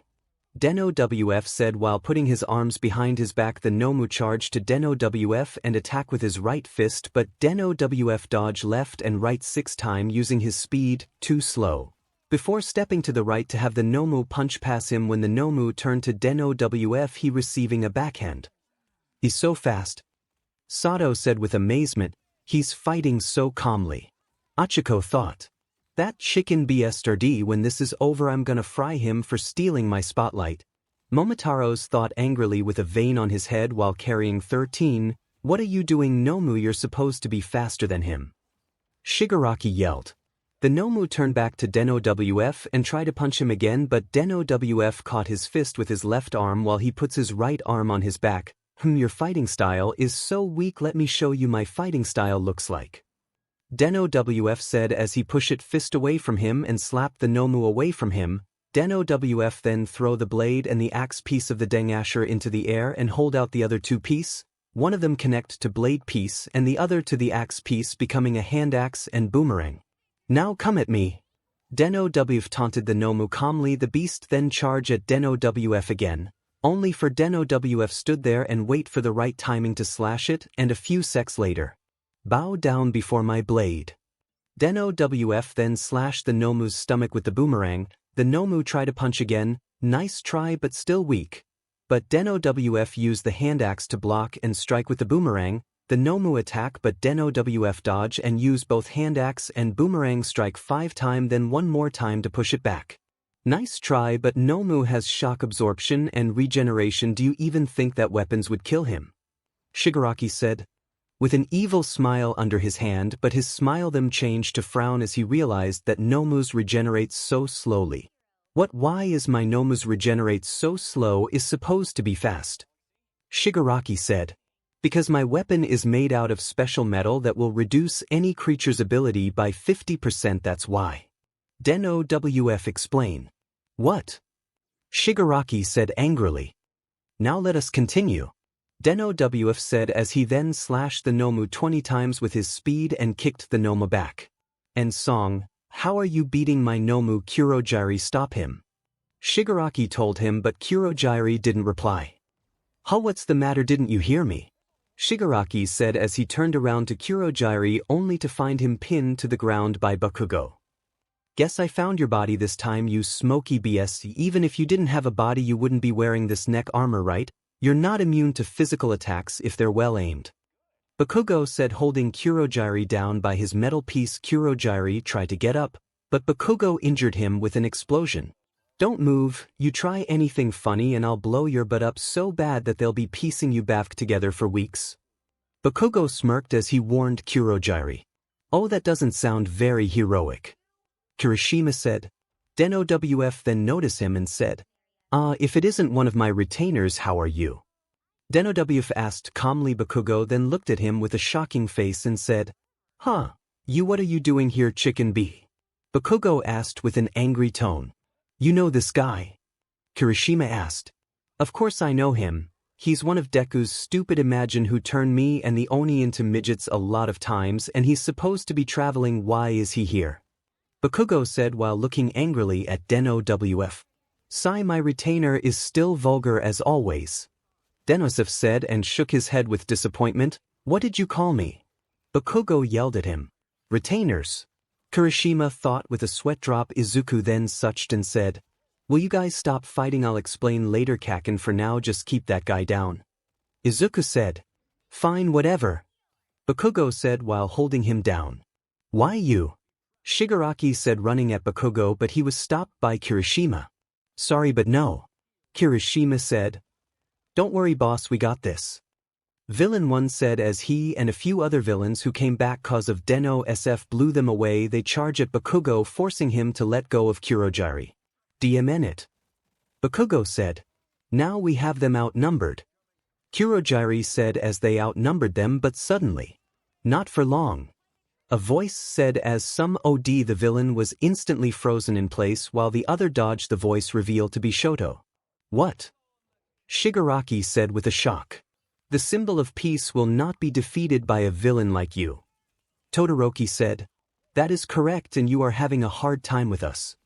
WF said with a calm tone. DMN it. DMN it. Dan it, this can't be happening right now. This is not real. Noma, get them. Shigaraki said as the Nomu stood up and charged at WF. Well, I think it's time to end this fight, don't you agree? Sieg asked his partner. Indeed, let's do this. Izuku replied.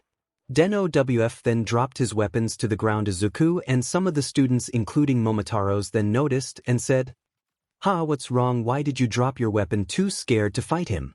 Shigaraki asked while laughing like a maniac. What is he doing? Why did he drop his weapons? Siro asked. Oi chicken BST RD, what are you doing? Are you trying to get him killed? Momotaros yelled at him. What are you doing? Sieg, why did you drop your weapons? Izuku asked panicky. It's okay, and the reason is I want to show you this new move I've developed, so I want you to see with your very own eyes. Sieg said and reassured him. Izuku then began to calm down and responded. Alright then, demonstrate this new move. Izuku said, gladly. WF then takes out his pass and swiped it on the belt. Full charge. Then white energy starts flowing to WF right leg. Okay, this is new. Izuku said in his mind. WF then jumped high and said. Those who intend to harm young Izuku, including the students and teachers, shall be punished. WF said as he then sprouted wings. On his back. What the heck? 𝗏𝗏𝗏, Momotaros, and Izuku yelled with a shock that Sieg can do that. Take this, you vile creature. WF then kicked the Nomu as it struggles to try and stop the attack. What is going on? My Nomu's supposed to be strong. Earlier that kid was weak, and now he becomes strong. Just what is he? Shigaraki thought angrily while clenching his fists. Sieg then such to Izuku and said, a real hero will always finds a way for justice to be served. You may stand against all might at full power, but here's a lesson for you. Hero always breaks through their limit and go beyond. Izuku said as Sieg then asked. Shall we say this together?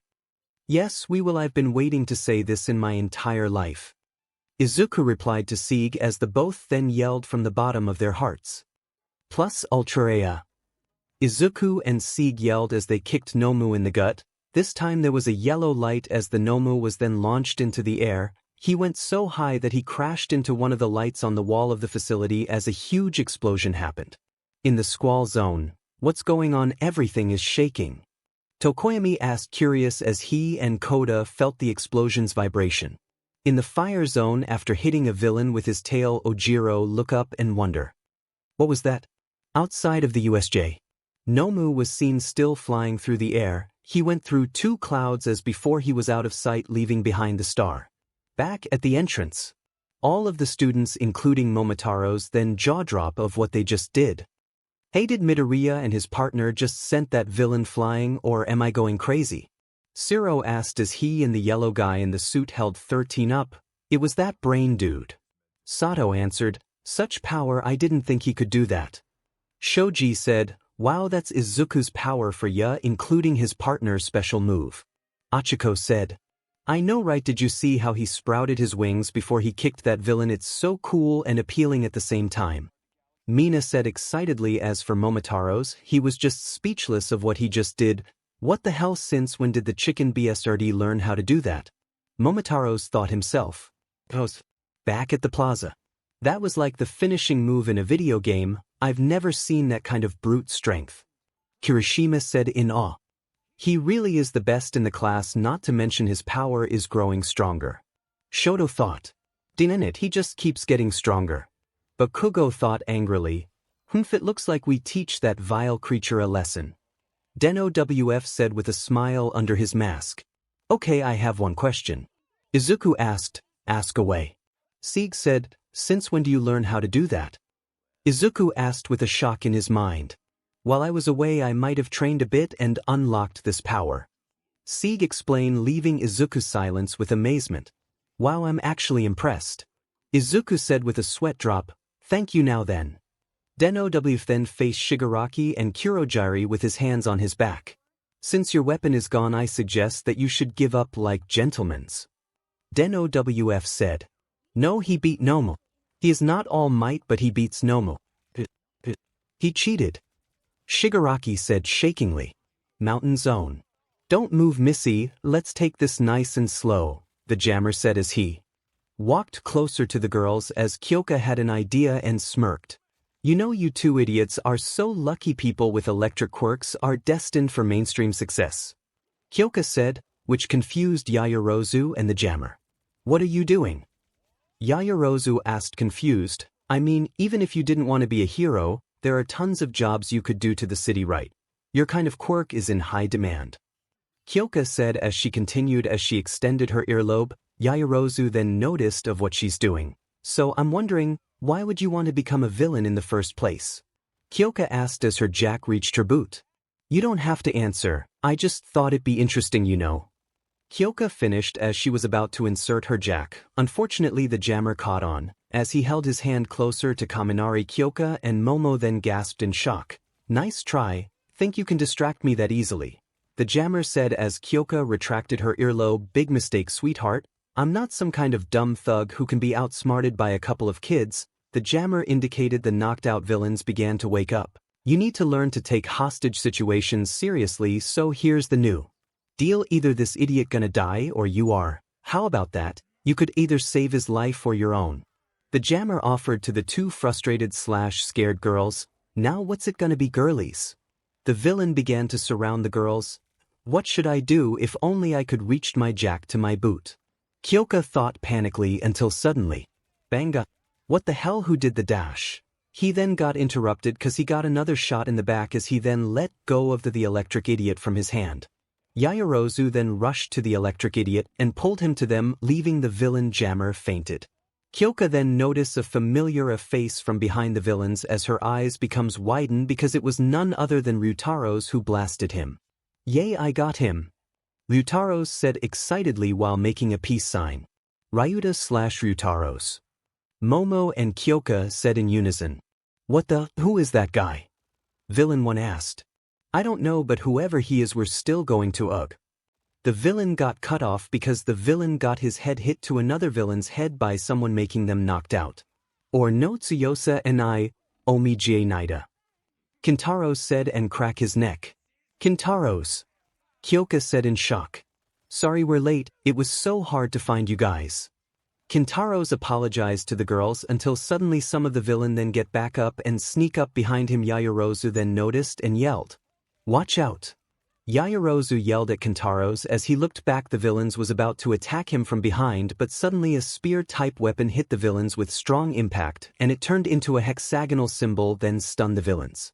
I can't move my body. Villain 1 said while struggling. Me too. Villain 2 added. Urataros, who stands on top of the mountain waving at them, and jumped down in the air in a side kick position and beat some of the villains. Omitachi Boku and 𝐒𝐮𝐬𝐴 Miru. Urataros asked in a smooth tone and grab his Uratarod back. Kyoka and Yaoyorozu tries to process of why Izuku's partners are at the USJ. Ryutaros then walk to them and give Kyoka a big hug. Why 𝐒𝐮𝐦𝐦𝐚𝐫𝐲, did you see what I did? I shoot the villain and saved you guys. Ryutaros said happily before hugging her. Yeah, I know and I'm proud of you, but what are you guys doing here? Shouldn't you guys be at home and protect Aunt Inko? 𝐒𝐿𝐾 asked with a shock. It's fine, she's shopping with Deneb, so she doesn't know, no worries. Kintaros reassured.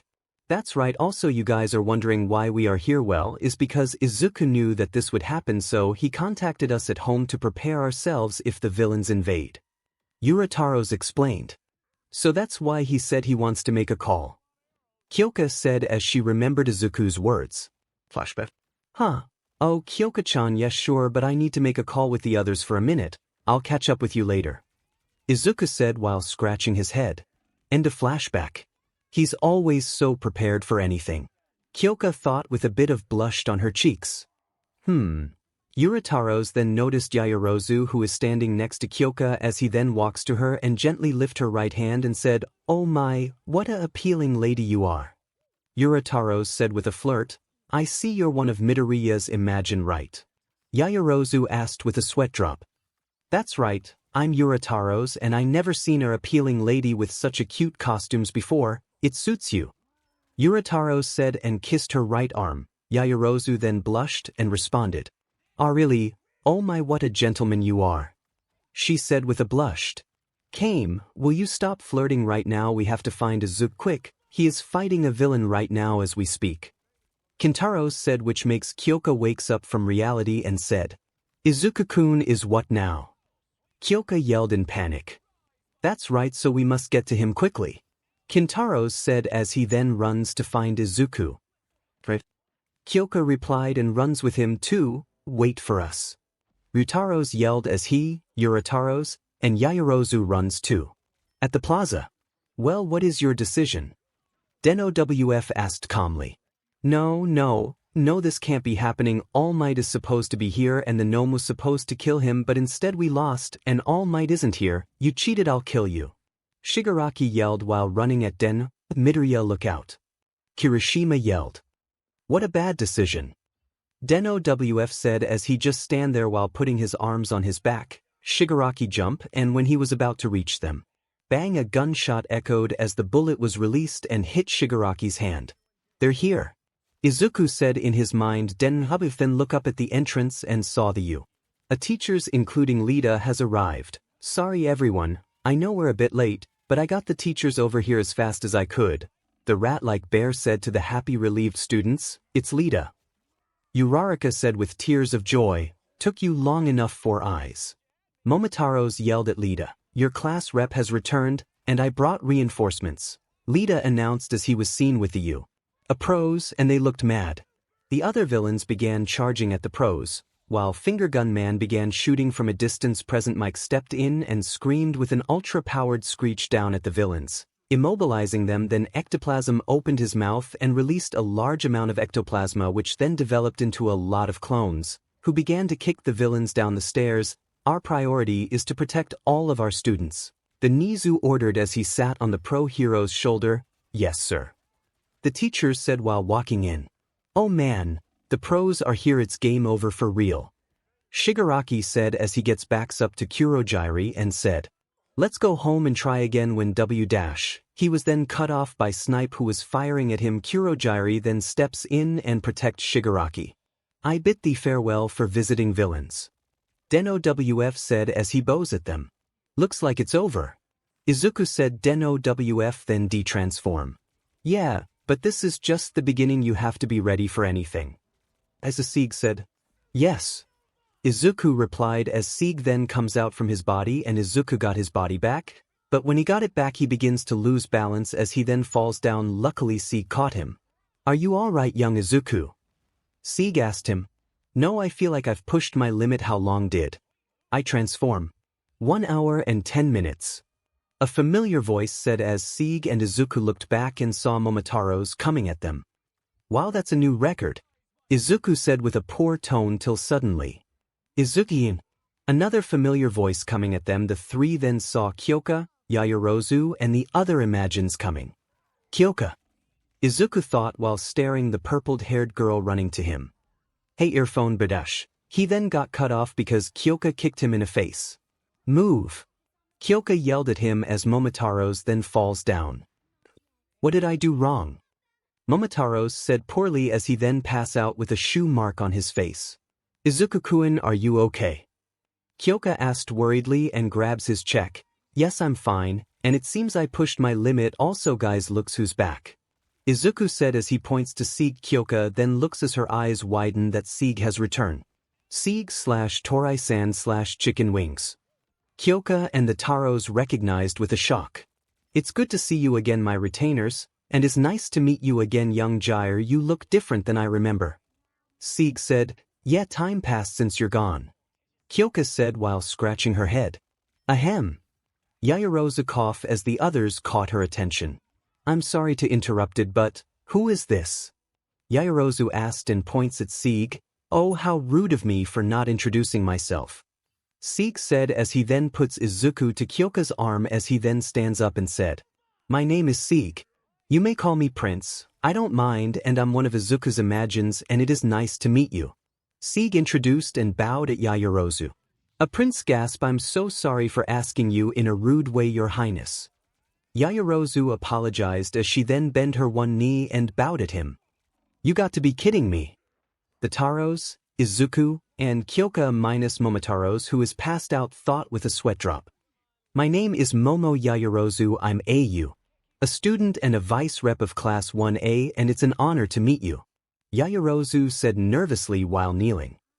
Likewise, is nice to meet you, Miss Yaoyorozu. Sieg said. Oi Sieg, what are you doing here? Kintaros asked. Hey, speak nicely to him, he's a prince, you know, show some respect. Yaoyorozu scolded Kintaros. It's alright, I'll explain to you all later, but for now can someone help young 𝐒𝐿𝐴 carry Izuku and the nasty vulgar one to the entrance? Sieg said. Urataros said as he put one of Izuku's arm over his shoulder and 𝐒𝐿𝐴 put her arm over to his other shoulder. As for Momotaros, well, he is carried like a bag by Kintaros as they walk to the entrance. After the fight. Well, my Snipe said, I can't believe we let them escape after everything they did here. Midnight said in a disappointment, as Vlad King put 𝐒𝐻𝐵 down. They did catch us completely by surprise. For now we need to make sure all the students are okay. 𝐒𝐻𝐵 ordered as the pro-heroes then obeyed. In a bar, Kurogyari opened a portal and let Shigaraki out. Ow, being shot at both arms and legs, all the underling wipe out and we failed. Those kids are strong, and what's worse is that Nomu was defeated by a kid. How is this possible, Emi? Shigaraki complained to the video monitor. A kid defeat a Nomu, how? We make him to be on par with All Might, what happened? A panic voice from the monitor said, yes, what happened, Tamura? Another voice asked, but this one is calm. I don't know, but this kid have some weird demons inside of him and he can transform to any forms too. Shigaraki explained. A quirk that can transform, interesting, this needs further study. Don't worry, Tamura, even though you failed today, but there is always next time. The calm voice said, then turn the monitor off. Yes, and Shigaraki simply said. Back at the UZ. Sirens were heard as police officers were arresting the remaining villains. A man in a trench coat was doing a head count on the students. 16, 17, 18, 19, 20, well, everyone seemed to be unharmed. The detective said while checking the students. Hagecure's glove was then seen grabbing Ojiro's shoulder. Ojiro, I heard you were a really good fighter. I had no idea you were so strong. Hagecure stated. I didn't know I was the only one on my own. I survived using hit and run tactics, so where did you end up fighting Hagecure? Ojiro asked. The landslide zone. I can't believe how strong Todoroki was, he's amazing. Hagecure claimed as she looked at Todoroki. You don't say, well, I'm just glad you didn't get hurt. Ojiro smiled. I didn't know she was there, I could have frozen her. Todoroki thought. Aren't you wondering about moi, where's my sparkling light? Aoyama boasted for attention but was ignored. Did you miss me? He asked again, and once again was ignored until. Shut up, French idiot, nobody cares. Momotaros said as he walked to his friends. Hey, is Momoe? Achiko didn't finish her words because she saw Momotaro's face has a shoe marked on his face. Piha. Achiko then laughs because there's a shoe marked on his face, including the others who also join the laughs. Dude, what happened to your face, huh? Kirishima laugh while holding his stomach. That earphone brat did this to me, that's why, and stop laughing. Momotaros yelled with a vein on his head. How can we not, when there's a shoe marked on your face, huh? Kaminari said while laughing, which makes him more angrier. Why? Come here, you electric phone charger. Momotaros was about to attack Kaminari but got hold by Kintaros. Let go of me, Baka-kuma. Momotaros yelled while struggling to break free. Momonoji, they're just kids, calm down. Kintaros said. Sigh, he hasn't changed at all, has he? Sieg said and shook his head with disappointment. Urataros didn't respond but replied with nod instead. Everyone then stops laughing as they looked at the turtle Imagine and a white bird Imagine. Sorry to bother, but who are you guys? Mina asked the two Imagines. Are you one of Midoriya-chan's Imagine Karo? So you asked too. Yup, I'm Urataros. Urataros introduced himself, and I'm Sieg. Sieg introduced himself. I see, well, it's nice to meet you guys. I'm Azui, so you just call me Tsuyu-chan, and this is Ishido Mina. Tsuyu introduced. It's nice to meet you too. Urataros said as he walked to Tsuyu. She then becomes a bit nervous and wonder why he walked closer to him. What's wrong? Tsuyu asked, but Urataros didn't respond. He then takes out a blue rose from his back. Here. Urataros said with a soft tone which makes Tsuyu blushed. For me, Karo. Yes, for the appealing young frog girl. Urataros said as he then handed out the rose to the frog girl. Tsuyu then accepted and replied. Thank you, Karo. Tsuyu thanked him while blushing. The others was watching the scene. Some are jealous and some was amazed. While Midoriya was right, he is a flirter. Shiro said while scratching his head. I know, right, that guy is so smooth. Sato said. Why does Midoriya has to be so lucky to get an Imagine like him? Mineta cries. Yeah. Is not fair. Kaminari cries too. Speaking of Midoriya, where is he? Achiko asked. Oh yeah, where is he anyway? Shiro asked too. He's over there taking a nap on Jairu's lap. Urataros said as he pointed them to the wall. Hey!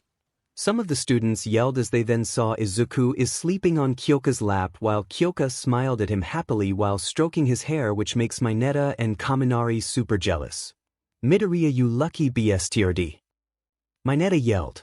How can this dude be so goddamn lucky? Kaminari yelled too. He's so annoying. Kyoka scoffed as she ignored the perverts and looked at his best friend again, then continued stroking. Izuku-kun. Bakamomo told me what you did back there. You really are one amazing guy that I ever met.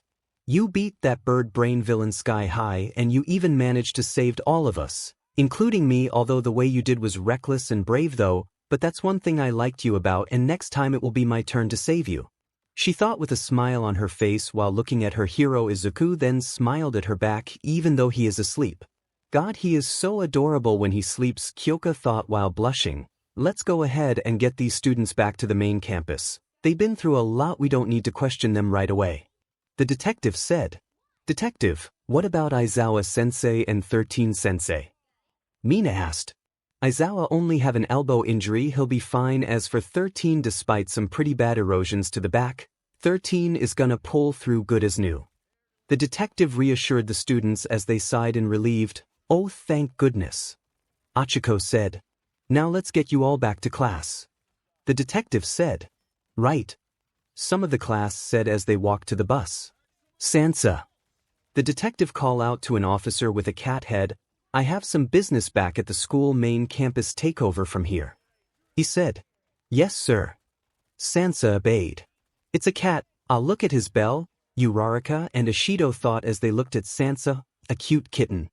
Ryutaros thought while looking at Sansa too. Hey Joe, wake Midoriya up, it's time to go. Yaoyorozu. Yeah. Kyoka replied with an annoyed tone, even though I really want him to sleep on my lap a bit longer, but oh well. She thought as she then began waking him up. Izuku-kun, wake up. Kyoka said while shaking him. Izuku then opened his eyes slowly as he then saw Kyoka face with a smile. Kyoka-chan, what's wrong? Izuku asked. It's time to go back. Kyoka said. Okay then let's go. Izuku said as he tries to stand but he almost lose his balance. Kyoka quickly stood up and helped him stand. I got you. Kyoka said as she then put her arm over to his shoulder. Sigh, I guess my leg is a little numb, thanks Kyoka-chan. Izuku thanked her. You're welcome, now let's go, shall we? Kyoka said. Right. Izuku replied with a smile as he and Kyoka walked to the others. Back inside the 𝐒𝐮𝐦𝐦𝐚𝐫𝐲, Snipe, and Midnight watched the damage caused by the villains. We need security improvements, probably an entire system overhaul. 𝐒𝐮𝐦𝐬 suggested. Agreed. Snipe said. Warp quirks are very rare, and could completely change the course of the battle. It's frightening to know that a villain has such power. Midnight explained. Back outside the USJ.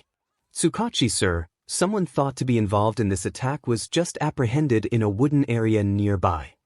One of the cops informed Tsukachi as he looked to see it was the Nomu in cuffs. Report. Tsukachi ordered.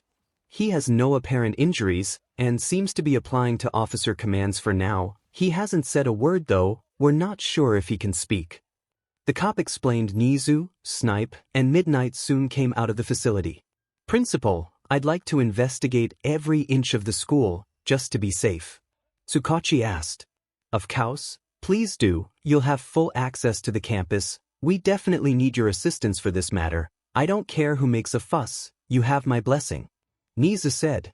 Thank you, now teams continue as planned. Tsukachi ordered. Yes, sir. The police obeyed as Tsukachi put on his hat and walk away. Time skip at you. A main campus. Are you alright, young Midoriya? I'm sorry I couldn't be there. All Might apologized to Izuku, who was rest on a bed in the nurse's office. Yeah, I'm fine, don't worry. Izuku reassured. Gee, skeleton, maybe this wouldn't have happened if you didn't waste your time limit. Momotaros scolded All Might, which makes him flinch a bit. For once I kinda agree with Bakamomo here. Kyoka agrees, which caused All Might flinch again until Izuku then responded. Guys, there's no need to scold. All Might alright, but the good thing is we won, right? Izuku said. Sigh, fine. Momotaros said with annoyed tone. Well, if that's what Izuku wants, then alright then. Kyoka said with a small smile. All Might then sigh in relief. So you must be All Might? Sieg asked, which caused All Might attention. Indeed I am, and I'm guessing you're one of young Midoriya's Imagine. All Might asked. That's right, my name is Sieg. Sieg said. Sieg, the one young Midoriya told me that goes traveling.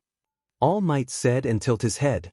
Correct, also I would like to thank you for telling him that he can become a hero even though is a power that is not so-called quirks. Sieg thank him. No problem, wait, you knew. All Might said with a shock. Yes, and I also knew you also transferred the you-know-what to him. After all, we Imagines are connected to him. Don't worry, we'll keep your secret. Sieg reassured. All right then. All Might said with relief until Kyoka responded. Oh yeah, I almost forgot. All Might, I would like to thank you too. Right after Izuku-kun got your quirk, Ryuta explains to me why he transferred your powers to him, so I would like to thank you for telling Izuku that he can become a hero even if it's not a quirk, especially for making him your successor. Don't worry, your secret is safe with me too. Kyoka thanked him and bowed at him. Ah, Seobi, I forgot she knows too. All Might thought with a sweat drop and replied, You're welcome, young Jiru. But you better teach him properly or else. Kyoka said with a serious tone, or else what? All Might didn't finish his sentence because he got caught by Momotaros making hand sign, just. Said. Momotaro said with a hand sign to All Might. Kyoka then looked back at Momotaros, but she only saw him whistling and she turned back again to All Might. All Might then understands, so he just responded. Yes, and I will do my best to teach him everything I can for young Midoriya. All Might said with a smile. Good. Kyoka said with a smile on her face. How can this girl be so scary than my teacher? I guess it's best to be on her good side from now on.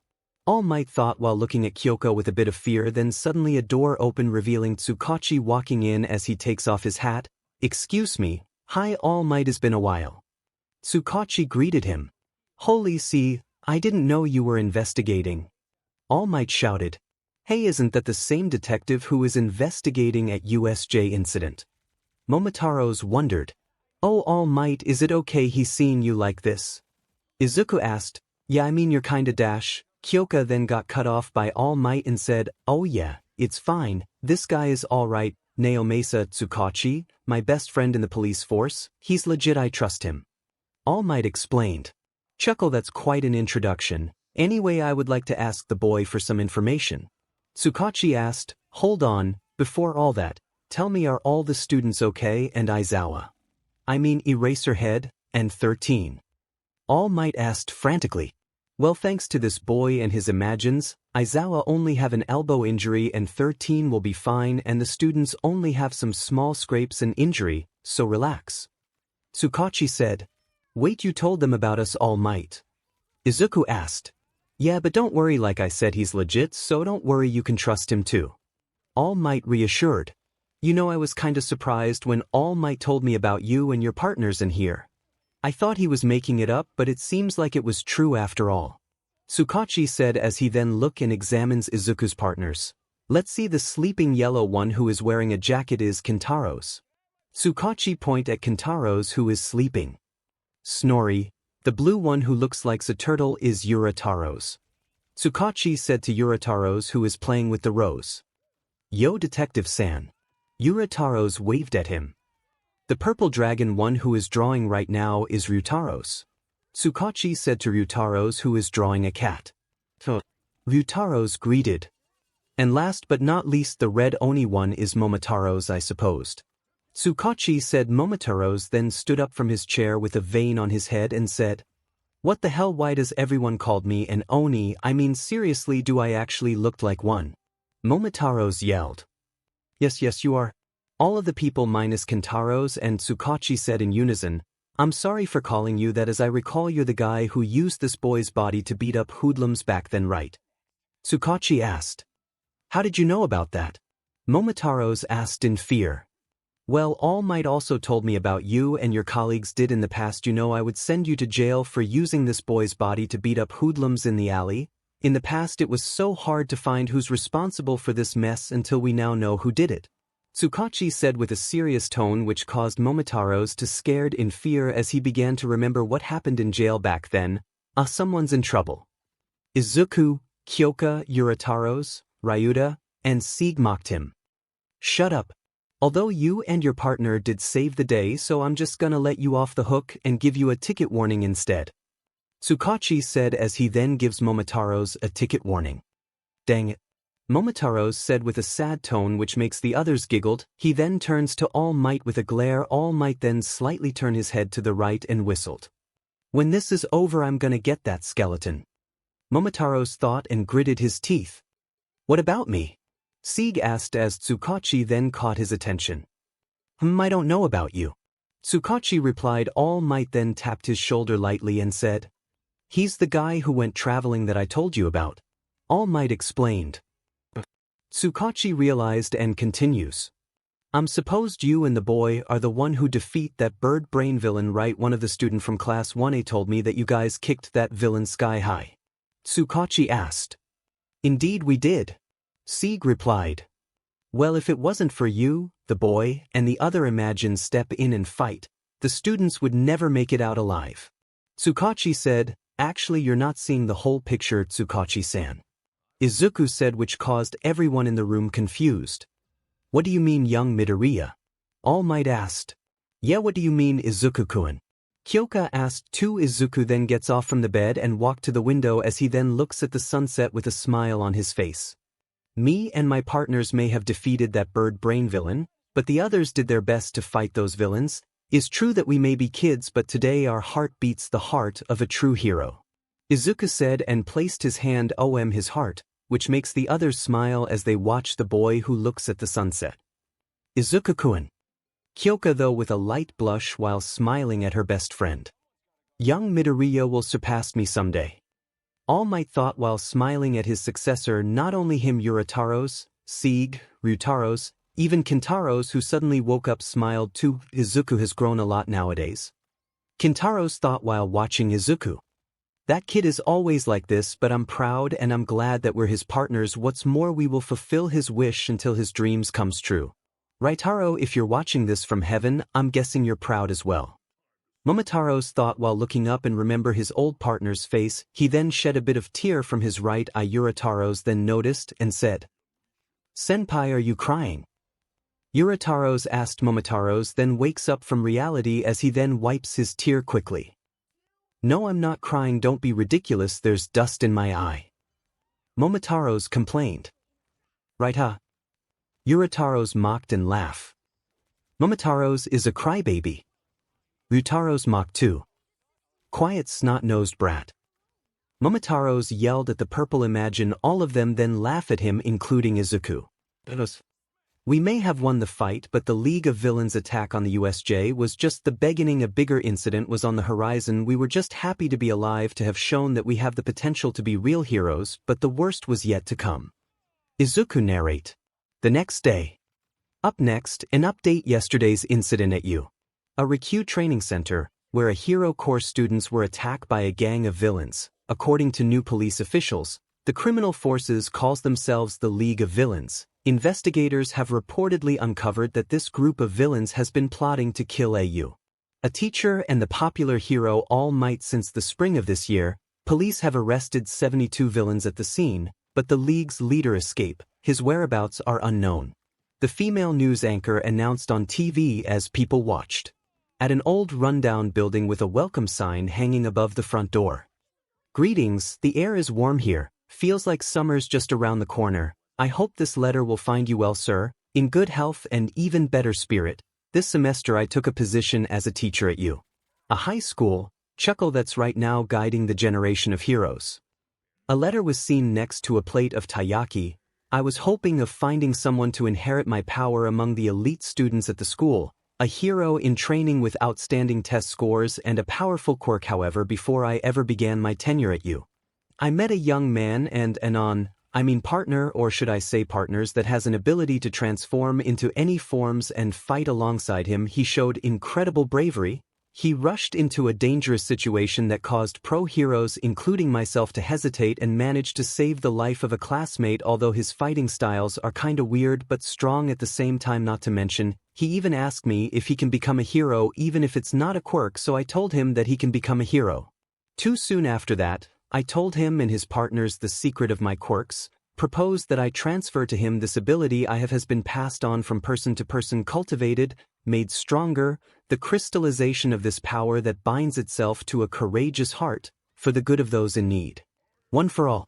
He accepted without hesitation, and me and his partner Kintaros began training him for the trials he needed to overcome in order to be accepted into the hero course at a high school. Even though sometimes he struggled with his newfound ability, he and his partners never stopped fighting and gave 100% as he tried to harness the full power of One for All. I don't want to toot my own horn, but I believe I found the perfect person to pass my quirk onto. He has shown me time and time again that he has what it takes to be a real hero. I'm still quite new to the role of being an instructor. Day might come when I must trouble you, my old teacher, for advice. I'll be counting on your wisdom and patience when that time comes. Until then, please take care of yourself. As the season begin to change, I will continue to keep you updated on what's happening. Sincerely yours, Toshinori Yagi. Allmight finished in the letter. So Toshinori has found a worthy successor. Interesting. An old man said while eating a taiyaki. Night time at a Tsukachi was having a meeting with a teachers. Our investigators are trying to learn everything about this so-called League of Villains. We made some progress, but we can't find anything about this Shigaraki so far. We search our records for men in their 20 or 30 who were registered for have some sort of disintegration type quirk, but so far we've come up empty. Same for the warp villain Kurogiri, so they're not citizens or they're using alias. Hard to find either way. Tsukachi explained. So what you're saying is that we don't know anything.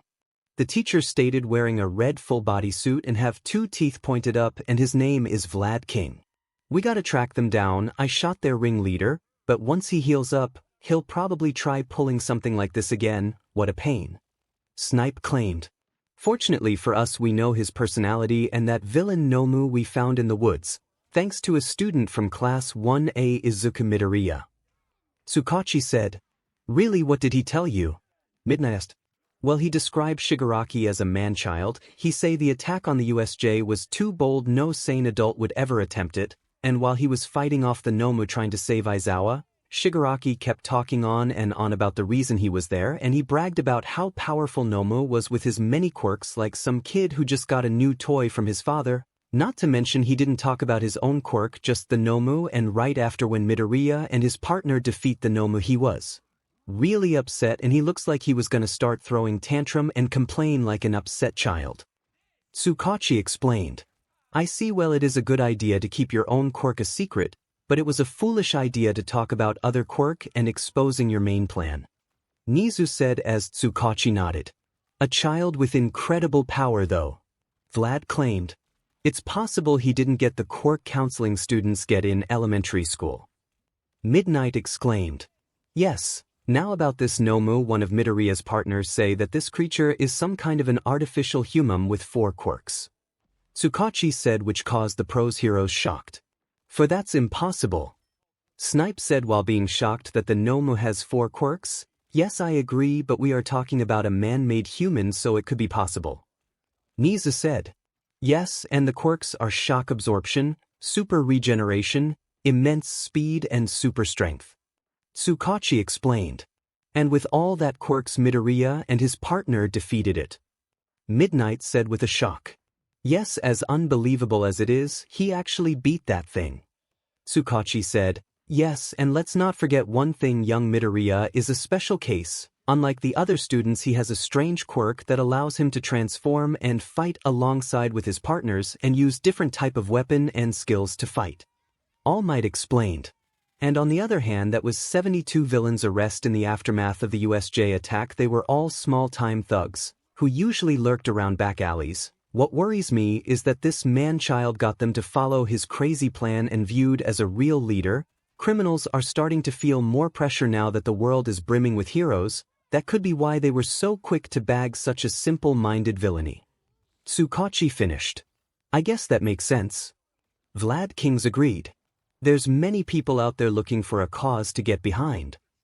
Snipe stated, "So what can we do to stop them?" Midnight asked, "Well, it is thanks to you heroes that we have the time to devote ourselves to this case. We'll expand our investigation and continue searching for the perpetrators who planned this attack." Tsukachi concluded, "A man-child, huh? In some ways he shares common grounds with our students. They both have so much potential, and like our students, I guess it's possible someone is guiding him, trying to nurture his malign villainy." Nizu claimed as All Might looked concerned. "I don't want to think about what that could mean." All Might said, "At Midoriya's resident school was closed the day after the villains attacked the USJ. I think they wanted us to have a little break, but it was pretty hard to relax." Midoriya narrated, "While Inko and Deneb are cooking Izuku and his imagines are in the den liner, Momotaros is enjoying his pudding as always, Urataros is reading about girls, Kintaros is sleeping, Ryutaros is playing with his bubble-blowing gun, Sieg is drinking his Darjeeling tea. As for Izuku, well, he is lifting his dumbbell." Momotaros then wondered why he didn't relax, and he then spoke. "Oi Izuku, don't you think you should rest?" Momotaros asked. "Yeah, I mean you really need to know how to relax." Urataros asked. "I can't relax, okay? After that USJ attack I realized I need to get stronger so I can protect my friends, including her too, and to do that I need to train faster and increased my time limit to 2 hours." Izuku said as he continues to weight lift his dumbbell. "I know you want to be strong, but seriously you need to rest."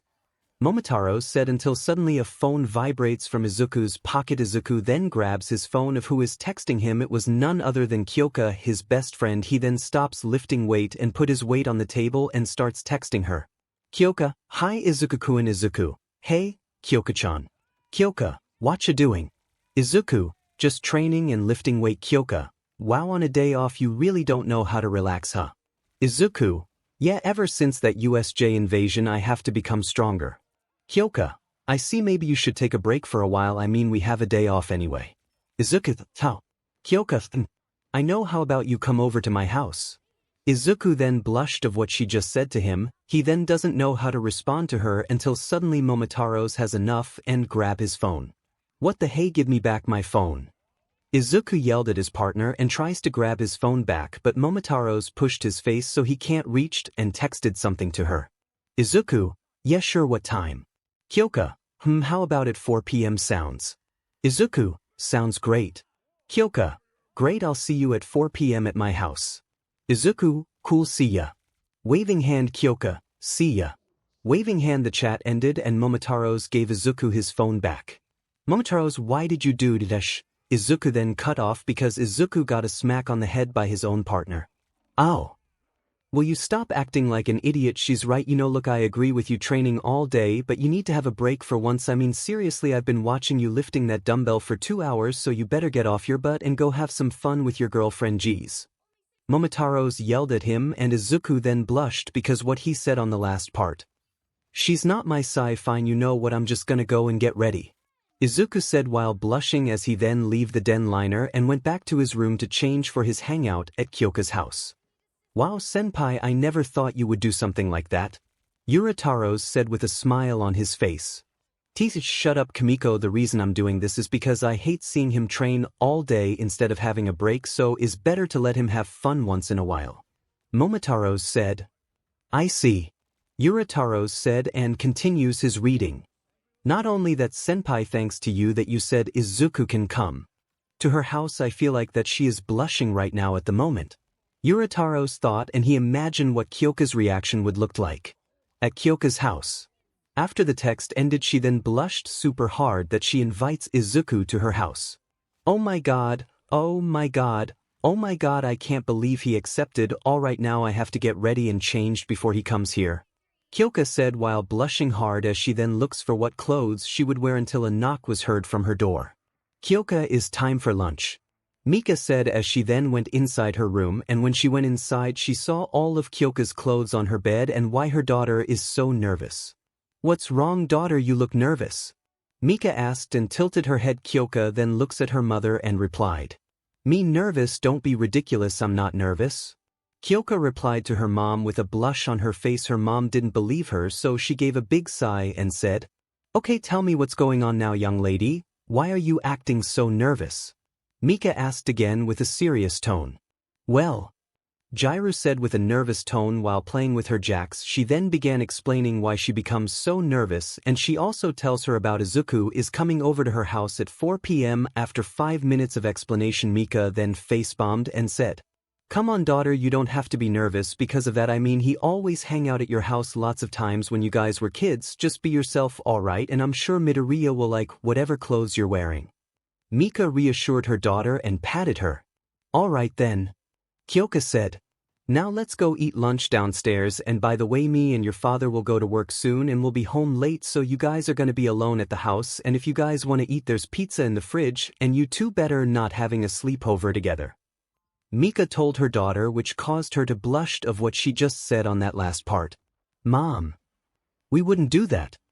Kyoka yelled at her mom. Mika then giggled and said, Yeah, anyway, let's go. Mika said as she and her daughter then leaves the room and went downstairs for lunch. Back at Midoriya's residence. At 3:30 p.m. Izuku was preparing himself of what clothes he should wear. He decided to wear a black and white shirt that says, Anyways, on it, and blue jeans. Right after he changed, he then goes out of his room and called his mom. Mom, I'll be going to see Kyoka-chan now. Izuku said to his mother. Sure, Izuku. Just don't be home late, be back at 8 or 9:30 p.m. Inko told his son. Izuku then nodded and replied, Okay, Mom. Izuku then goes to the door but was stopped by Deneb. Wait, before you leave, here is some food in case you guys got hungry. Deneb said as he then handed out a picnic basket filled with foods. Thanks, Deneb. Well, anyway, I gotta go, bye guys. Izuku waved goodbye at them and he then leaves the apartment. Time skip. At 4 p.m. Izuku arrived at Kyoka's house with his den bird. He then gets off his bike and reached to the doorbell. He pressed the doorbell 2 times to get Kyoka's attention. I'm coming. Kyoka yelled as she then ran downstairs and opened the door and saw Izuku. Hi Izuku-kun, you came. Kyoka said and smiled at him. Yeah, you look good today. Izuku said. He then looked at Kyoka's outfit. She is wearing a blue shirt with "dead" on it and a black breathes. Ignore the pink shoes she is wearing. Thanks, Izuku-kun. Kyoka said with a nervous tone. She then noticed Izuku is carrying a picnic basket. By the way, Izuku, what's in the basket? Kyoka asked and pointed the basket he is holding. Oh, is from Deneb. He gave it to me in case we got hungry. Izuku explained. Wow, he thought of everything, huh? Kyoka said. Yup, anyway, mind if I come in? Izuku asked. Yeah, sure, come on in. Kyoka said. Thanks, excuse me. Izuku then went inside her house and put his red shoes on the shoe rack. After a while they started eating their food from the picnic basket that Deneb gave Izuku while watching TV. Deneb's cooking is delicious as ever. Kyoka said with sparkles on her eyes as she then continues eating. Yeah, I know, right, he's the best. Izuku said while eating his katsudon. Oh, does that mean you like Deneb's cooking than your mom? Kyoka joked with a smirk on her face. What are you talking about, both of them are the best. Izuku replied. Yeah, you got a point there, Aunt Inko cooks amazing too. Kyoka said. At Izuku's resident. Achoo. Are you alright, Ms. Midoriya? Deneb asked while washing the dishes. Don't worry, I'm fine, I just sneezed, that's all. Inko said. Back with Izuku and Kyoka. They continue eating their food. Izuku then noticed that his best friend looked a little troubled and stopped eating before he titled his head. Is there something on your mind, Kyoka-chan? Izuku asked Kyoka worriedly. Well, yeah, there's one thing. Do you think something like that could happen again? Kyoka asked as she looked down at her lap, avoiding eye contact. You know, the villains attacking the 𝗧𝗟𝗘. I don't know. Izuku said as he looked up at the ceiling. It's hard to tell if these villains will go into hiding for either a month or a year, 'cause no one but me and Momotaros expected them to attack the 𝗧𝗟𝗘, not to mention you. Has never been attacked in all these years. Yeah, you're right about that. Kyoka said before rubbing her arms, but something like that can't happen again, right? Kyoka thought to herself as she tried to forget the fact that the villains could still possibly attack you. Again.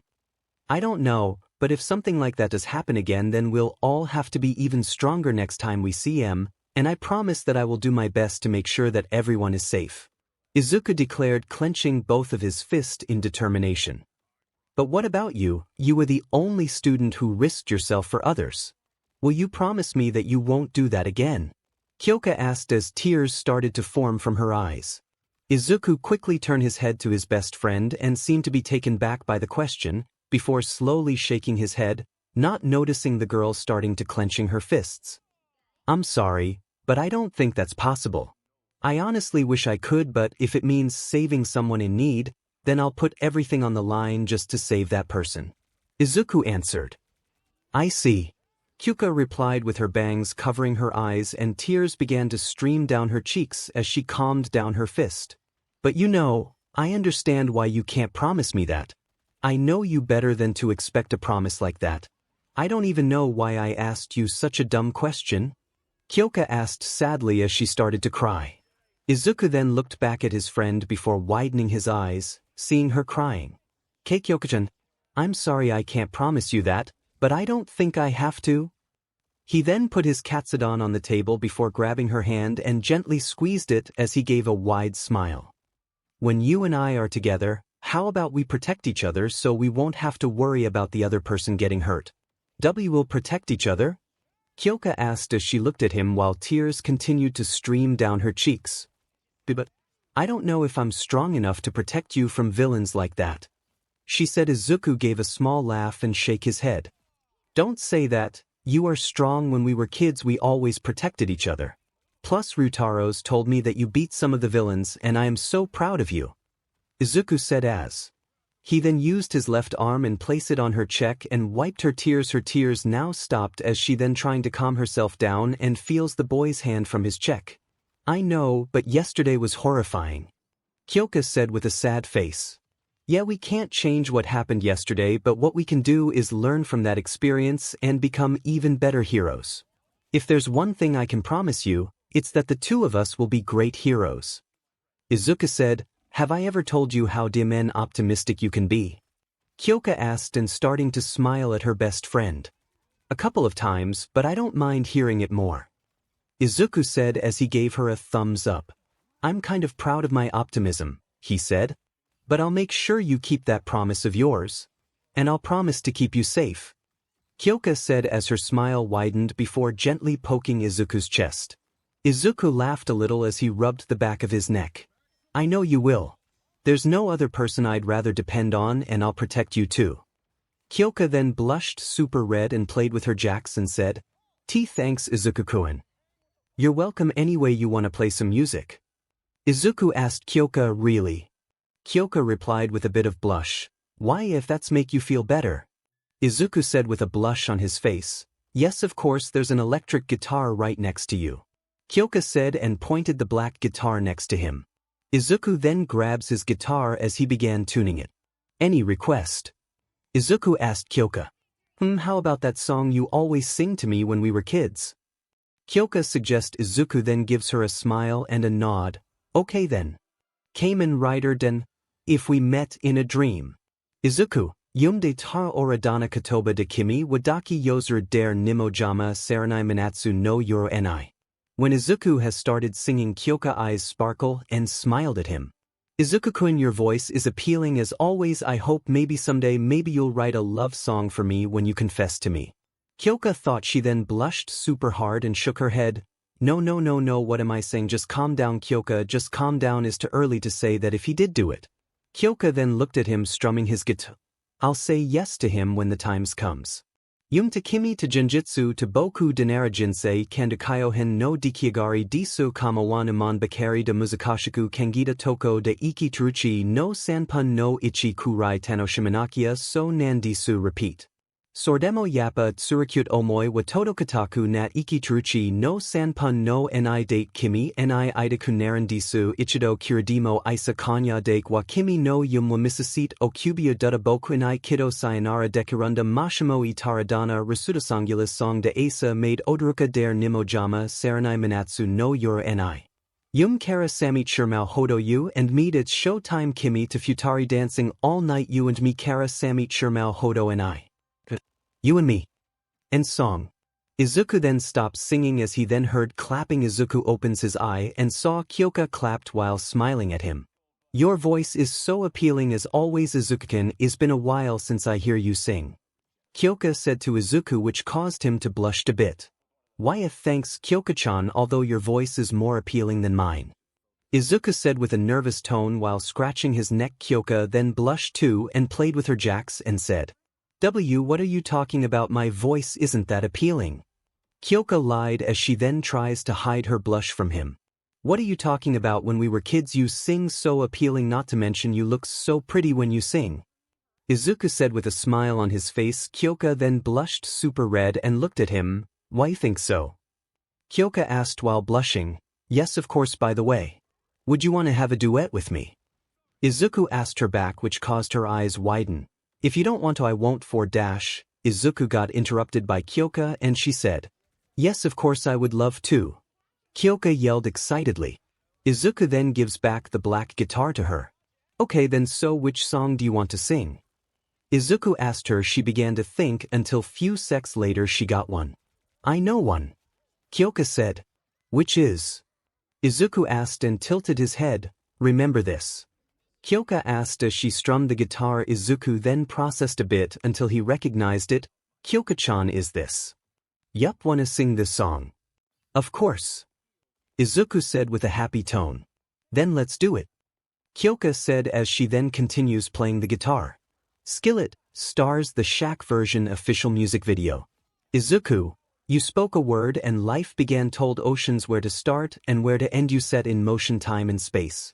𝗧𝗜𝗍𝗘 and 𝐒𝐿𝐴, but still you come and you call to me by name. But still you come and you call to me by name. If you can hold the stars in place, you can hold my heart the same. Whenever I fall away, whenever I start to break, so here I am, lifting up my heart. 𝗧𝗜𝗍𝗘, to the one who holds the stars. 𝗧𝗜𝗍𝗘 and 𝐒𝐿𝐴, the deepest depths, the darkest nights can't separate, can't keep me from your sight. 𝗧𝗜𝗍𝗘, I get so lost, forget my way. 𝗧𝗜𝗍𝗘 then looks at 𝐒𝐿𝐴 with a smile and 𝐒𝐿𝐴 did the same too as they then continue singing. 𝗧𝗜𝗑 and 𝐒𝐿𝐴, but still you love and you don't forget my name.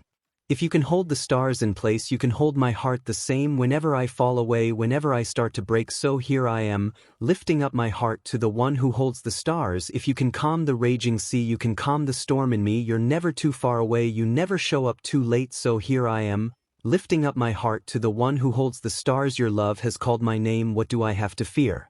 What do I have to fear? Your love has called my name. What do I have to fear? What do I have to fear? 𝐒𝐮𝐦𝐦𝐚𝐫𝐲, if you can hold the stars in place, you can hold my heart the same whenever I fall away.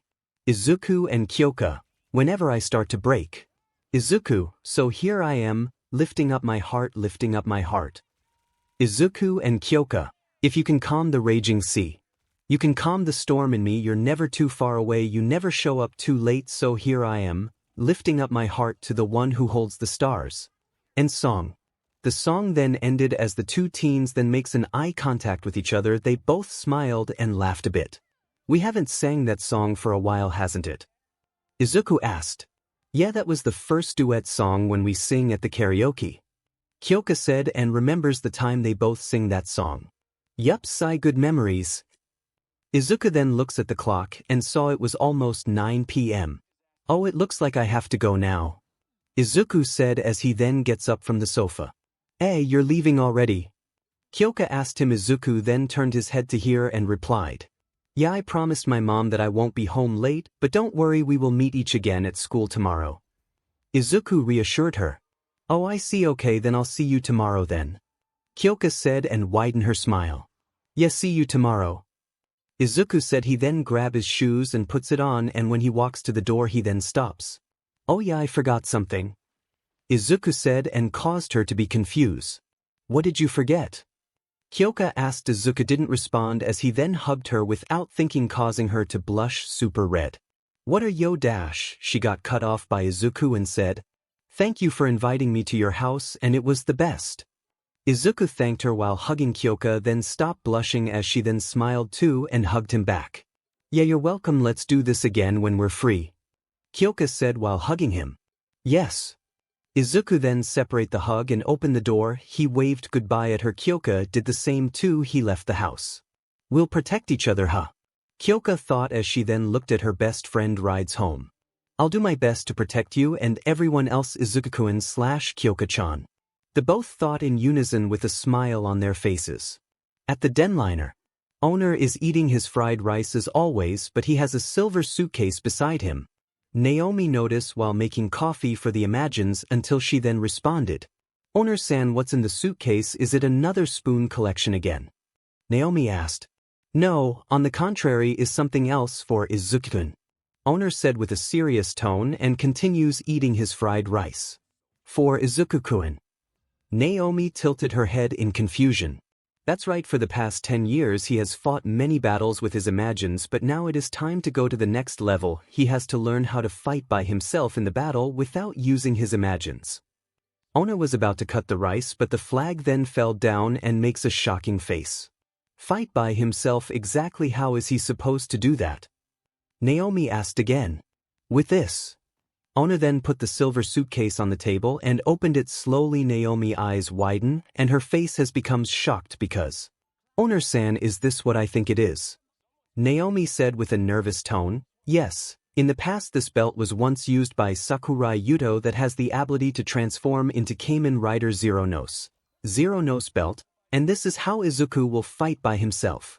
Owner said, and inside those suitcase contains not only the belt but with the cards also.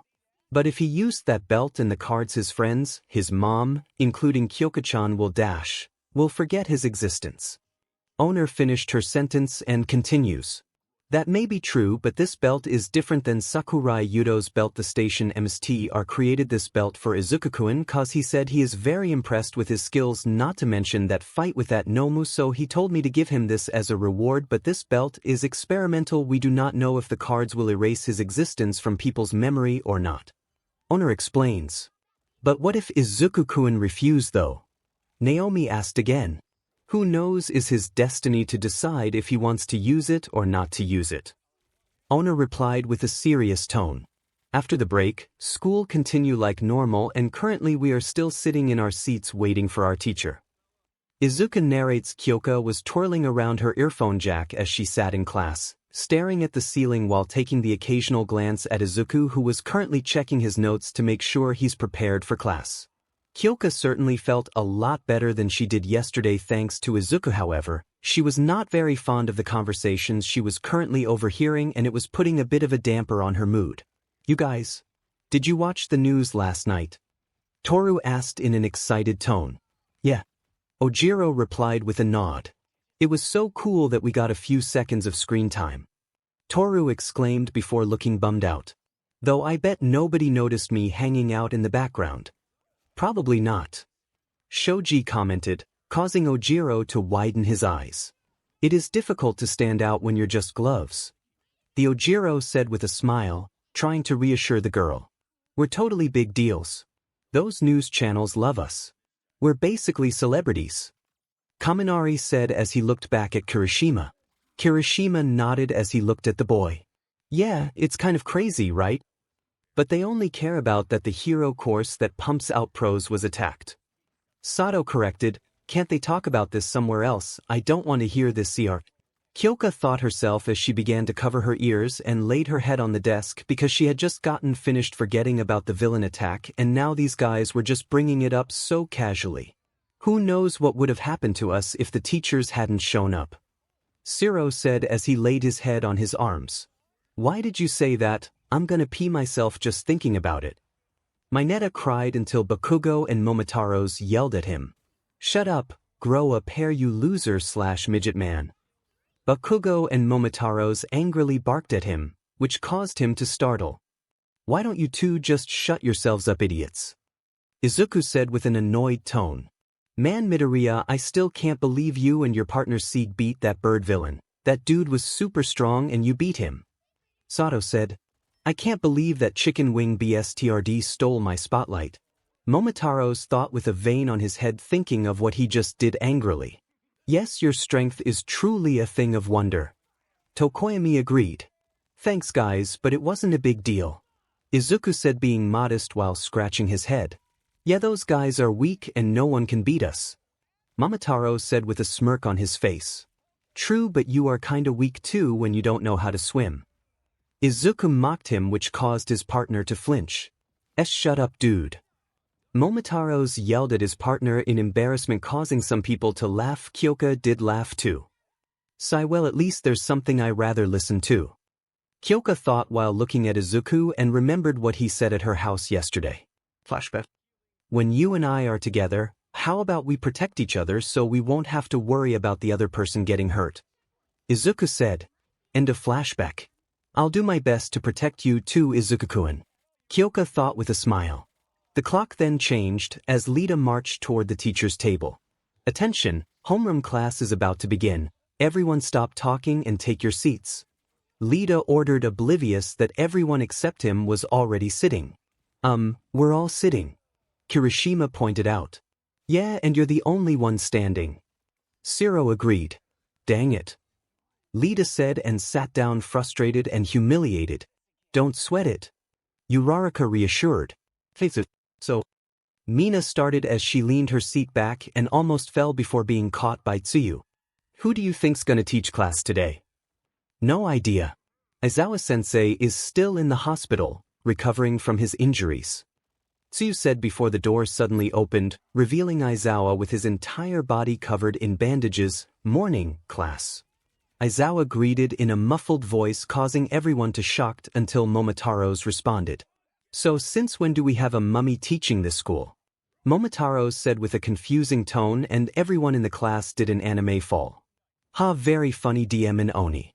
Aizawa said with an annoyed tone, even though his voice is muffled. Momotaro's eyes widen and realized who he is. What the caterpillar, what are you doing here?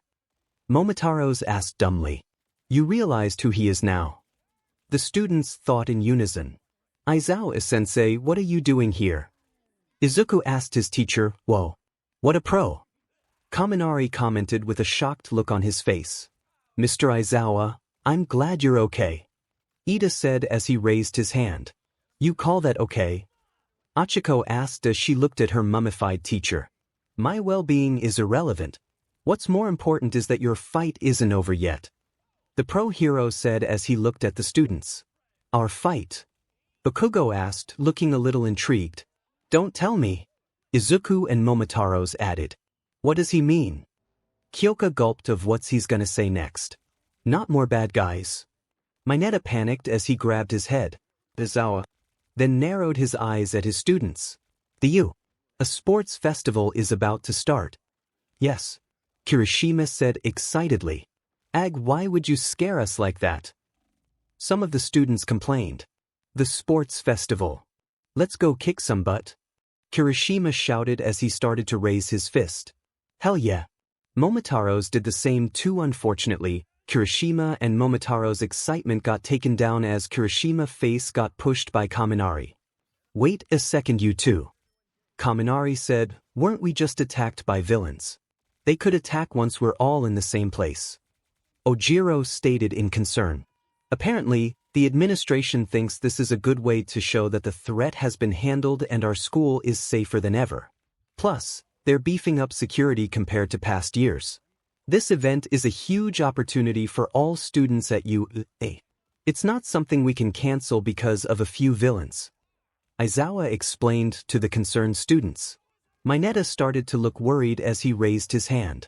I'm sorry, but why not cancel it? It's just a sports festival.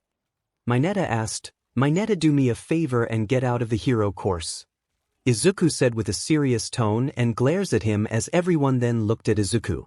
Why would you say that? Mineta asked nervously in fear while the boy is still glaring at him. Simple, because you are not good enough to be a hero if you are scared by a few villains, cause when we finish the hero course we'll be fighting villains every single day and might end up getting killed, and if you are scared of a few villains, please, you think being a hero is all about being popular? Mineta. No heroes save lives and help people from villains, so if you can't handle a few of them then get out. And one more thing besides the U. A sports festival is important. Izuku explained, causing everyone to shock of his explanation except for Momotaros and Kyoka, who only smiled at him. Aizawa smiled too, just a bit under his bandages. Midoriya is right on that point. We pro heroes face villain every day, and if you can't handle it then get out, and he is right about the U. A sports festival is one of the most watched events in the entire world. In the past, everyone obsessed over the Olympic Games. But then quirks started appearing. Now, the Olympics have been drastically reduced in terms of scale and viewership. For anyone who cares about competition, there's only one tournament that matters. The U. A sports festival. Aizawa said, that's right. And top heroes everywhere will be watching. Momo said as she made a fist. This is where you get scouted. Sure, unless you're dead. Mineta commented as he glanced at the girl. Midget man, shut up or else I'll punch you. Momotaros said in a threatening tone, causing Mineta to flinch and rapidly nodded yes. She's right. After graduating, a lot of people join pro agencies as a sidekick. Kaminari explained as he turned his left, giving a thumbs up. Zero nodded as he gave the boy a thumbs up back. Yeah, this competition could give us some killer opportunities. Zero said, it's true that joining a famous hero agency can garner you greater experience and popularity. That's why the festival matters. If you want to go pro one day, then this event could open a path for you. 1 chance a year. 3 chances in a lifetime. No aspiring hero can afford to miss this festival. That means you better not slack off on your training. Aizawa ordered them and encouraged the students. Yes, sir. The students obeyed. Class is dismissed. Aizawa said before leaving the classroom. The sports festival. Kyoka thought to herself before giving a small smile towards Izu. Soon the whole world will see just how amazing you are. I know you'll impress everyone there, Izuku-kun.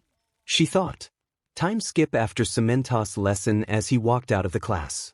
The villain stuff SCK sure, but I'm pumped for these game. Kirishima shouted, we put on a good show and we're on the road of becoming a real pro hero.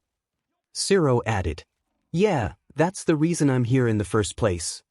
Sato stated as he clutched his fist. We get a few chances, we have to make sure the most of this.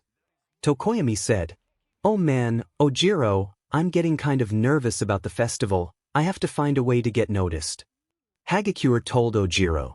Sure, maybe you should be looking at a shinier costume or something, otherwise you're gonna have to try really hard. 𝗬𝗟𝗡 suggested as Hagakure made cheer gestures. What am I gonna do? I stand out even when I'm standing still, that means the scouts won't be able to take their eyes off me. Aoyama gloated to Kuda, who held an eraser for defense, don't you agree? He finished as Kuda nodded terrified. Sigh, you're so lucky, Shoji. People are bound to notice your quirk. Kaminari complimented. Yeah, but what matters is that I show them how useful I can be. Shoji claimed. No doubt you will make a scene though. Ryutaros said to Kaminari, who popped out of nowhere that caused them to jump scare a bit. What the where did you come from and what did you mean by that? Kaminari asked angrily. Simple, when you use too much quirk you'll go to baka mode. Ryutaros reminded him and pointed at the electric quirk user, and his friends laugh at him. Wow, you've been roasted by a kid, Kaminari. Shoji said while laughing. Ah, come on man, and also why are you here? Kaminari asked the purple Imagine. I got bored and I have nothing to do, and when I heard you guys are having a sports festival I thought maybe I should join too. Ryutaros explained. But you're not a student though. Shoji said with a sweat drop. Yes, but I'm one of Izuku's quirk. Ryutaros reminded Shoji. Oh yeah, I forgot about that. Shoji said with a sweat drop. Not only me though, the others will join too as well, and I wish you all a good luck. Ryutaros said and gave them a thumbs up. Thanks Ryutaros, you too as well. Shoji said as Ryutaros gave them a big smile. Wow, I'm glad everyone is excited for the sport festival, but I didn't think they would get this excited. Izuku said while watching his classmate talk. Well yeah, of course we are. We enrolled in this school with the sole aim to become heroes, so naturally we're all getting fired up. Lita said as he made a robot gestures. Wow Lita, those are some interesting moves, Ribbit. Ashui complimented. He danced so weird. Momotaros thought with a sweat dropped while looking at him. Midoriya, Momotaros, do you guys feel the same way too? Tenya asked them. The caterpillars said that I don't need to be in the sport festival since I'm Izuku's quirk, but yeah, I'm excited and is a good thing too, I can finally beat them up there. Momotaros said excitingly. Same here, but not the beating part though, I just want to give all my best. Izuku said, this is actually happening, isn't it? We're going to attend the sports festival. Kyoka said, yeah, we're going to show everyone what we can do. Hopefully we can get scouted by some amazing pros. Izuku smiled and clenched his fist as he started to feel excited as Kyoka then comes closer to him and whispered, well, with that flashy and powerful transformation quirk of yours including the other one, you'll be sure to get some offers.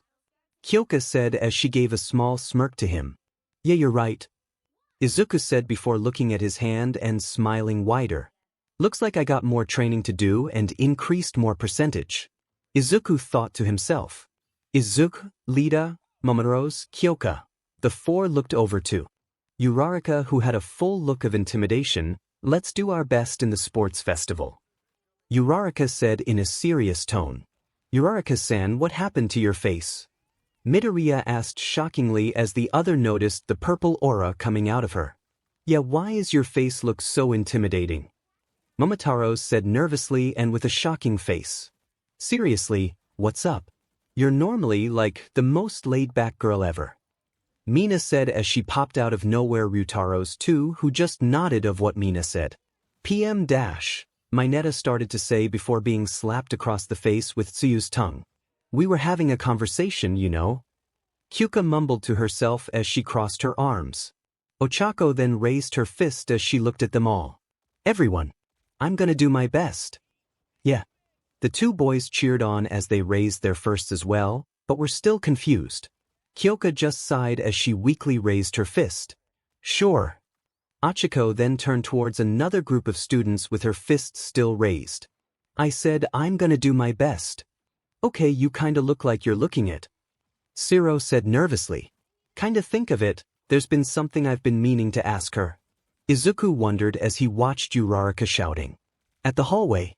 Soon, they all started to leave the classroom and Izuku turned to Ochako with a curious look on his face as they all walked down the stairs. Hey, Uraraka-san. Izuku said. Ochako turned to the boy as she tilted her head. What's up? Why did you decide to come to you?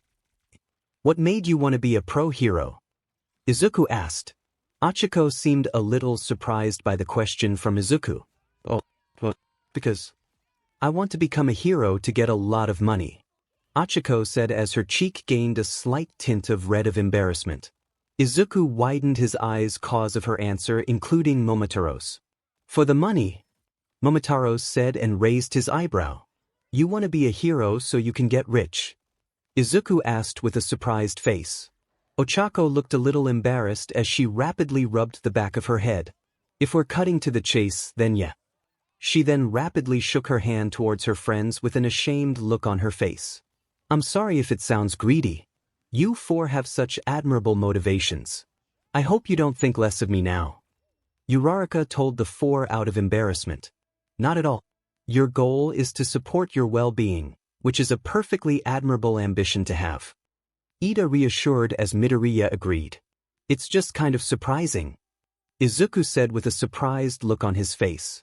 Kyoka nodded and said, yeah, I'm sure tons of people do it for the money as well.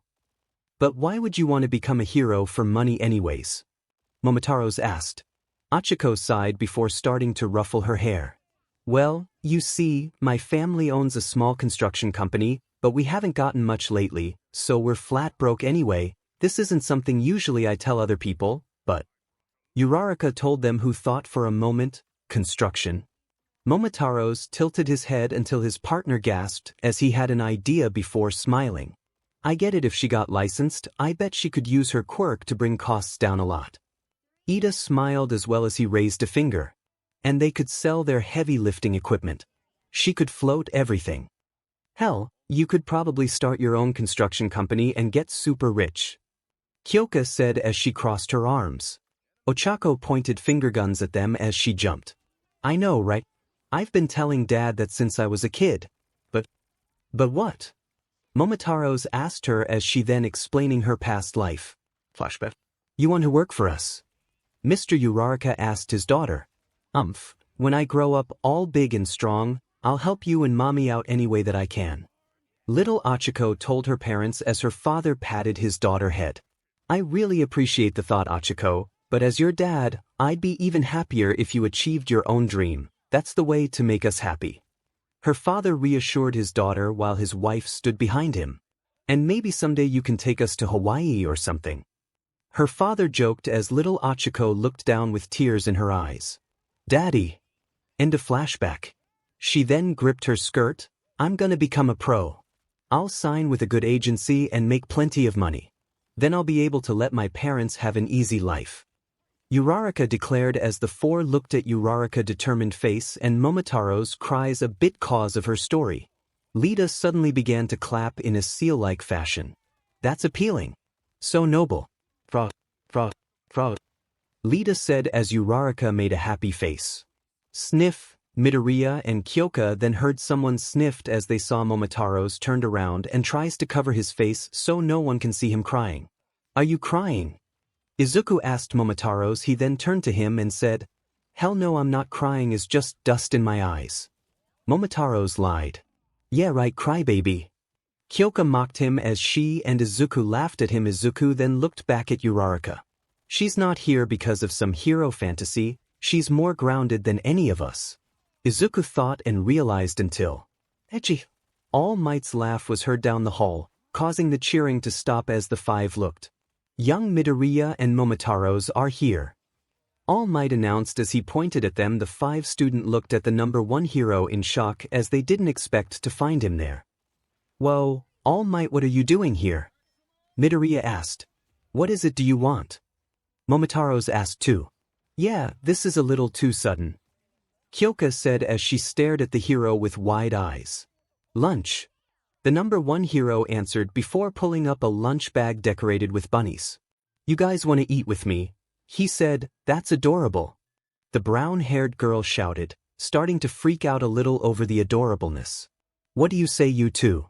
All Might asked them as he held up the bag higher to tempt them. Izuku turned towards Ida and got a nod before turning to Kyoka, noticing that she was delaying her answer. Kyoka sighed before reluctantly nodding. Go ahead. You don't have to ask permission, you know. Sure thing, come on, Momotaros. Izuku said as he ran towards All Might before looking back at his best friend, smiling at her. Yeah, I'm coming. Momotaros said with a bored tone. The two, one for all users and one Imagine, walked away together as Ida cupped his chin. Looks like we're eating without Midoriya today. What a shame. Lita said. Kyoka pouted as she looked down at her shoes. I guess we are. What does All Might even want with Izuku-kun at this time? It better be important or else. Kyoka thought to herself as she clenched her hand with a bit of anger. At the cafeteria.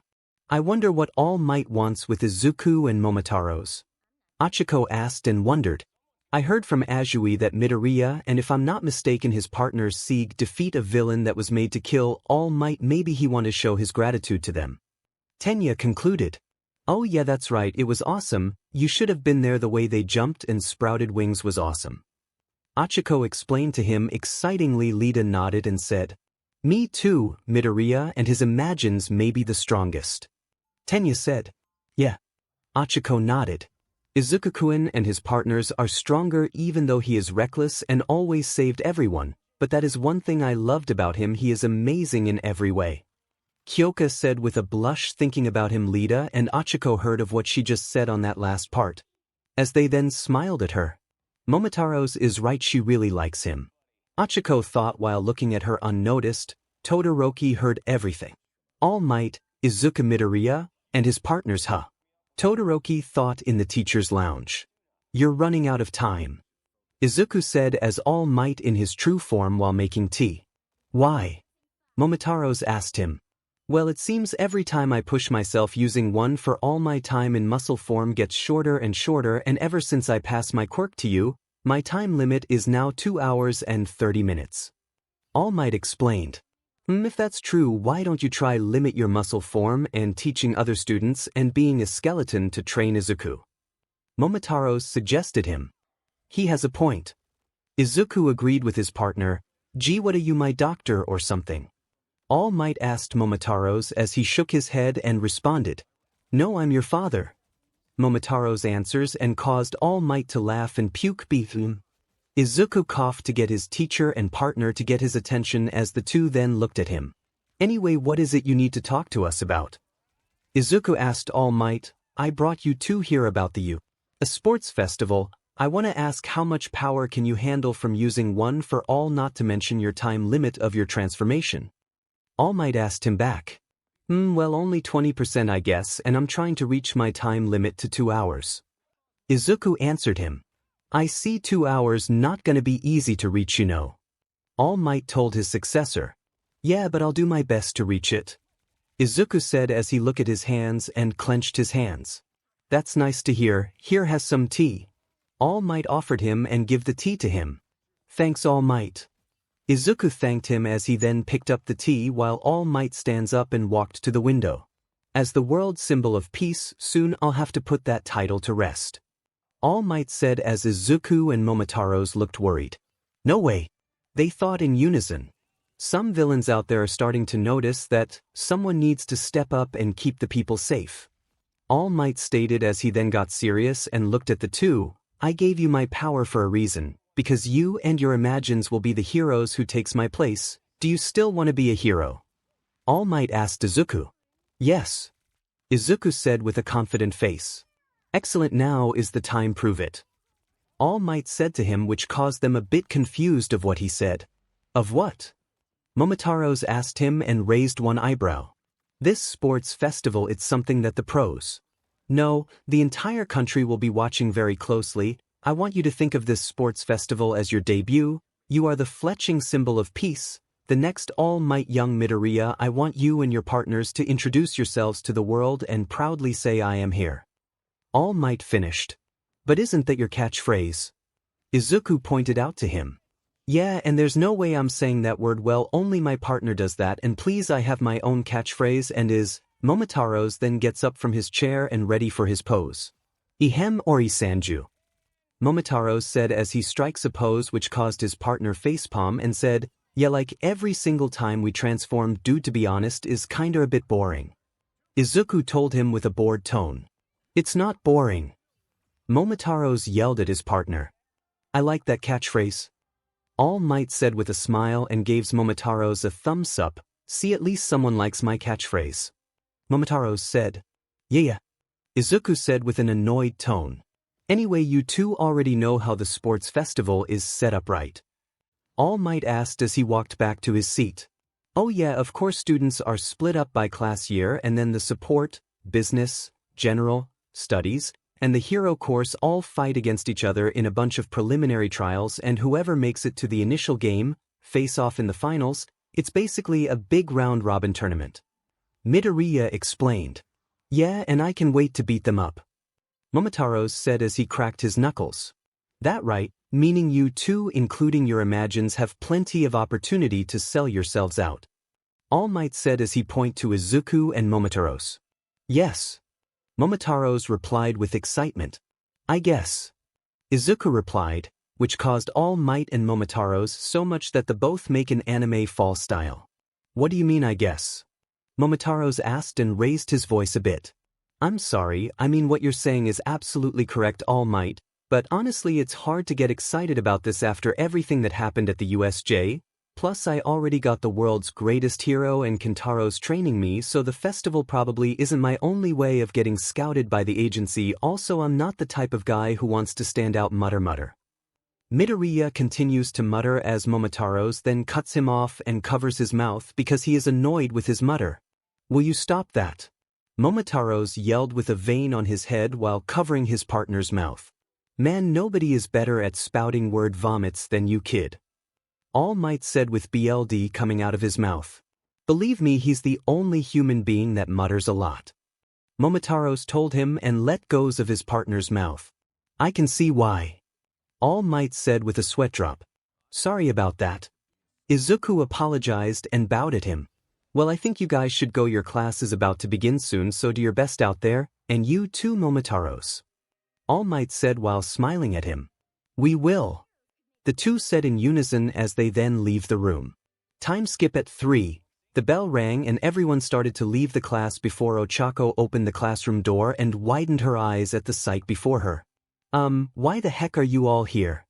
Dozens of first-year students from different courses were crowded in front of their classroom, leaving no space for anyone to slip out. Do you students have some sort of business with our class? Ida politely asked as he pointed his hand at the crowd. You guys mind moving? Kyoka asked as she placed a hand on her hip. We want to go home as much as you guys, you know. Why are you blocking our doorway? I won't let you hold us hostage. Mineta proclaimed as he raised his fist. They're scouting out the competition, idiots. Bakugo said as he walked towards the crowd, leaving behind a shocked Mineta. We're the class that survived the villain attack. They wanted to see us with their own eyes. At least now you know what a future pro looks like. Now move it, extras. Bakugo demanded at the crowd, as the others panicked. You can't walk around calling people extras, just because you don't know who they are. Lita scolded as he waved his hand at Bakugo. So this is Class 1A. I heard you guys were impressive, but you just sound like an but. Is everyone in the hero course delusional, or just you? A purple-haired boy from the crowd asked, causing everyone behind Bakugo to rapidly shake their heads and wave their hands while Kyoka, Izuku, and Momotaros pointed at Bakugo. How sad to come here and find a bunch of egomaniacs. I wanted to be in the hero course, but like many others here, I was forced to choose a different track. Such is life, but I have another chance. If any of us do well in the sports festival, the teachers can decide to transfer us to the hero course. And they'll have to transfer people out to make room. Scouting the competition. Maybe some of my peers are, but I'm here to let you know that if you don't bring your very best, I'll steal your spot right from under you. Consider this a declaration of war. Where did this guy even come from? Kyoka, Momos, Lita, and Ochako thought to themselves as they looked at the boy. Unfortunately, Kyoka felt a little intimidated by this declaration as she rubbed her arm. Is this guy serious?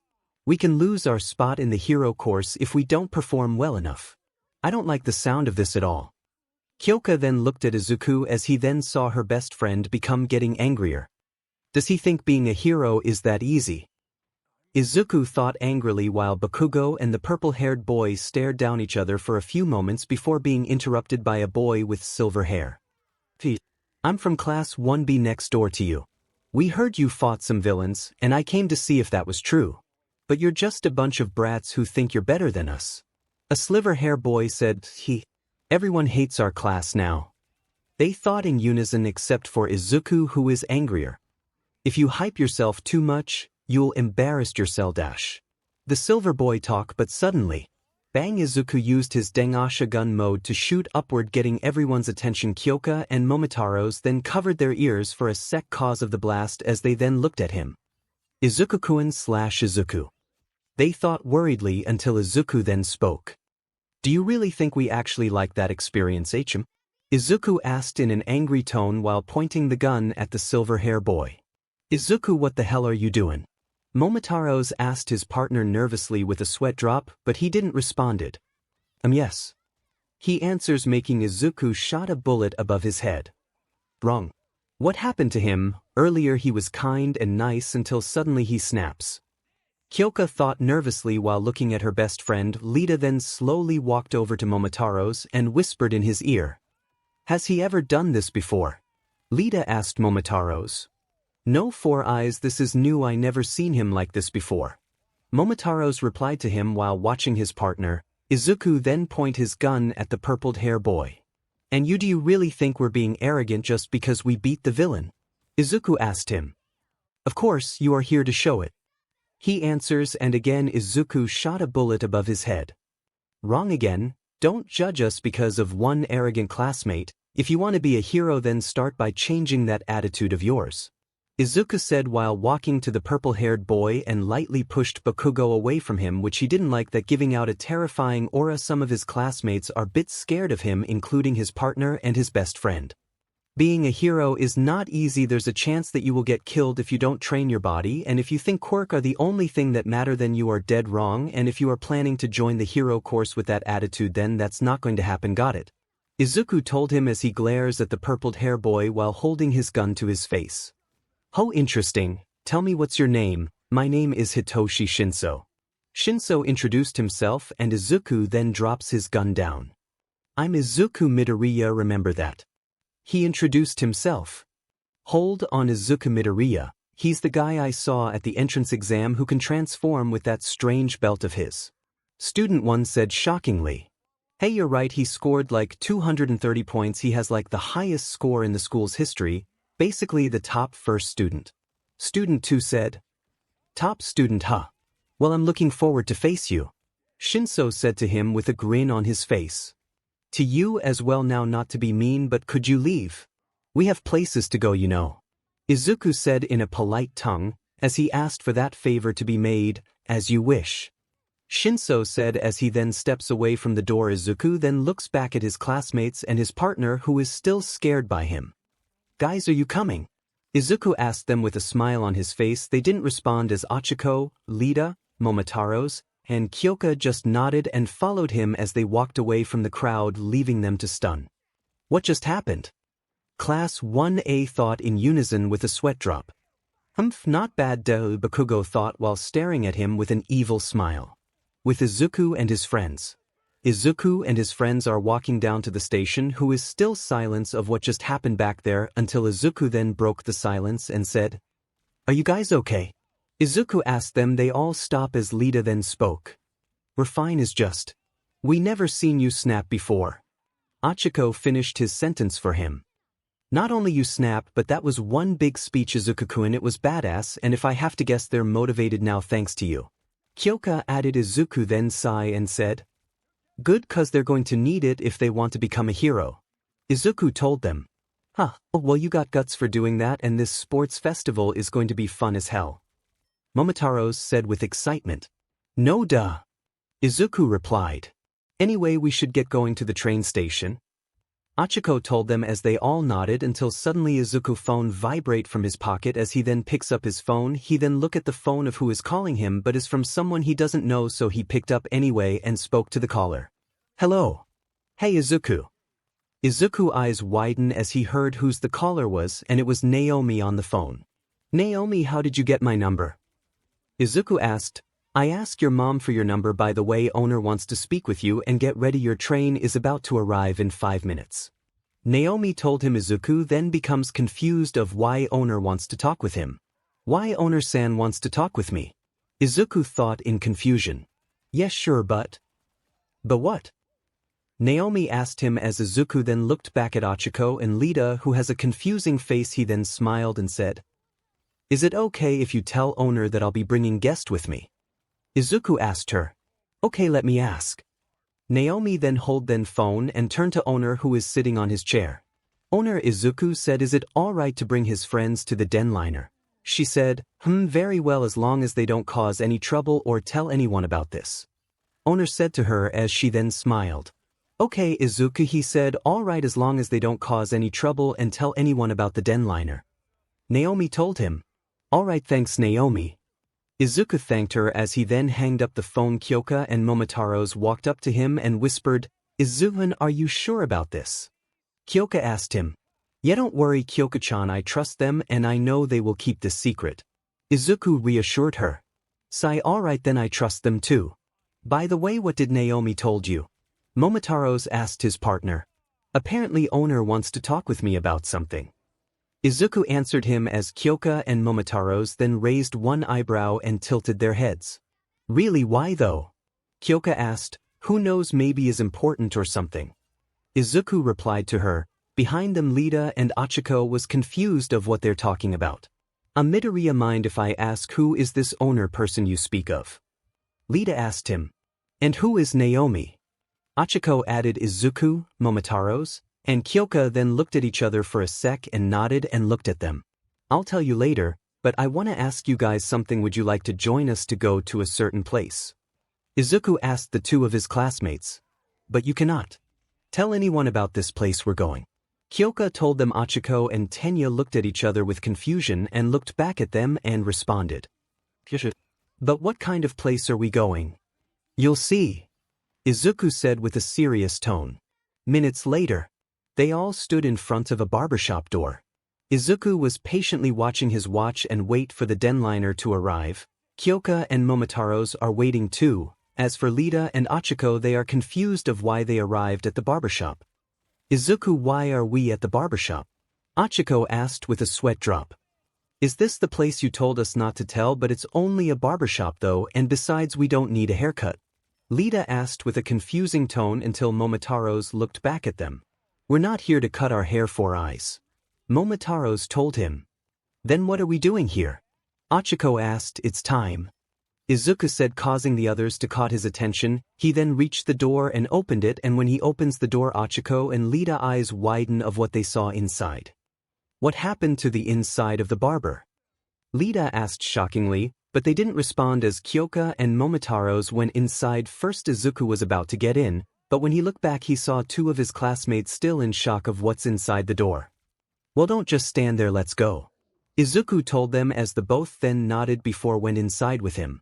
In the sand of time, Izuku's friends went inside and the door suddenly disappeared right behind them as the two of his classmates were in shock of what's happening and what kind of place that they were in right now. The place was full of sand, the skies are yellow, and there's even giant rocks all over the place.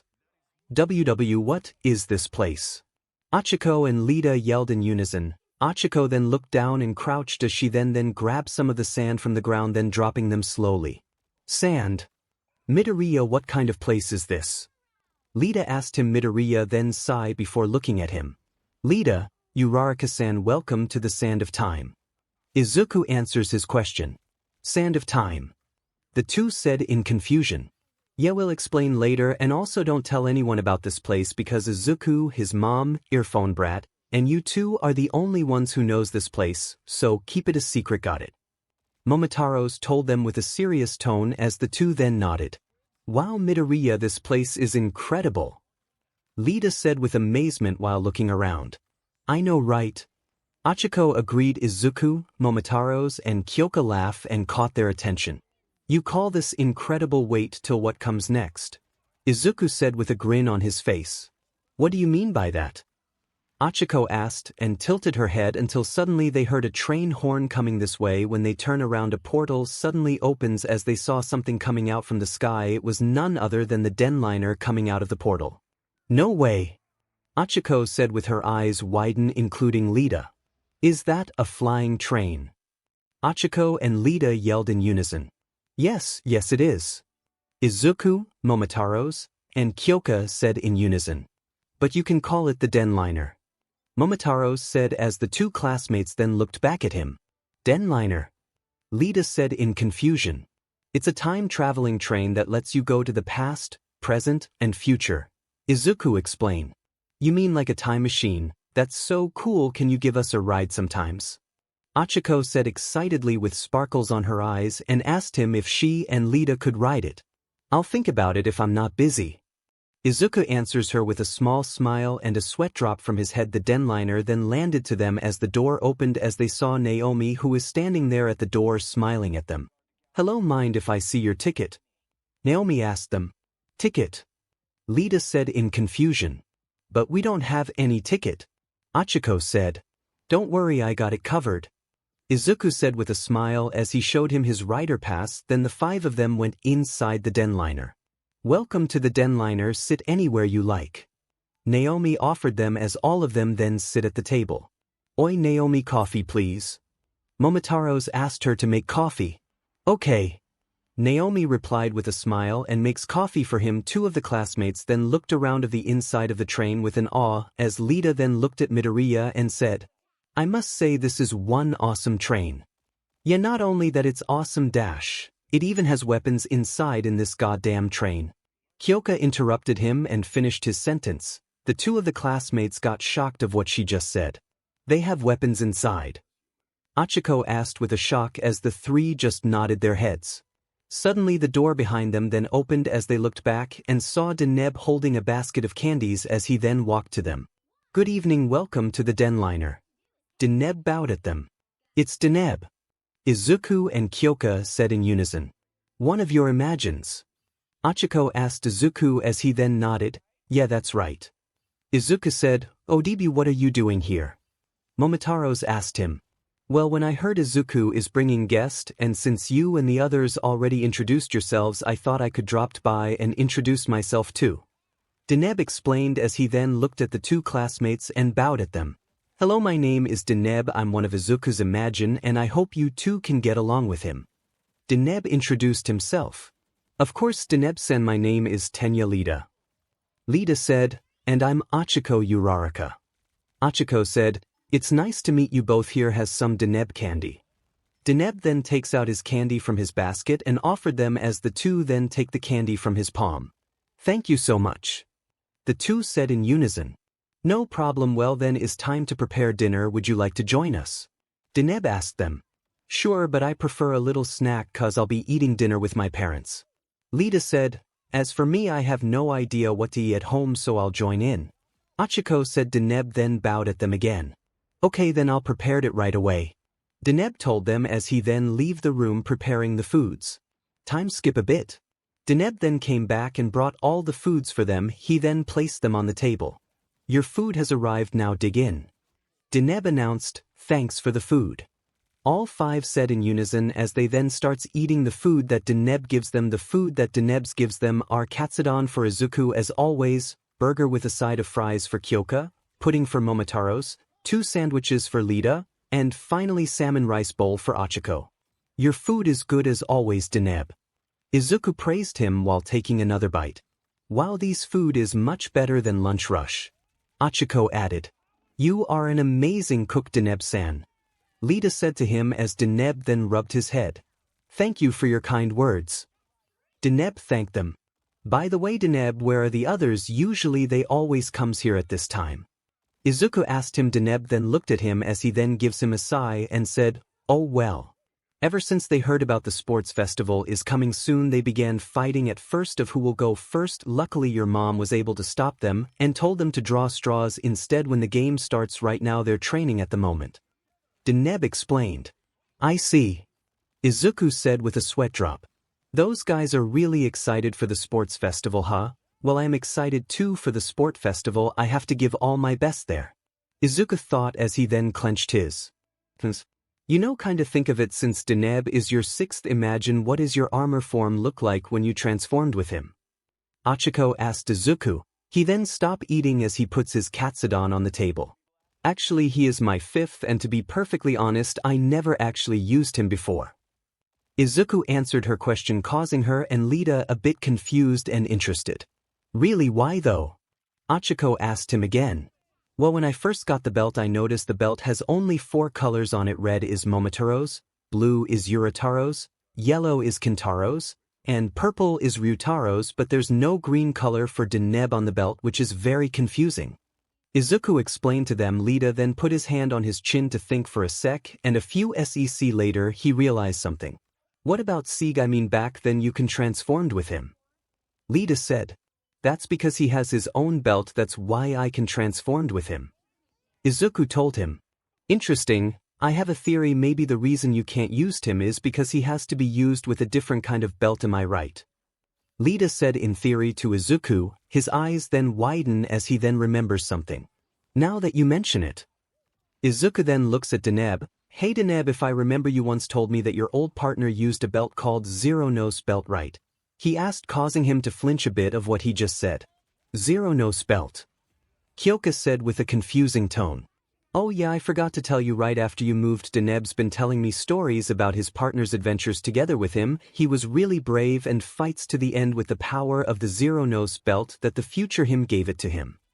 𝐒𝐮𝐦𝐦𝐚𝐫𝐲 said, no way, that's awesome, but why didn't owner gave you that belt since the beginning? 𝐒𝐿𝐾A asked. Maybe I'm not ready yet for the power. What do you think, Deneb? Do you know why the reason I can't use that power? 𝐒𝐮𝐦𝐦𝐚𝐫𝐲 asked him as Deneb then sweat dropped nervously of what's he supposed to say. Momotaros then stopped eating his pudding cause he knows the reason why he can't used it. Actually you are right about that part when you said you're not ready. Deneb lied. I see, then I have to work hard to gain that power. 𝐒𝐮𝐦𝐦𝐚𝐫𝐲 said with a determination on his face. Deneb smiled at him, and then turned his head around, his smile then disappear as he then clenched his hands. I'm sorry 𝐒𝐮𝐦𝐴, but I'm not sure if you can handle the truth of the 𝐒𝐻𝗔𝗌 belt. If you used it there will be consequences. Deneb thought in frustration whether he should tell the truth or not. Sigh, but luckily the belt is now gone, so that way he can't used it. Deneb sigh in relief till suddenly. 𝐒𝐮𝐦𝐴, please come to the Den Liner cart number 3. Owner wants to speak with you. Naomi said in the intercom, even though she is close to them. You could just tell me rather than using the intercom, right? 𝐒𝐮𝐦𝐴 said with a sweat drop as he then gets up from his seat. Well, I'll be back for a while. 𝐒𝐮𝐴 told his friends. All right, we'll be waiting for you. 𝐒𝐿𝐾A said. Actually I have to go to my parents' house for dinner. Lita said as he then gets up from his seat. I have to go too, we have to be ready for school tomorrow. Achiko gets up from her chair too. Okay, then we'll see you tomorrow. 𝐒𝐮𝐴 waved goodbye at them. Remember, you can't tell anyone about this. Momotaros reminded them. We will, don't worry about it because we are friends. Achiko reassured him. Then allow me to see you both. Naomi told them as she began showing the two where the exits are. Two of the classmates then followed her as Lita then stops as he forgot something. Wait a sec, I forgot to ask you, who is this owner person? Lita asked him before he leave. He's my partner's boss I told you about. 𝐒𝐮𝐴 answers his question. I see, well, we'll see you guys tomorrow and don't be late for school. Aizawa-sensei will not appreciate us being tardy. Lita ordered them and do his robot chops. We will. 𝐒𝐮𝐴 and 𝐒𝐿𝐾A said in unison minus Momotaros, who just nodded. Instead the two of the classmates then leaves the Den Liner. 𝐒𝐮𝐴 then sigh as he then walks to cart. No, now let's see what owner wants from me. 𝐒𝐮𝐴 thought while walking. Deneb watched him while leaving the room nervously of why he wants to talk with him as he then grabs the dirty plates from the table and heads to 𝐒𝐮𝐴's home for a while. With 𝐒𝐮𝐴, he arrives to his destination as the door then automatically opened for him. He went inside and saw owner sitting on the table eating his fried rice.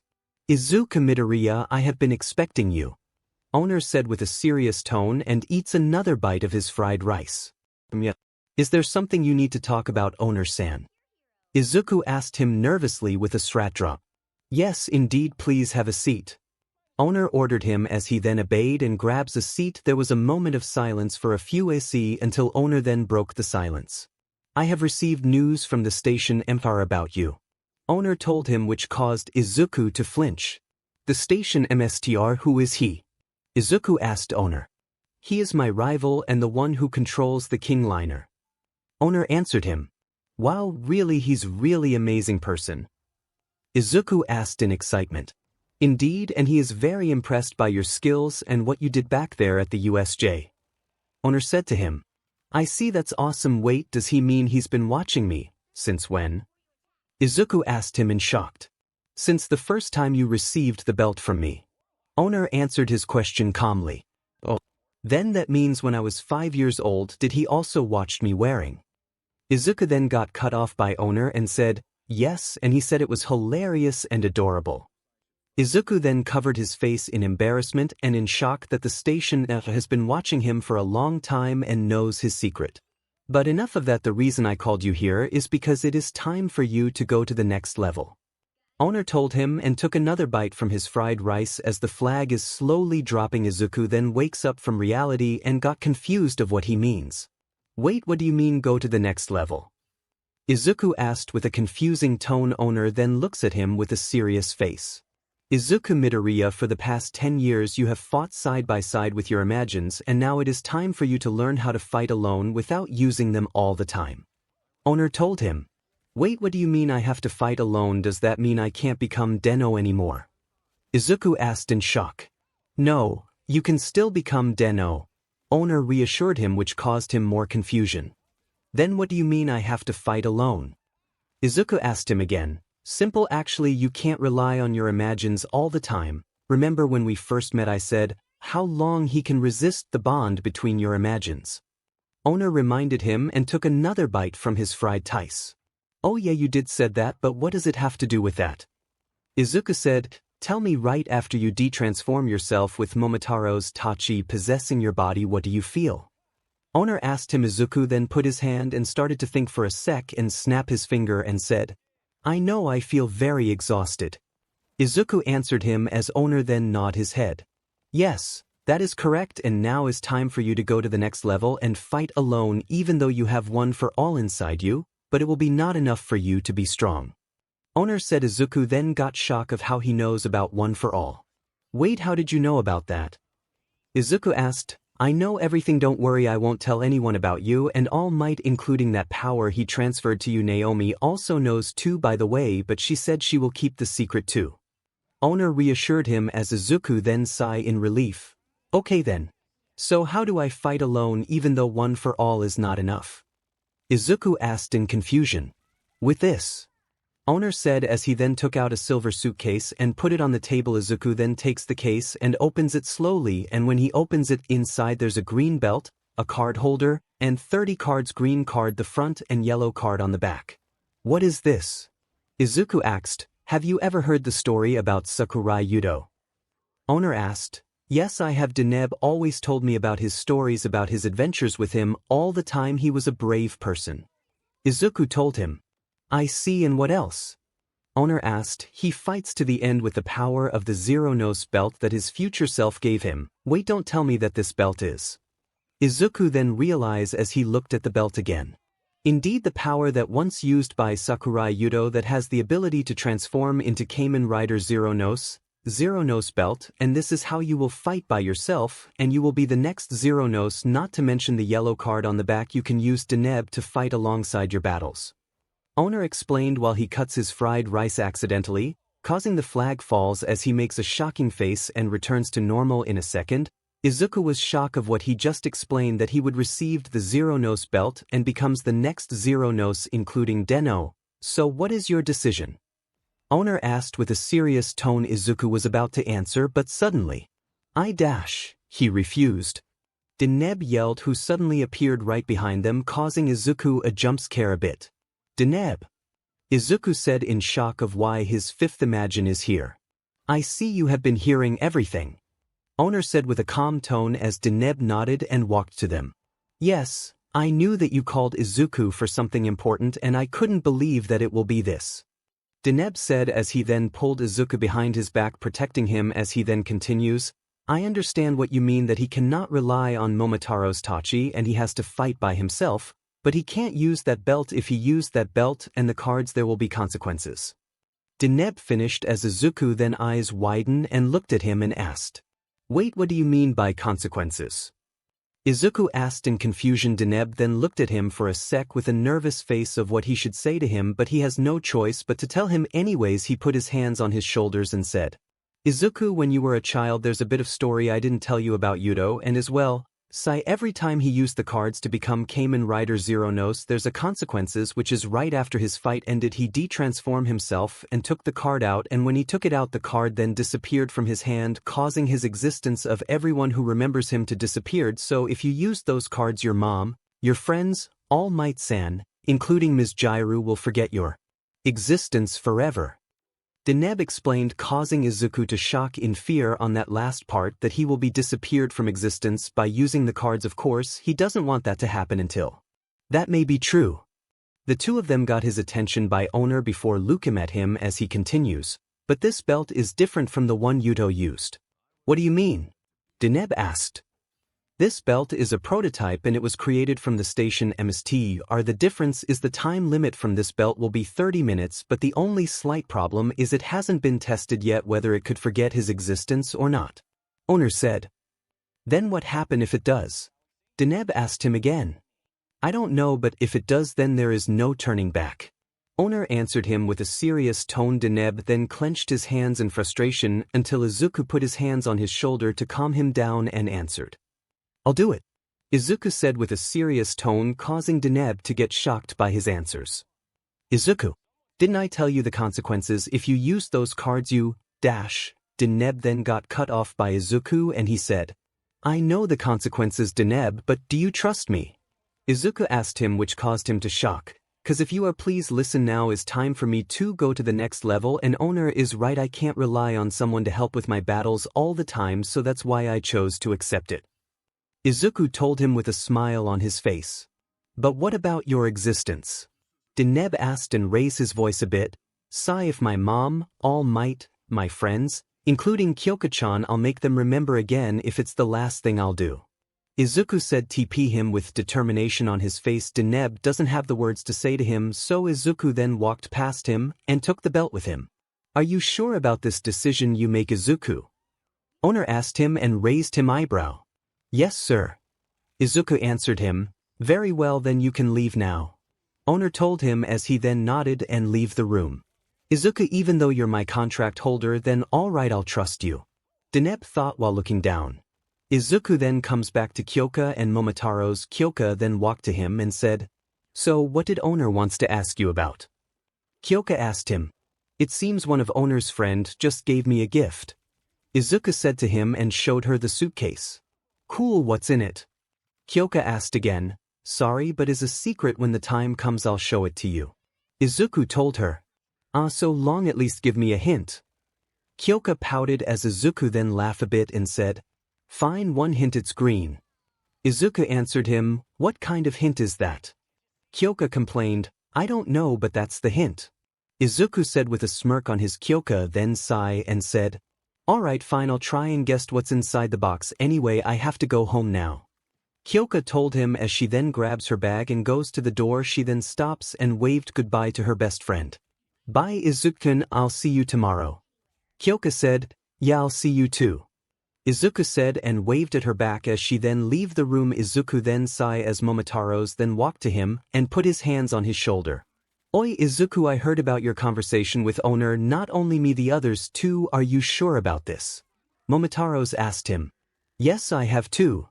Izuku said as he then put the suitcase on the table and opened it and grabs the belt and the card as he then continues, I have to learn how to fight by myself in battle and I can't rely on you guys to help me in my battle all the time even though this belt hasn't been tested yet and if it does make my existence disappeared I will make them remember me again and again. Izuku finished. Fine if you say so, but one more thing if this belt didn't make your existence disappeared you have to explain everything about it to Earphone Brat someday.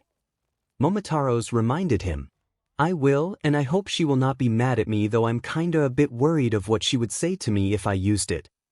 Izuku said with a nervous tone and sweat dropped. I'm gonna guess that she's gonna ear rape you or a scold and I bet ear rape. Momotaros said with a smirk on his face. Yeah I rather not getting ear raped by her I chose scold instead of that. Izuku said to him. Time passed since the attack of the USJ and the League of Villains and now we, the students of Class 1A are about to train once again at the USJ. Izuku narrate all of the students were wearing their hero costumes and were grouped up inside of the USJ with 13 and Aizawa standing in front of them. Well that happened but class is class. So let's begin the rescue training. 13 announced so casually as if villains hadn't recently attacked the facility. Can you really move, 13? Ochako asked in concern for the pro hero. My back hurts a bit, but it's nothing compared to Aizawa. 13 said with a little dance before gesturing towards the mummified hero. We're ready to begin, class. Let's start already. We're wasting time. Aizawa said before walking away. Aizawa-sensei. Izuku spoke up as he looked at his teacher. Allmight's supposed to meet us as well. Where is he? I don't know. Forget about him.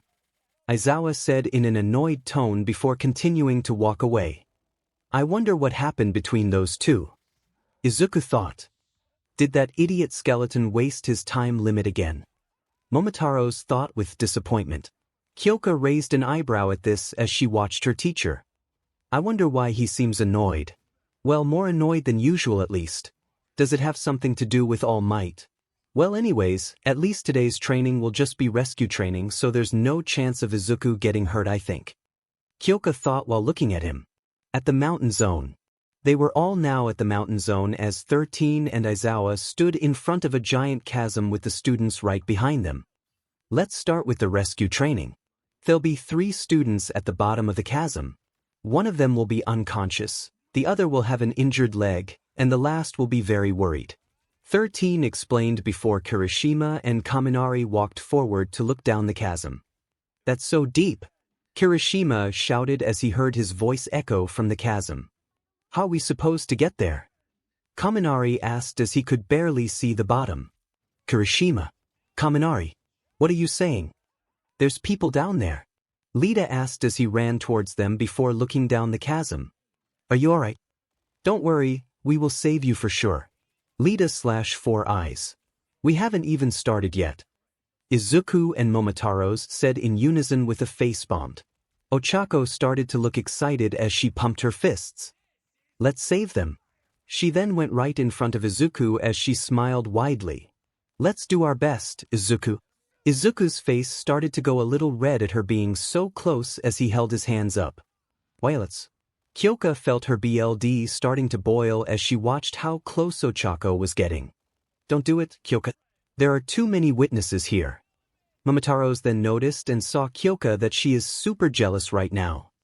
I smell catfight coming. He thought with a smirk on his face. Kyoka then walked towards the both of them before faking a smile. Hey, Uraraka. I'm sure your quirk will be pretty useful in this training. You think so? Achiko asked as she looked at Kyoka before smiling. Thanks, Jura. Izuku sighed in relief since the attention isn't on him anymore as he backed up a little before starting to look at his hands and clenching his fists, starting to look fired up for the training. This power All Might gave me. The power to help everyone, I must demonstrate it quickly, including increasing my time limit of the transformation, but owner told me that I can't rely on my imagines all the time, so when there's another battle I have to fight alone. Maybe I should. No, I can't use it now, is not the time to be using the Zero Nose card. I'll use it for emergencies if the villains is too strong, but if I used it. Izuku thought as he remembers what Deneb told him a few weeks ago. Flashback. If you use those cards, your mom, your friends, All Might-san, including Ms. Jairu, will forget your existence forever. Deneb explained, causing Izuku to shock in fear on that last part that he will be disappeared from existence by using the cards. And a flashback. Even though that the belt is untested, yet I'm a bit scared about everyone will forget my existence, including Kyoka-chan and my mom, by using these cards. He continues as he then put his right hand to his pocket holding the Zero Nose card deck. I just hope it won't happen. Well, now, the injured will be. The selected on random principle are 3 of you. 13 said as she or he pointed at Izuku, Lita, and Uraraka. Are you kidding me? We're going to be the saved. Izuku thought with a shock, including the other. At the bottom of the cliff, guys, we must do our best to play the injured ones. Lita told them, all right. Achiko said and raised her fist up high. We are just pretending though. Izuku said with a sweat drop. Back at top of the mountain, all right, the 4 of you are the rescue team. Aizawa said to Momotaros, Yaoyorozu, Todoroki, and Bakugo, who is trying not to explode, you may use these objects to save them. Aizawa pointed the orange stretcher and a wire to pull. Wait a moment. Why do I have Tio save Deku and team up with this 𝗓𝗓𝗏𝐽? Bakugo yelled angrily.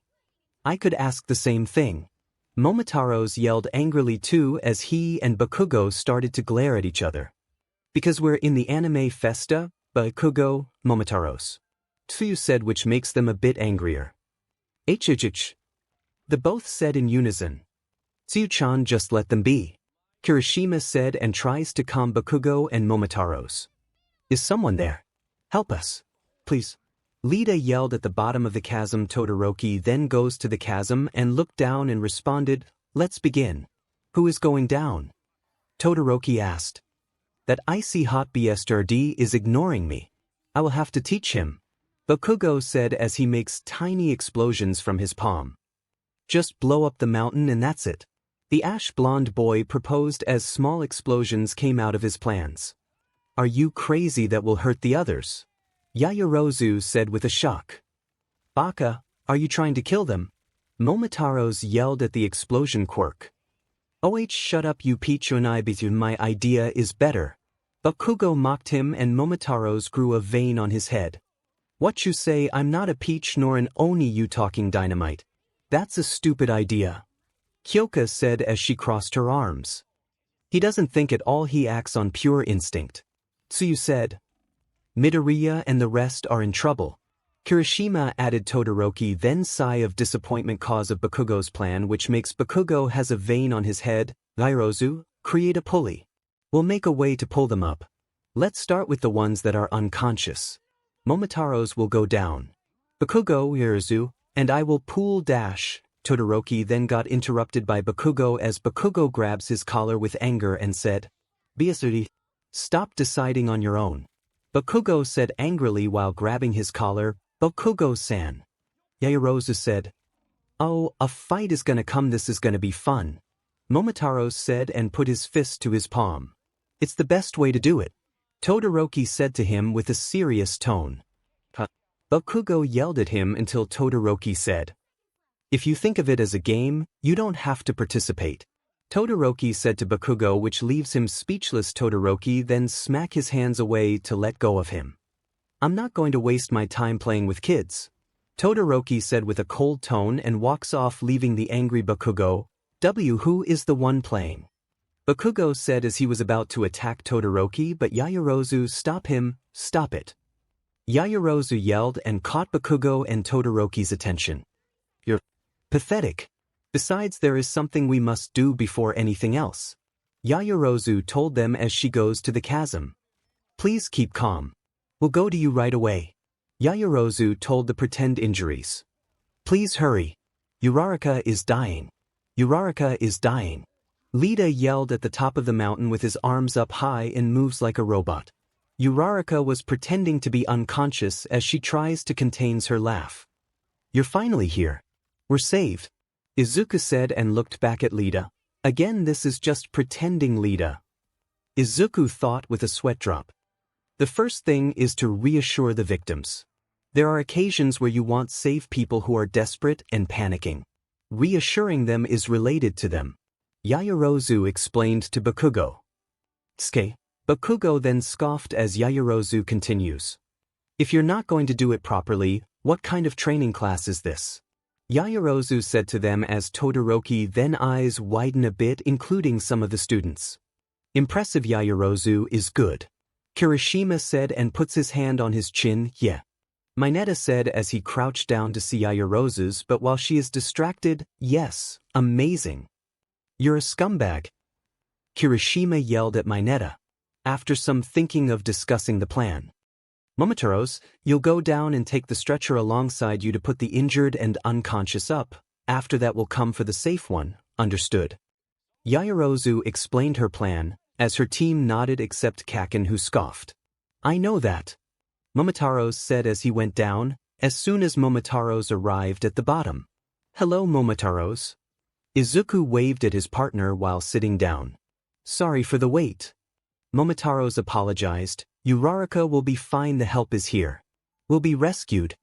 Lita said to her while fake crying, and 𝗏𝗏𝗏 tries to hold her laughter cause of him. Momotaros was watching the scene and looked at him as he tries to contain his laugh too. That idiot does he has to be this ridiculous when it comes to every lesson. Momotaros thought to himself while containing his laughter. He stops after that and gives a sigh. Alright, let's take round face up since she's fainted. Momotaros said to them. Fine. But we can't help you. Our legs are damaged so we can't move. Izuku explained even though he is pretending. Isn't it dangerous for a sole person to carry an unconscious one? Lita asked him, oh hush you, don't worry I'll be careful. Momotaros reassured as he then carries 𝗏𝗏𝗏 carefully, then put her to the stretcher. He then ties and tighten the rope to the stretcher, and right after he's done, he pulled the rope gently to signal his teams up to pull 𝗏𝗏𝗏 slowly. Nice job Momotaros. Izuku praised him. Heh, thanks Izuku, although it was the factory girl who comes up with this idea. Momotaros said to his partner, true, but you still did a great job. Izuku told him and gives him a thumbs up. I see, okay then, thanks anyway partner. Momotaros thanked his partner and gives him a thumbs up too. As Uraraka arrived at the top, Yaoyorozu then tell the others from below that she is saved, rescued. She announced, thank you heroes. Lita yelled while pretending crying happily. Izuku then facepalm and tries to restrain his laughter. Momotaros did the same thing too, but while hitting the ground to stop his laughter. At the top. As Uraraka arrived at the top, Yaoyorozu noticed 𝗏𝗏𝗏 is holding her laughter. Uraraka-san, what is so funny? Yaoyorozu asked. It's just that Lita is super serious. I can't take it. 𝗏𝗏𝗏 replied while containing her laughter. I think it's wonderful. But it's not a laughing matter. Yaoyorozu said as 𝗏𝗏𝗏 raised herself up and said, I'm sorry, but even so. 𝗏𝗏𝗏 couldn't contain herself up as she started to spit out some saliva and laughs. Lita, next time try to act less ridiculous, cause every time we have this type of event you always makes us laugh. Izuku thought while giggling. Let's pull the next one up. Todoroki said as he is preparing the stretcher. Shut up, just do it. Bakugo replied as he did the same thing too. Rescuing people without using your quirk is quite a taxing job. That's how modern heroes must shine. 13 said and raised her or he hands to the air. He's the only one pulling. 𝗧𝗟𝗘 said as he pointed at Bakugo. Shut up you bastard. Bakugo yelled at 𝗧𝗟𝗘. He judged that his quirk won't be useful, that's the right thing. There's a lot of pros nowadays who are incapable of acting in a normal way. They always think of themselves, and when they encounter a challenging situation, they put it aside. When you manage to understand and remember, you pass. I'm sure he'll become an appealing hero. 13 explained and looked at Bakugo. Great. Feed his giant ego more. I'm sure that's exactly what he needs. Kyoka thought to herself with a smirk on her face. No, I don't think he'll never be an appealing hero. 𝗧𝗟𝗘 said as he shook his head. I'll kill that beast soon. Bakugo thought while containing his rage. Time skip. Well then, this is the last team. Aizawa said. Kyoka was now at the bottom of the chasm, and she twirled around her earphone jack as she sighed. I've only been down here a minute and I'm bored already. Kyoka thought. She started to look around her to see Todoroki laying down with his eyes closed, pretending to be unconscious, and Mineta sitting down, pretending to have an injured leg. Her role was to be the worried one, but she didn't want to be as dramatic or serious like Lita, and she definitely didn't want to be too unenthusiastic about it either. She had to think of a good words. Willu sitting on the ground. I'm thinking about this way too much. Kyoka thought to herself before shaking her head. Screw it. I'll try to be simple about it. Kyoka thought before looking up. Hey, is anyone there? We're trapped down here. Kyoka called out while looking up, wondering just who's going to be the ones on the rescue team. Don't worry you three, I promise that we'll save you. Izuku shouted as he looked down the chasm, giving a wide smile. Kyoka smiled widely at this, seeing that Izuku is one of the people who are going to rescue her before waving at him. Well, you better make it quick. I'll be waiting. Izuku nodded before walking towards his teammates to discuss a strategy. Kyoka leaned against the wall and closed her eyes as she continued to smile. Maybe Izuku will come down to save me himself, and I could act like some type of damsel in distress. I could have him hold me real close to comfort me. If it was for the sake of training, then I'm sure he wouldn't mind doing it. 𝐒𝐿𝐾 gave a happy sigh as she imagined herself all snuggled up against Izuku's chest. Yeah, that could work, 𝐒𝐿𝐾 said with a happy smile before sitting down. Sure. Todoroki called out as he kept his eyes closed, not even looking at her. What is it, Todoroki? 𝐒𝐿𝐾 asked as she raised an eyebrow, wondering why one of the quietest students in her class is talking to her right now. Tell me, do you know anything about Midoriya and his partner's relationship with Allmight? Todoroki asked nonchalantly. 𝐒𝐿𝐾 glared at him for a second before shaking her head. I don't. Why do you care so much anyways? It's not like it's any of your business. 𝐒𝐿𝐾 said. Todoroki slowly shook his head as he sighed. Just curious. That's all. Todoroki said, what's the deal with that guy? Why he's suddenly interested in Izuku-kun and his partner's relationship to Allmight? I think I'll let Izuku-kun knows about this after training. 𝐒𝐿𝐾 thought to herself before noticing that Tokoyami and Shiro were now standing in front of her. Yo, we're here to rescue you guys, Shiro said with a smile before looking at Tokoyami. Okay, you take care of Todoroki and I'll help out Mineta. I was expecting Izuku-kun to come down here and help. Why are these two here? 𝐒𝐿𝐾 thought to herself as she did her best to hide her disappointment. Tokoyami nodded before a larger-looking dark shadow suddenly emerged from his chest. Dark shadow, take Todoroki up. Tokoyami said, shut up. Dark shadow said as he crossed his arms. Quickly. Tokoyami simply said as dark shadow scoffed. I just have to do that, right? Dark shadow asked as he helped put Todoroki on the stretcher before starting to push the stretcher upwards. Take him up slowly. Don't let him get harmed, Tokoyami said before looking at his classmates. Excuse his rudeness. He gets like this in this kind of darkness. He said, it's all good. But could I ask what Izuku-kun and your other teammate are doing? 𝐒𝐿𝐾 asked as she raised an eyebrow. Oh, Midoriya and Kaminari are both holding onto the rope. Midoriya said that only Shiro and I should go down here since our quirks are best suited for this kind of training. He's a pretty smart cookie if I say so myself, Tokoyami explained as he finished wrapping up Mineta's leg with his tape.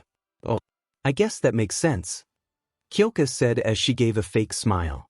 He really does come up with the best ideas, she asked. Okay, I guess you and Mineta can go up at the same time since he's pretty light, Shiro said as he carefully picked up Mineta and placed him on the stretcher.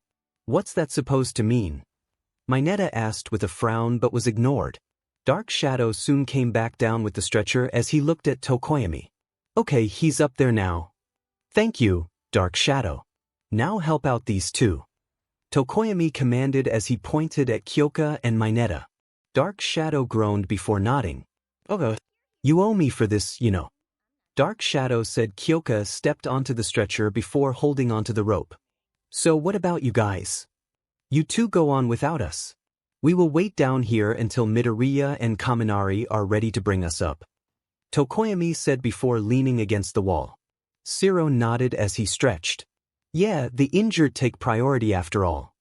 Dark shadow began to push the stretcher upwards like last time before reaching a certain height, and the stretcher was now being pulled by Izuku and Kaminari. Soon, they finally made it out of the chasm as 𝐒𝐿𝐾 carried Mineta and stepped off of the stretcher, now being on the ground as she saw Izuku and Kaminari holding onto the rope. What's up, guys? Kaminari asked as he smiled before looking at Izuku, who was currently muttering to himself. Ignore him. He's been like that ever since he saw Tokoyami's quirk in action. 𝐒𝐿𝐾 couldn't help but smile as she saw Izuku muttering before putting Mineta on the ground and walked right in front of Izuku.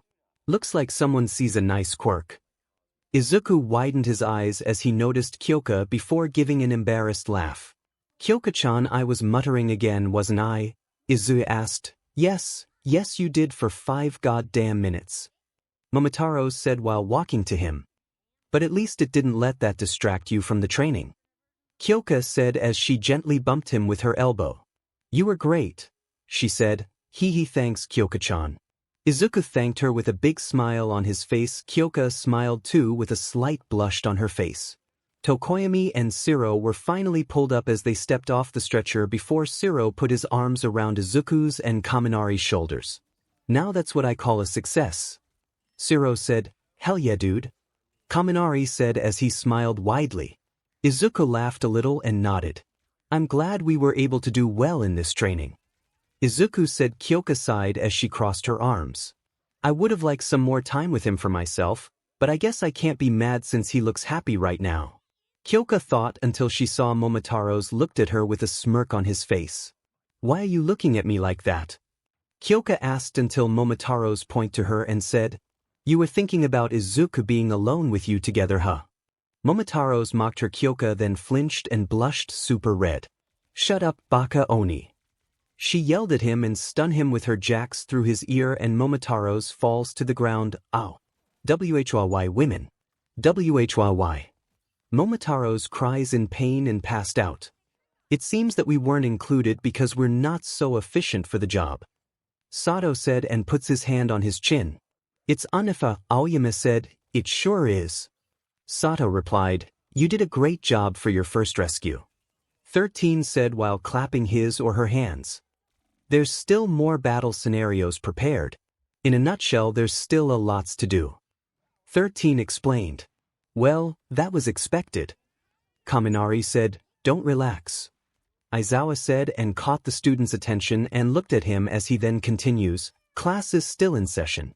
He finished while looking at his students. What do we have to do now? Kyoka thought to herself as she rubbed her arm. It's going to get a lot harder, isn't it?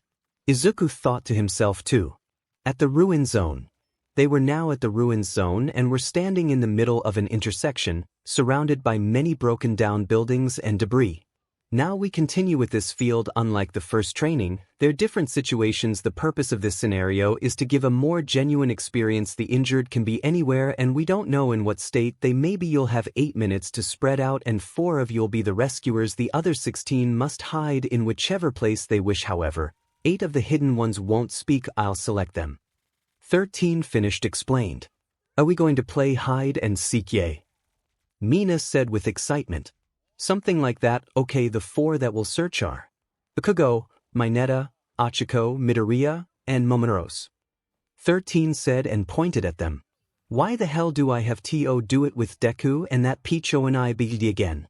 Kaken yelled as Momotaros joined too, and Spacesuit Sensei, why did you add me with him again? Didn't you say it was 4? Momotaros yelled at the rescue hero. There's no helping it, we're in the anime festa. Achiko said. What the hell is that? Bakugo and Momotaros yelled at the brunette girl. Calm down, let's research it, okay? Kirishima said as he tries to calm them down. If you touch the victim's chest but when you carry it, is that considered an evil deed? Mineta said as he looked at Tsuyu and Mina's, but until suddenly, oi Mineta. Izuku called Mineta with a low and threatening tone. He looked back and saw Izuku crossed his arms glaring at him. You're forbidden from carrying them, and if I see you touch it, oh, you're so dead. Izuku warned him as he raised his right fist. Mineta starts to shake in fear while stuttering, hey sir. Mineta said while he stutters. My teaching has paid off. Momotaros thought proudly while looking at his partner. Well, the reason I add you is because you're one of Izuku's quirk, and that's the reason. 13 explained, oh yeah, you're right. Momotaros realized and makes a palm fist. What an idiot. Aizawa thought with disappointment and shook his head. Well, anyway, we'll start the training in 2 minutes, get ready. 13 said to the students. They all nodded and the 2 teachers left. Good luck finding me, Izuku-kun. Kyoka said to her best friend as Izuku then give her a thumbs up. Izuku said. Kyoka then left as she then began thinking of which is the best hiding spot for her. I wonder which hiding spot I should take. I hope Izuku-kun can find me. Kyoka thought and hoped that her best friend could find her. Time skip. You have 3 minutes to hide, let the training start. 13 announced the game begin. Don't forget that no situation is strange in this case. Now then start. Alright. First let's look Nerb dash. Izuku was about to finish his sentence but got interrupted by Bakugo. There's no need for that. Bakugo yelled at Izuku, follow me garbage. Bakugo said and launched explosions to the ground and fly off, and Mineta got fall to the ground. Who you calling garbage, explodo boy? Momotaros yelled at him. Idiot. Izuku said and face-bombed. What's with that guy? He's trash. Mineta yelled angrily. That's kaken for you, oh well it can't be helped. Let's search first for the ones that can speak. Izuku told them, okay. Achiko replied. Izuku then turned his head at Mineta and Momotaros. A lot of time has passed since the fight, let's go. Izuku finished, alright/okay. Mineta and Momotaros said, Yash, let's go. Achiko said and raised her fist up high as the four began to split up and search. Meanwhile, Todoroki is sitting on the floor and watched a treadmill beside him. Flashback. Little Todoroki tries to catch his breath cause of the training until suddenly his father called him. Shoto. Endeavor called his attention. Todoroki then looked back with fear. You can't give up now since you're my successor. Endeavor said to him. End of flashback. Todoroki tries to calm his anger cause he remembered that memory and looked at his left palm. I will never use this quirk. Todoroki said and clenched his fist till suddenly. What's with the face? An unknown voice caught Shoto's attention and got shocked. He then get up. Who's there? Todoroki yelled as the wall in front of him got destroyed with a shadow. I don't think that's the face of a hero. The unknown voice said. After few seconds later the dust has disappeared revealing a villain or pretend villain in front of him. Who the hell is he? Todoroki thought and wondered who he is. The villain then cracked his neck and walked to him while spinning his arm around. It's a simple facade. He said, a mask, during the attack. Can it be he was hiding? Todoroki thought and glared at him. Todoroki then launched an ice quirk at him but the villain dodged as he used his speed went right behind him, too slow. Todoroki then turned around as the villain then punched him. Meanwhile with the Izuku with the others, hey help me. Izuku then heard a noise coming from the hole and found Ojiro. Ojiro found. Izuku told his team with a smile. Midoriya. Ojiro said and waving at him. Hold on, I'll get you out. Izuku reassured him. Mineta then put his sticky ball to the pole. I see, you'll use my spheres. Izuku and Momotaros then grabbed some rectangular stone and stick it to the pole. We can build a safe way to climb. Izuku said while putting the stones to the pole. Momotaros did the same too. Ojiro used this to climb up.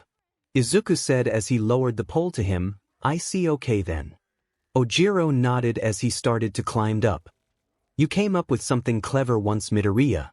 Mineta complimented him. Thanks, I've always liked to think about the applications of heroes' quirks. Izuku while scratching his head. Because you're a nerd. Momotaros pointed at him. With Kyoka. Kyoka hides under the car waiting for Izuku to find her. Man, what's taking him so long?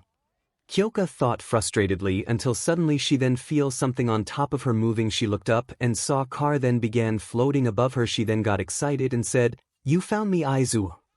Kyoka didn't finish her sentence because the one who found her wasn't actually Izuku, is actually Achiko. Kyoka-chan found. Achiko said with a smile and Kyoka yelled inside her mind. God dang it. Of all people, why does she found me instead of Izuku-kun? Kyoka yelled angrily in her mind.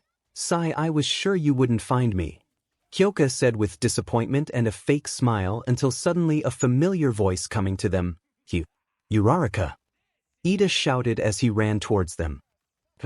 Isn't he one of the injured? Kyoka asked as she turned to Ochako.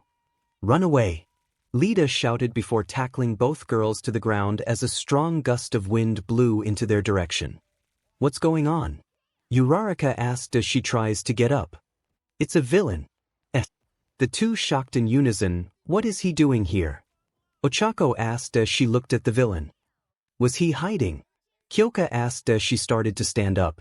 A villain covered in dust could be seen, slowly walking towards them with what seems to be a person in his grasp. Not again. Kyoka thought as she looked at the villain. This can't be happening again. The dust then disappeared as Achiko's eyes widened because the villain who is holding in his grasp is none other than Todoroki. It can't be. Impossible, Todoroki-kun. Achiko said with a shocking tone. That's why we should go to the teachers as fast as you can. But, Achiko said until the other students arrived. The students that were hiding started to come out as they saw the villain, with all of them being shocked by his appearance. What the villain? Izuku said with a shock on his face. Kyoka then looked to the left and saw Izuku with Momotaros, Ojiro and Mineta. Izuku-kun, you gotta be kidding me, another one just broke in. Momotaros yelled frustratedly. Not another villain. Mineta shouted as he started to freak out. It can't be. Yaoyorozu said with a shock face. Are you serious? Kirishima asked as he looked at the villain. Sensei, there's a villain here. Ojiro shouted as he ran towards Aizawa. What a situation. We're injured and can't fight, Aizawa said in a calm tone. Ojiro asked again then. Quickly, head to the exit. 13 shouted as he pointed towards the exit. You won't escape, this will be your grave. The villain shouted before stomping on the ground, destroying most of the area around him. Most of the students started coughing at all of the dust before widening their eyes to see how much destruction the villain had caused. What is this? Mineta asked as he continued to freak out. So strong. Kaminari shouted as he started to freak out as well. Now the terrain is clear. No one will escape, the villain said. 13 then got back up as he looked at the place. It can't be. Hurry, run away. 13 shouted at the students. Suddenly, Bakugo charged at the villain and fired an explosion before backing up as he smirked. You run, I'll defeat him. You have guts to decide something like that in such a moment. The villain shouted before Bakugo charged at him again, starting to fire a barrage of explosions. What an idiot. Why doesn't he use his brain? It's obvious that the villain is much stronger. Mineta yelled in fear. It can't be helped, Momotaros, let's go. Izuku ordered his partner as he then run towards the villain and takes out his belt and rider pass. I'm with you, Momotaros said, and runs with him too. You guys too. Mineta yelled panically. Izuku puts on his belt and he pressed the red button and starts with a jingle and said, Henshin. He swiped his pass on the belt. Or Sanju. DEKU-O announced and strike a pose while running towards the villains. He grabbed the pieces from his belt and make a sword. 𝐒𝐮𝐦𝐦𝐚𝐫𝐲. DEKU-O yelled and continues to run at the villain while Bakugo launched many explosions at him. It's over for you. The villain yelled and launched a punch at him. Watch out. Lita yelled suddenly. DEKU-O then went in front of Bakugo and blocked the attack with his sword, but it was so strong to block as the two of them then hit themselves to the wall. Izuku-kun/Midoriya, Bakugo. The students yelled at the two who got hit to the wall. Bakugo gets up then grabs him as he began shaking him angrily. What the hell are you two doing? Bakugo yelled while shaking him. We're trying to save your life, but... DEKU-O yelled at him back. Kyoka watched and clenched her fists as she started to stand up. What am I doing? I'm just cowering in fear while he got hit so badly. I promised Izuku-kun that I'll protect him, and there's no way I'm breaking that after days of making that promise. I'll keep him safe no matter what. That's the only thing that matters right now. Kyoka said, I don't need you or the demon nerd to save me, just go and make those weaklings run away. Bakugo told him, which makes him and Momotaros a bit sad. What did you say? DEKU-O yelled angrily at him. Why do you have to insult others? Ida asked as he walked towards Bakugo. Hey, Bakugo. Kirishima said as he placed his hands on his hips. Who do you mean by those weaklings? Yaoyorozu stepped forward as she nodded. We are the 21 students of Class 1A. Achiko nodded as she raised her fists. We all want to be heroes one day. Kyoka raised her earphone jacks as she smirked. It really pisses me off whenever you insult Izuku-kun like that. But right now, I have someone else I want to take my anger out on. You guys, Izuku said in his mind as he smiled at them. How brave. However, the villain said before punching the air, causing dozens of rocks to fly towards the students. I'll take care of it. Aoyama shouted before firing his laser at most of the rocks. Kirishima and Sato started punching the rest of the rocks to destroy them. Kyuka plugged her earphone jack into her boot before firing a sound wave at the villain, causing him to flinch a little. So it does something to him. 𝗧𝗏𝗧 fired his tape at the villain as Yaoyorozu shot a large net out of a cannon before she called out to her classmates. Now! All of the students started to charge at the seemingly trapped villain before he broke his way out of the net and tape. The villain roared, causing a strong gust of wind to surround him, blowing away all of the students. I didn't think you would all come to attack me. It's unexpected, but with something so simple, he was suddenly cut off by Bakugo firing explosions at him, but they were dodged before Bakugo backed up and propelled himself towards the villain to kick him, which was blocked. Bakugo continued his attacks on the villain as 𝗧𝗜𝗧𝗟𝗘 sighed. At least he's distracting the villain for now, but what are we gonna do, think 𝗧𝗜𝗧𝗟𝗘 think? 𝗧𝗜𝗧𝗟𝗘 thought and thinks for a sec until he got one risky idea. Momotaros, I have an idea, but can you get out of my body first? 𝗧𝗜𝗧𝗟𝗘 asked him in his mind as Momotaro's eyes widen and confused of what he's saying. What are you trying to do? Deneb asked him. I think it's time for me to use it. 𝗧𝗜𝗧𝗟𝗘 told him Momotaros, then got shocked and he knows what he means. Don't tell me you're gonna dash. Yes. 𝗧𝗜𝗧𝗟𝗘 interrupted and answers his question as he tries to get him out of his body. Wait. Momotaros tries to stop him, but his partner pushed him out of his body and de-transform himself as Momotaros then falls to the ground. Momotaros! Kirishima yelled as he and his friends are trying to get him up on his feet. 𝗧𝗜𝗧𝗟𝗘 then reached out his back as he then pulled out the Zeronos belt. And equips the belt before he took out a Zeronos card from the card holder of his belt. 𝗧𝗜𝗧𝗟𝗘, what is that? Kyoka asked 𝗧𝗜𝗧𝗟𝗘 as she then realized something. Wait a sec, Green. Flashback. It seems one of Owner's friend just gave me a gift. 𝗧𝗜𝗧𝗟𝗘 said to him and showed her the suitcase. Cool, what's in it? Kyoka asked again. Sorry, but is a secret. When the time comes I'll show it to you. 𝗧𝗜𝗧𝗟𝗘 told her. So long, at least give me a hint. Kyoka pouted as 𝗧𝗜𝗧𝗟𝗘 then laughed a bit and said. Fine, one hint, it's green. 𝗧𝗜𝗧𝗟𝗘 answered him. What kind of hint is that? Kyoka complained. I don't know, but that's the hint. 𝗧𝗜𝗧𝗟𝗘 said with a smirk on his face. And a flashback. So that's the gift that 𝗧𝗜𝗧𝗟𝗘 told me about. Kyoka thought to herself while looking at him. Momotaros then got back up and said, Oi 𝗧𝗜𝗧𝗟𝗘, are you sure you want to do this? Momotaros said worriedly. Yes, I'm sure. 𝗧𝗜𝗧𝗟𝗘 said with a serious tone. But you do realize what's gonna happen after you de-transform, right? Not to mention is untested. Momotaros reminded him. 𝗧𝗜𝗧𝗟𝗘 then looked at the card for a sec and sighed. Sometimes in life you have to take the risk, and I believe that I won't be forgotten, and if it does well I'll make them remember me again and again. 𝗧𝗜𝗧𝗟𝗘 told his partner, and all of the classmates looks confused of what he means, including Kyoka-chan. Wait, what do you mean by forgotten? Kyoka asked him again as 𝗧𝗜𝗧𝗟𝗘 then turns his head to her and smile and said, I'll explain it to you later. 𝗧𝗜𝗧𝗟𝗘 said to her, then turns his head back to the villain who is blocking Bakugo's explosion. 𝗧𝗜𝗧𝗟𝗘, you really are a reckless partner, huh? Momotaros thought while smirking at him, unnoticed, and imagined hiding behind the broken building watching 𝗧𝗜𝗧𝗟𝗘 worriedly, and is none other than Deneb. 𝗧𝗜𝗧𝗟𝗘, I came here because I heard you will use the Zeronos belt, including the cards back at home. Deneb said. Flashback at 𝗧𝗜𝗧𝗟𝗘's house. Deneb was preparing lunches for the Imagines until he heard 𝗧𝗜𝗧𝗟𝗘 said something. I think it's time for me to try and fight by myself. I think it's time for me to try and fight by myself. 𝗧𝗜𝗧𝗟𝗘 said. Deneb's eyes widen and shocked of what he just said. He then puts the foods down on the table and heads to the den. Liner Inko then noticed him and said, Deneb, where are you going? Inko asked him. He then stops and turns to her. I'm sorry about this, Ms. Midoriya, I'll be right back, just a sec. Deneb told her with a bow and then leaves. Inko then tilted her head with a confusing face. That's strange, I wonder what happened to him.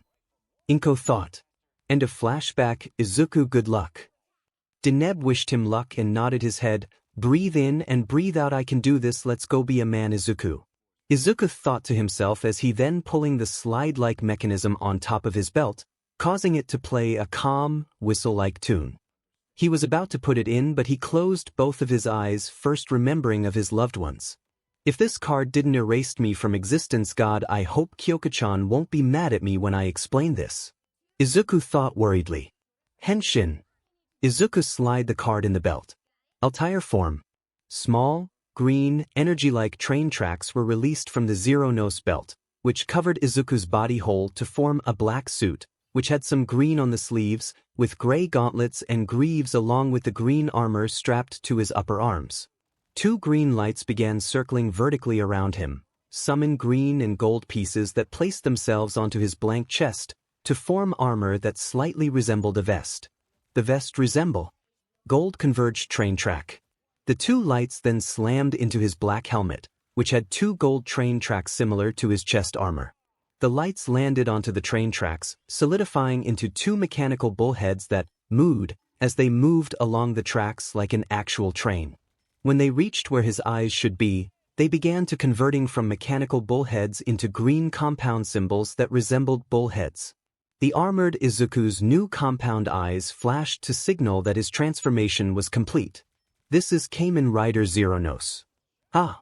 He then raised his right hand up high as green lightning crashed down and broke the ceiling of the USJ and dropped his right hand slowly. All of the students and both of his teachers, including the villain and Bakugo who stopped fighting a few seconds ago, got shocked of his appearance, including of what he just did.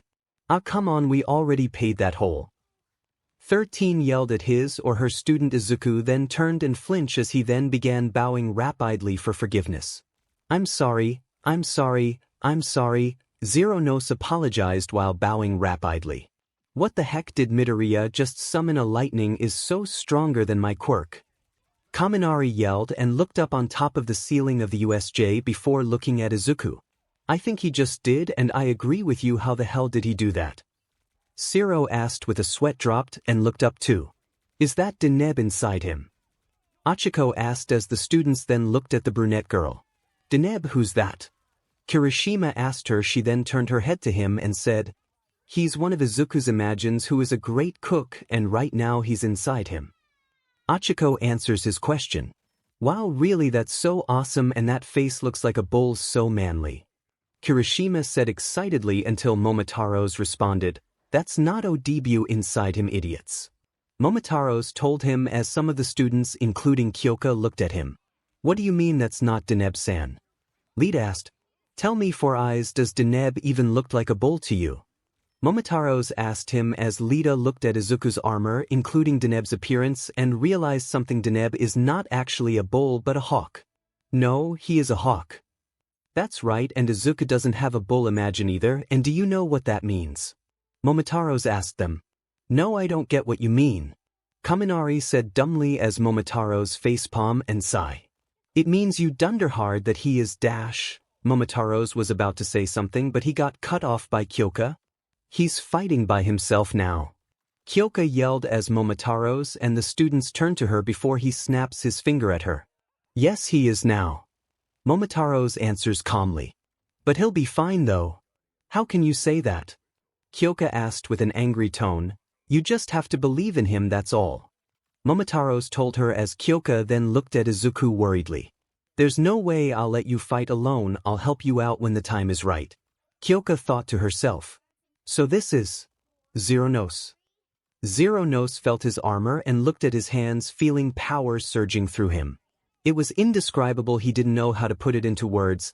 I feel stronger now. All right, now is time to fight, but first I need a catchphrase first. But what will it be? I know I'll use this catchphrase that Deneb's partner always used in every battle. Izuku thought to himself. He then walked to the villains for a few steps and stopped. He put his hand on his hip, then pointed him and announced, Saisho and Iodoku. Let me say this to start. 𝐒𝐮𝐽 started.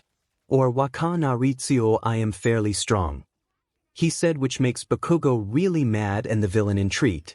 Ha, what did you say? Yeah right, I'm stronger than you, nerd. Bakugo yelled at him. Ho, interesting. If what you say is true, then come at me. The villains taunted him. What? No, don't even think about it. Your fight is with me, villain. Bakugo yelled at the villain. With Deneb. Deneb was watching as he then felt a bit of happiness that Izuku would say those words that his old partner used to say that a long time ago. Izuku, you reminds me of Yudo. Sometimes I'm proud of you, but I'm still worried of what's gonna happen next when the fight is over. Deneb thought worriedly because he is worries right after the card disappeared. His mom and friend will forget her. Back with Izuku. And I will. Let's do this, shall we? 𝐒𝐮𝐽 said with confidence. Bakugo then grabs his shoulder and said, Hey, aren't you listening to me? I'm fighting him, not you. 𝗏𝗂𝐻𝐻 yelled at him. You're in the way. 𝗧𝗏𝗧 told him and picking up 𝗏𝗂𝐻𝐻 and throw him to the side, which he didn't like that. Deku. You're gonna regret this. You hear me? 𝗏𝗂𝐻𝐻 yelled angrily, but 𝗧𝗏𝗧 ignored him as he then took his 𝗧𝗏𝗧𝗟 from his belt and turns into sword mode. Let's go. 𝗧𝗏𝗧 said and begins to run at the villain. You're a bit too confident, aren't you? But you cannot defeat me with those weapons of yours. The villain told him as he tries to grab his 𝗧𝗏𝗧𝗟, but 𝗧𝗏𝗧 jump over him.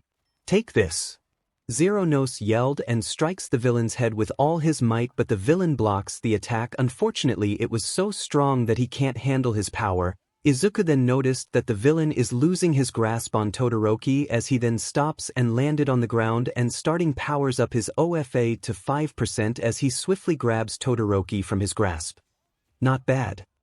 The villain said, and he was impressed by his skill. So you catch. 𝗧𝗏𝗧 said, throwing Todoroki to 𝗧𝗏, who used her tongue to grab him and pull him to safety. Got him. 𝗧𝗏 told 𝗧𝗏𝗧 while moving him to safety. Watch him and keep him safe. 𝗧𝗏𝗧 told her before turning to the villain. Looks like you have no hostages, shall we continue?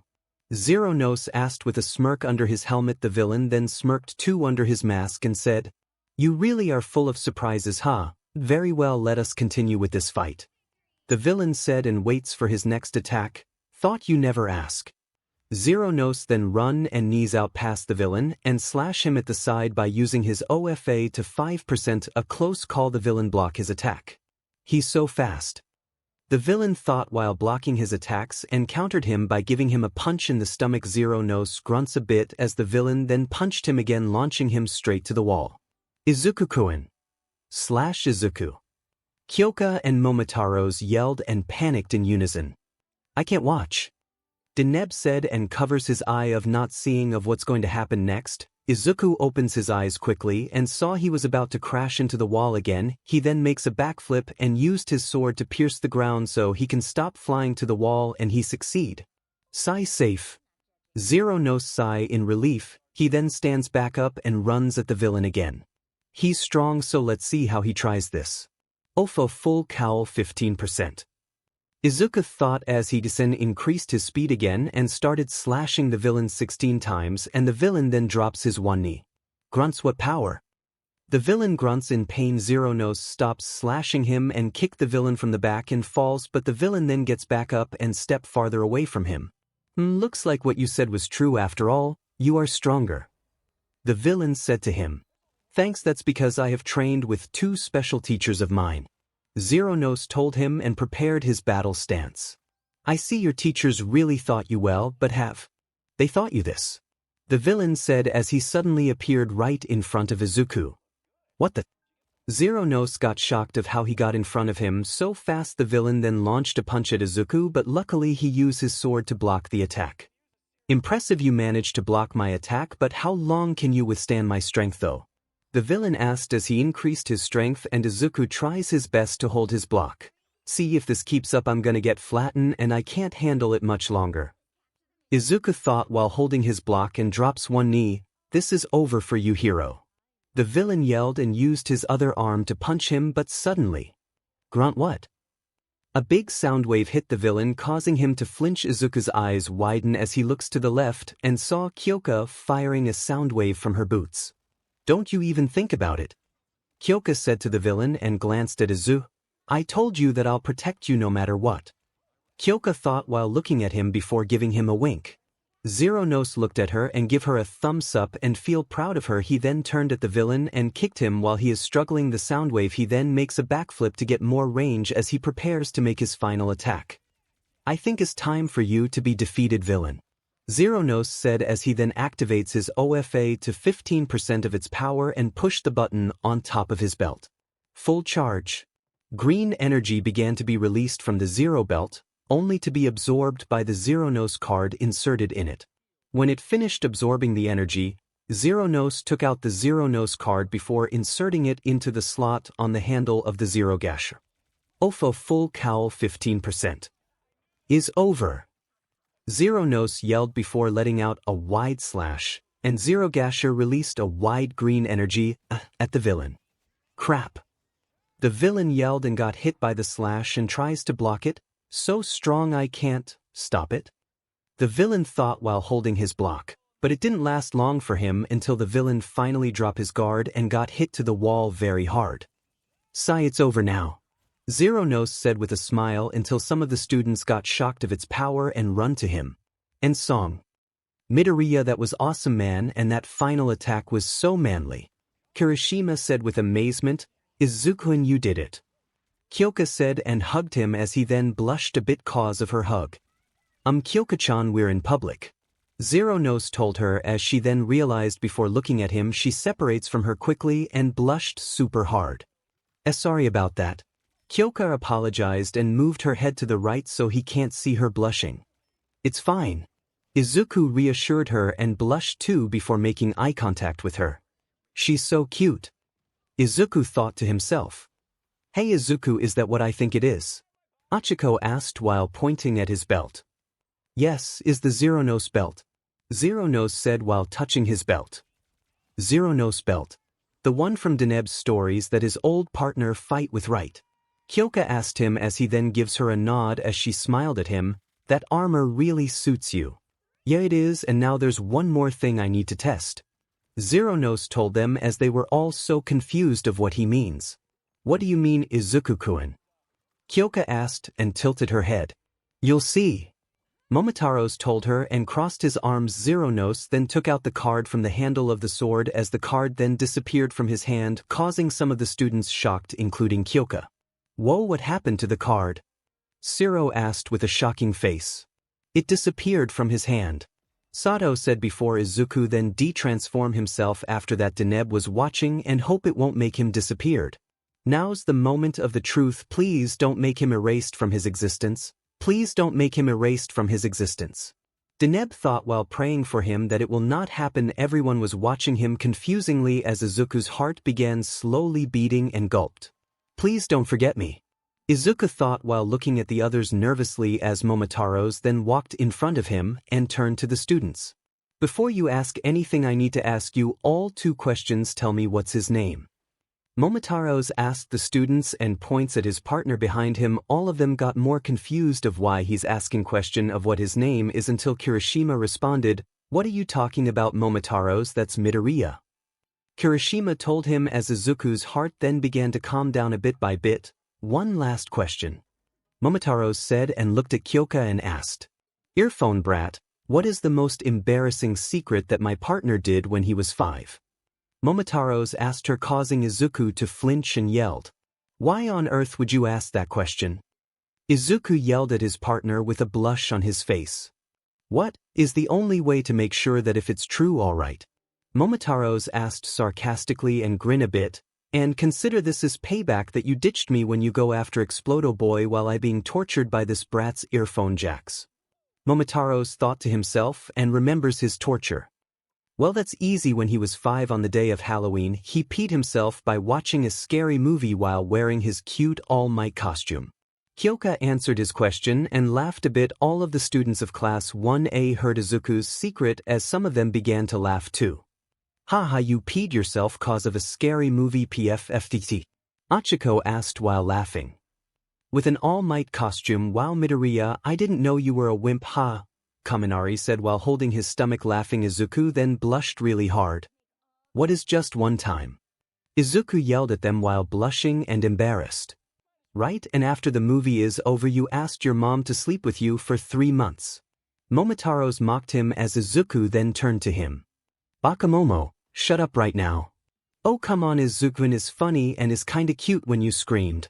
Kyoka said to him while laughing. Oha says to the girl who hugged me by the arm and never lets me go on Halloween, and may I remind you that we watched the movie together on that day and you screamed too, which is adorable. Izuku reminds her as she then stops laughing and blushed really hard. Izuki-in, not in front of everyone. Kyoka yelled while blushing. I'm sorry, is not my fault that you tell my secrets to everyone. Izuku said to her and crossed his arms then pout a bit. But your stupid partner asked me that question though. Kyoka complained. It's still the same thing.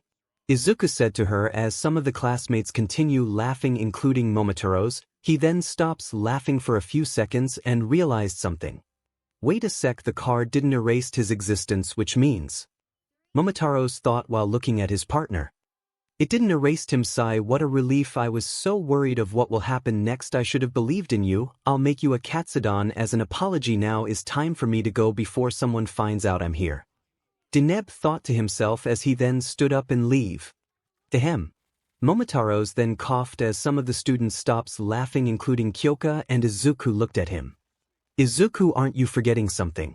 Momotaros asked him as Izuku then tilted his head a bit and remembers of what Momotaros told him when the card didn't make him disappeared from his existence. He has to tell Kyoka everything and hoped his punishments is not bad.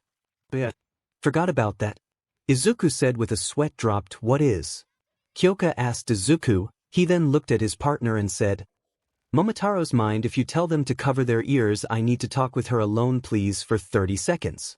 Izuku told him as he then nodded and replied, yes, sure, why not? You heard him, covered your ears for 30 seconds. Momotaros told them, which makes the students confused. Why, Momotaros? Lita asked him. Just do it. Momotaros told him as he and all of the students obeyed and covered their ears, all but one. You too, explode boy. He said, I refused. Why would I do that? 𝗏𝗏𝗏𝗏 refused to cover his ears, which leave Momotaros no choice. He walked over to him as he used his hands to cover his ears. Hey, let me go, you bastard. 𝗏𝗏𝗏𝗏 yelled at the Red Oni while struggling to get out of his grasp. Shut up, you. Momotaros told him before he looked at his partner and Kyoka talking alone. Good luck, idiot, and I can't wait to see what your punishment looked like. Momotaros thought to himself as he then makes an evil smirk on his face and imagined him being ear-raped by her. Seconds later. Man, what are they saying? 𝗧𝗟𝗘 asked while covering his ears. How many seconds do we have left? Kaminari asked while he covers his ears. 2, 3, 2, 1. Momotaros began to count down while seeing his partner and Kyoka talk. He then saw Kyoka's eyes widen and Izuku covers both of his ears cause he knows what she's gonna say next. What? Kyoka yelled in shock at the top of her lungs. Izuku then flinch a bit and feel a bit terrified. Momotaros then smiled heavily and let go of 𝗏𝗏𝗏𝗏's ear. Okay, now everyone open your ears now. Momotaros told them, but they didn't hear, so he lightly tapped them and told them to open their ears as they obeyed and opens. I wonder what makes Jairu so shocked. Yaoyorozu thought and looked at them. Please don't kill me. Izuku begged her not to kill him, but she didn't listen. Why on earth would you do something like that? Kyoka asked and raised her voice a bit. Because it's the only idea I could come up with. Look, I know you're angry, and what's more, you can't accept my apology, so you may punish me of what punishment you have in your mind, so please don't kill me. Izuku said and bowed his head to the ground. Kyoka then calms down a bit and sigh, even though that her best friend didn't tell her that the belt is untested, and what's more, that the card could make him erased from his existence. Very well, I'll give you your punishment, Kyoka said with a serious tone and crossed her arms as Izuku then sweat dropped a lot of what's going to happen to next. Here it comes, come on, ear rape him. Momotaros thought while watching this scene. He was excited that he has been waiting for 10 years for this because Kyoka never punished Izuku for a long time until now. My punishment for you is... There was a moment of silence at first and Izuku is bracing himself for the punishment that Kyoka will give her, and Momotaros increased his smiles widely. Come on. Momotaros said excitedly with sparkles on his eyes of what's his punishment gonna be, and a few seconds later she broke the silence and told him what kind of punishment he gets, which is right after the sports festival, and you have to make me dinner plus patting my head right now. Kyoka told him, of course, and I will accept it. Izuku answered without thinking. He then widely opens his eyes and looked at her. Wait, what? Izuku said with a shocked face, and as for Momotaros, well, his skin turns white with a shock on his face that his partner's punishment isn't what he was expecting, and makes an anime fall style, then stood back up quickly. What? Are you serious right now? I've been waiting for 10 years for this moment, and this is his punishment, ga. Momotaros yelled at them with a vabe on his head. Yes, that is his punishment. 2 reasons why he didn't tell me about the whole secret of the consequences of the Zero-Nose belt can do, but luckily it didn't happen and I saved his life back there, so he has to give me a reward, which is patting me on the head. 𝗂𝐿 explained to the Red Oni as 𝗧𝗜𝗍𝗑 and Momotaros then sweat dropped. 𝗧𝗜𝗑 then stands up and said, "Well, if that's what you wanted, okay then." 𝗧𝗜𝗑 walked over to 𝗂𝐿𝐿 and start patting her on the head, which she is enjoying right now. Momotaros didn't like the punishment that the girl gave his partner as he then scoffed and turned around. I can't believe this. For a long time our punishments are ear rape and a lot of scolding by her, but my partner's punishment is this. What a total ripoff. Momotaros argued until he then felt a dark aura coming from behind him. "Did you say something, Momotaros?" 𝗂𝐿𝐿 asked and glaring holes into his forehead while 𝗧𝗜𝗑 is petting her on the head, and Momotaros then felt scared. "No ma'am," Momotaros said with a scared tone. 𝗂𝐿𝐿 then stopped glaring and said, 𝗂𝐿𝐿 said, "She's so cute when she's mad." 𝗧𝗜𝗑 thought while looking at her he was to say something, but he got interrupted by BAKUGO. "Oid, will you stop patting the earlobes? We have one important things to deal with right now." BAKUGO yelled at them while pointing at the villain. Oh yeah, the villain, we forgot about that. Well, let's go," 𝗧𝗜𝗑 said and stopped patting her. They said in unison while walking to the villain. 𝗂𝐿𝐿 pout in disappointment that it didn't last long. 𝗧𝗜𝗑 then noticed her pouting as he goes to her ear and whispered, "Don't worry, we'll continue this later." 𝗧𝗜𝗑 reassured her as she blushed a bit and give him a nod. Right after that he and his classmates then goes to the villain. 𝗧𝗜𝗑, next time try to tell me sooner that the belt is untested. I was so worried. Luckily it didn't erase you from existence, which I'm glad, and I'm happy that I was able to save you. You never cease to amaze me, 𝗧𝗜𝗑, even if you are reckless. 𝗂𝐿𝐿 thought while looking at him. With 𝐒𝐮𝐬𝐻 and 𝗧𝗏. 𝐒𝐮𝐬𝐻 and 𝗧𝗏 got shock of what they just seen, that one of their student actually beat a villain. 𝐒𝐮𝐬𝐻 senpai. Just what is he? 𝗧𝗏 asked with a nervous tone and a sweat drop. "I have no idea, but I never seen someone who actually beat him." 𝐒𝐮𝐬𝐻 replied with a sweat drop too. "Well, I know one thing though, that someday I think he will be #1 in the future, but next time we should tell him not to summon a giant green lightning before his transformation again," 𝗧𝗏 told him as the rescue hero looked up at the damage of the ceiling. "You're right," 𝐒𝐮𝐬𝐻 said while looking up too. "This kid is a monster," he thought to himself. Back with the students. They walked the villain, who is unconscious right now, as they all stop and thinking of what they should do with him. "So what are we going to do with him now, Ribbit?" 𝗬𝗠 asked as BAKUGO and Momotaros walked to the unconscious villain, and both of them smiled menacingly. "It's obvious we're going to give a one final touch," BAKUGO said, and slowly igniting little explosions from his palms. "I agree, shall we do the honors?" Momotaros asked BAKUGO. "We shall indeed." BAKUGO answers him.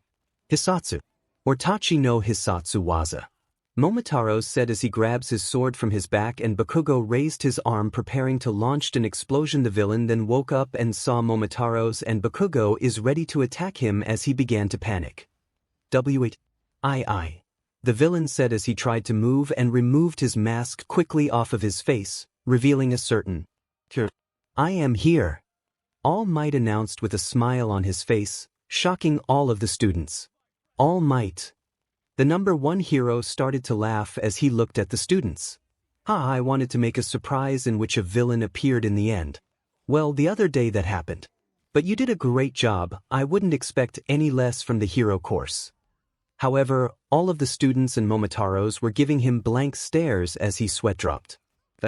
"I'm sorry. You went overboard, Allmight/B." BAKUGO, Kirishima, Kaminari, Siro, and Momotaros yelled in unison. With 𝗧𝗏 and 𝐒𝐮𝐬𝐻. "It's just like you said, 𝐒𝐮𝐬𝐻 senpai." 𝗧𝗏 said with a sweat drop. "That person can't be helped." 𝐒𝐮𝐬𝐻 said with disappointment. Flashback, a surprise. 𝐒𝐮𝐬𝐻 asked him with a confused tone. "Correct," Allmight replied. "I'm against it." Allmight said dumbly. "Are you stupid? The class just suffered from a villain attack." 𝐒𝐮𝐬𝐻 reminded him, "They think it was an accident, a coincidence that almost never happens. But this isn't the case. Heroes always face danger. I want them to understand." Allmight explained. "It's counterproductive. It may traumatize them if it goes wrong." 𝐒𝐮𝐬𝐻 told him, "You must teach determination to overcome it." Allmight then transformed into his buff as he continues, "That is our duty as teachers, don't you agree?" All Might asked 𝐒𝐮𝐬𝐴. 𝐒𝐮𝐬𝐴 then turned his head and sighed and said, "Fine, but you'll take full responsibility," 𝐒𝐮𝐬𝐴 told him with a cold tone. "Haha, don't worry, I believe in their strength," All Might said and put his hands on his hips. End of flashback. However, I was surprised that they would stand up to everything. 13 said proudly. "Yes," 𝐒𝐮𝐬𝐴 replied as he then looks at Izuku, "but I wasn't expecting that problem child was able to beat the #1 hero himself." 𝐒𝐮𝐬𝐴 thought while looking at him. Back with the students continued to yell at All Might before Siro, Kirishima, Momotaros, and Kaminari started to stomp on the hero in anger. "What the hell are you thinking?" Kirishima yelled while kicking. "Forgive me." All Might apologize. "You think you can get away with this with an apology of what you just did, idiot?" Momotaros yelled at him. Izuku heard footsteps. He then looked back as Todoroki is right behind him. "Todoroki." 𝗏𝗏𝗏 then turned around with a vein on his head. You were in the surprise too." 𝗏𝗏𝗏 yelled at him. Todoroki then looked down as he remembered what All Might said to him. Flashback when the villain was about to attack, he then stopped as he opened his mask revealing it was All Might. "Haha, it's me, young Todoroki," All Might said to Todoroki as he then stood there with a bit of shock. "Can you help me with something?" All Might asked. End of flashback. Sorry. Todoroki apologized to them. "How cruel, All Might." Ishido yelled with a vein on his head. "I'm sorry, it wasn't that serious," All Might said while crying. "But you just hit Midoriya and 𝗏𝗏𝗏 really hard. Don't you think you set a bad image for the school?" Lita asked angrily while adjusting his glasses. "Don't do it ever again," Achiko said and pout. "You were lucky that my partner didn't blast you off like what he and the 𝗏𝗏𝗏𝐽𝐵𝐴S did to that brain villain before." Momotaros scolded him and put his hands on his hips as Achiko then turned to Izuku. "Isn't that right, Izuku?" Achiko asked him as he fell to the ground and said, "Well, I'm glad it was just a surprise," Izuku said with a sweet smile as he sat on the ground with Ochako, Momotaros, and Lita smiling at the boy. "Young Midoriya," All Might said with a wide smile on his face, happy that his successor isn't mad at him. Unfortunately, in that moment he had forgotten about a certain girl whose reaction he hadn't accounted for. "All Might," Kyoka said in a low voice as a dark aura surrounded her. "You idiot. Young Jiraiya, what are you doing?" All Might asked as he tries to get up, but thanks to Izuku, he can't cause he is super hurt. "Something that'll surely teach you a lesson of what you did to Izuku-kun," Kyoka said as she raised her earphone jacks and cracked her knuckles while slowly walking towards the hero. Momotaros then face-bombed and said, "I told you not to make her set off, but did anyone listen to me?" "No, they didn't," Momotaros said in disappointment, and for Izuku, he gave him a prayed hand sign. "Sorry, All Might, I hope Kyoka-chan won't hurt you really bad," Izuku thought while praying that he could survive this. "Suffer for all of eternity," Kyoka said with a threatening tone and launched her jacks to him. All Might tried even harder to get up, but he can't. Thanks to Izuku, he had no success as sweat covered his entire body before starting to beg. "Why, young Jiraiya, please don't do this. I'm sorry for what I've done. And no, please forgive me, 𝗏𝗏𝗏𝗏. And so our training at USJ is now over." As All Might's scream could be heard from miles away, with many people thinking that All Might, the symbol of peace, had died that fateful day. "Sorry, All Might," Izuku narrate.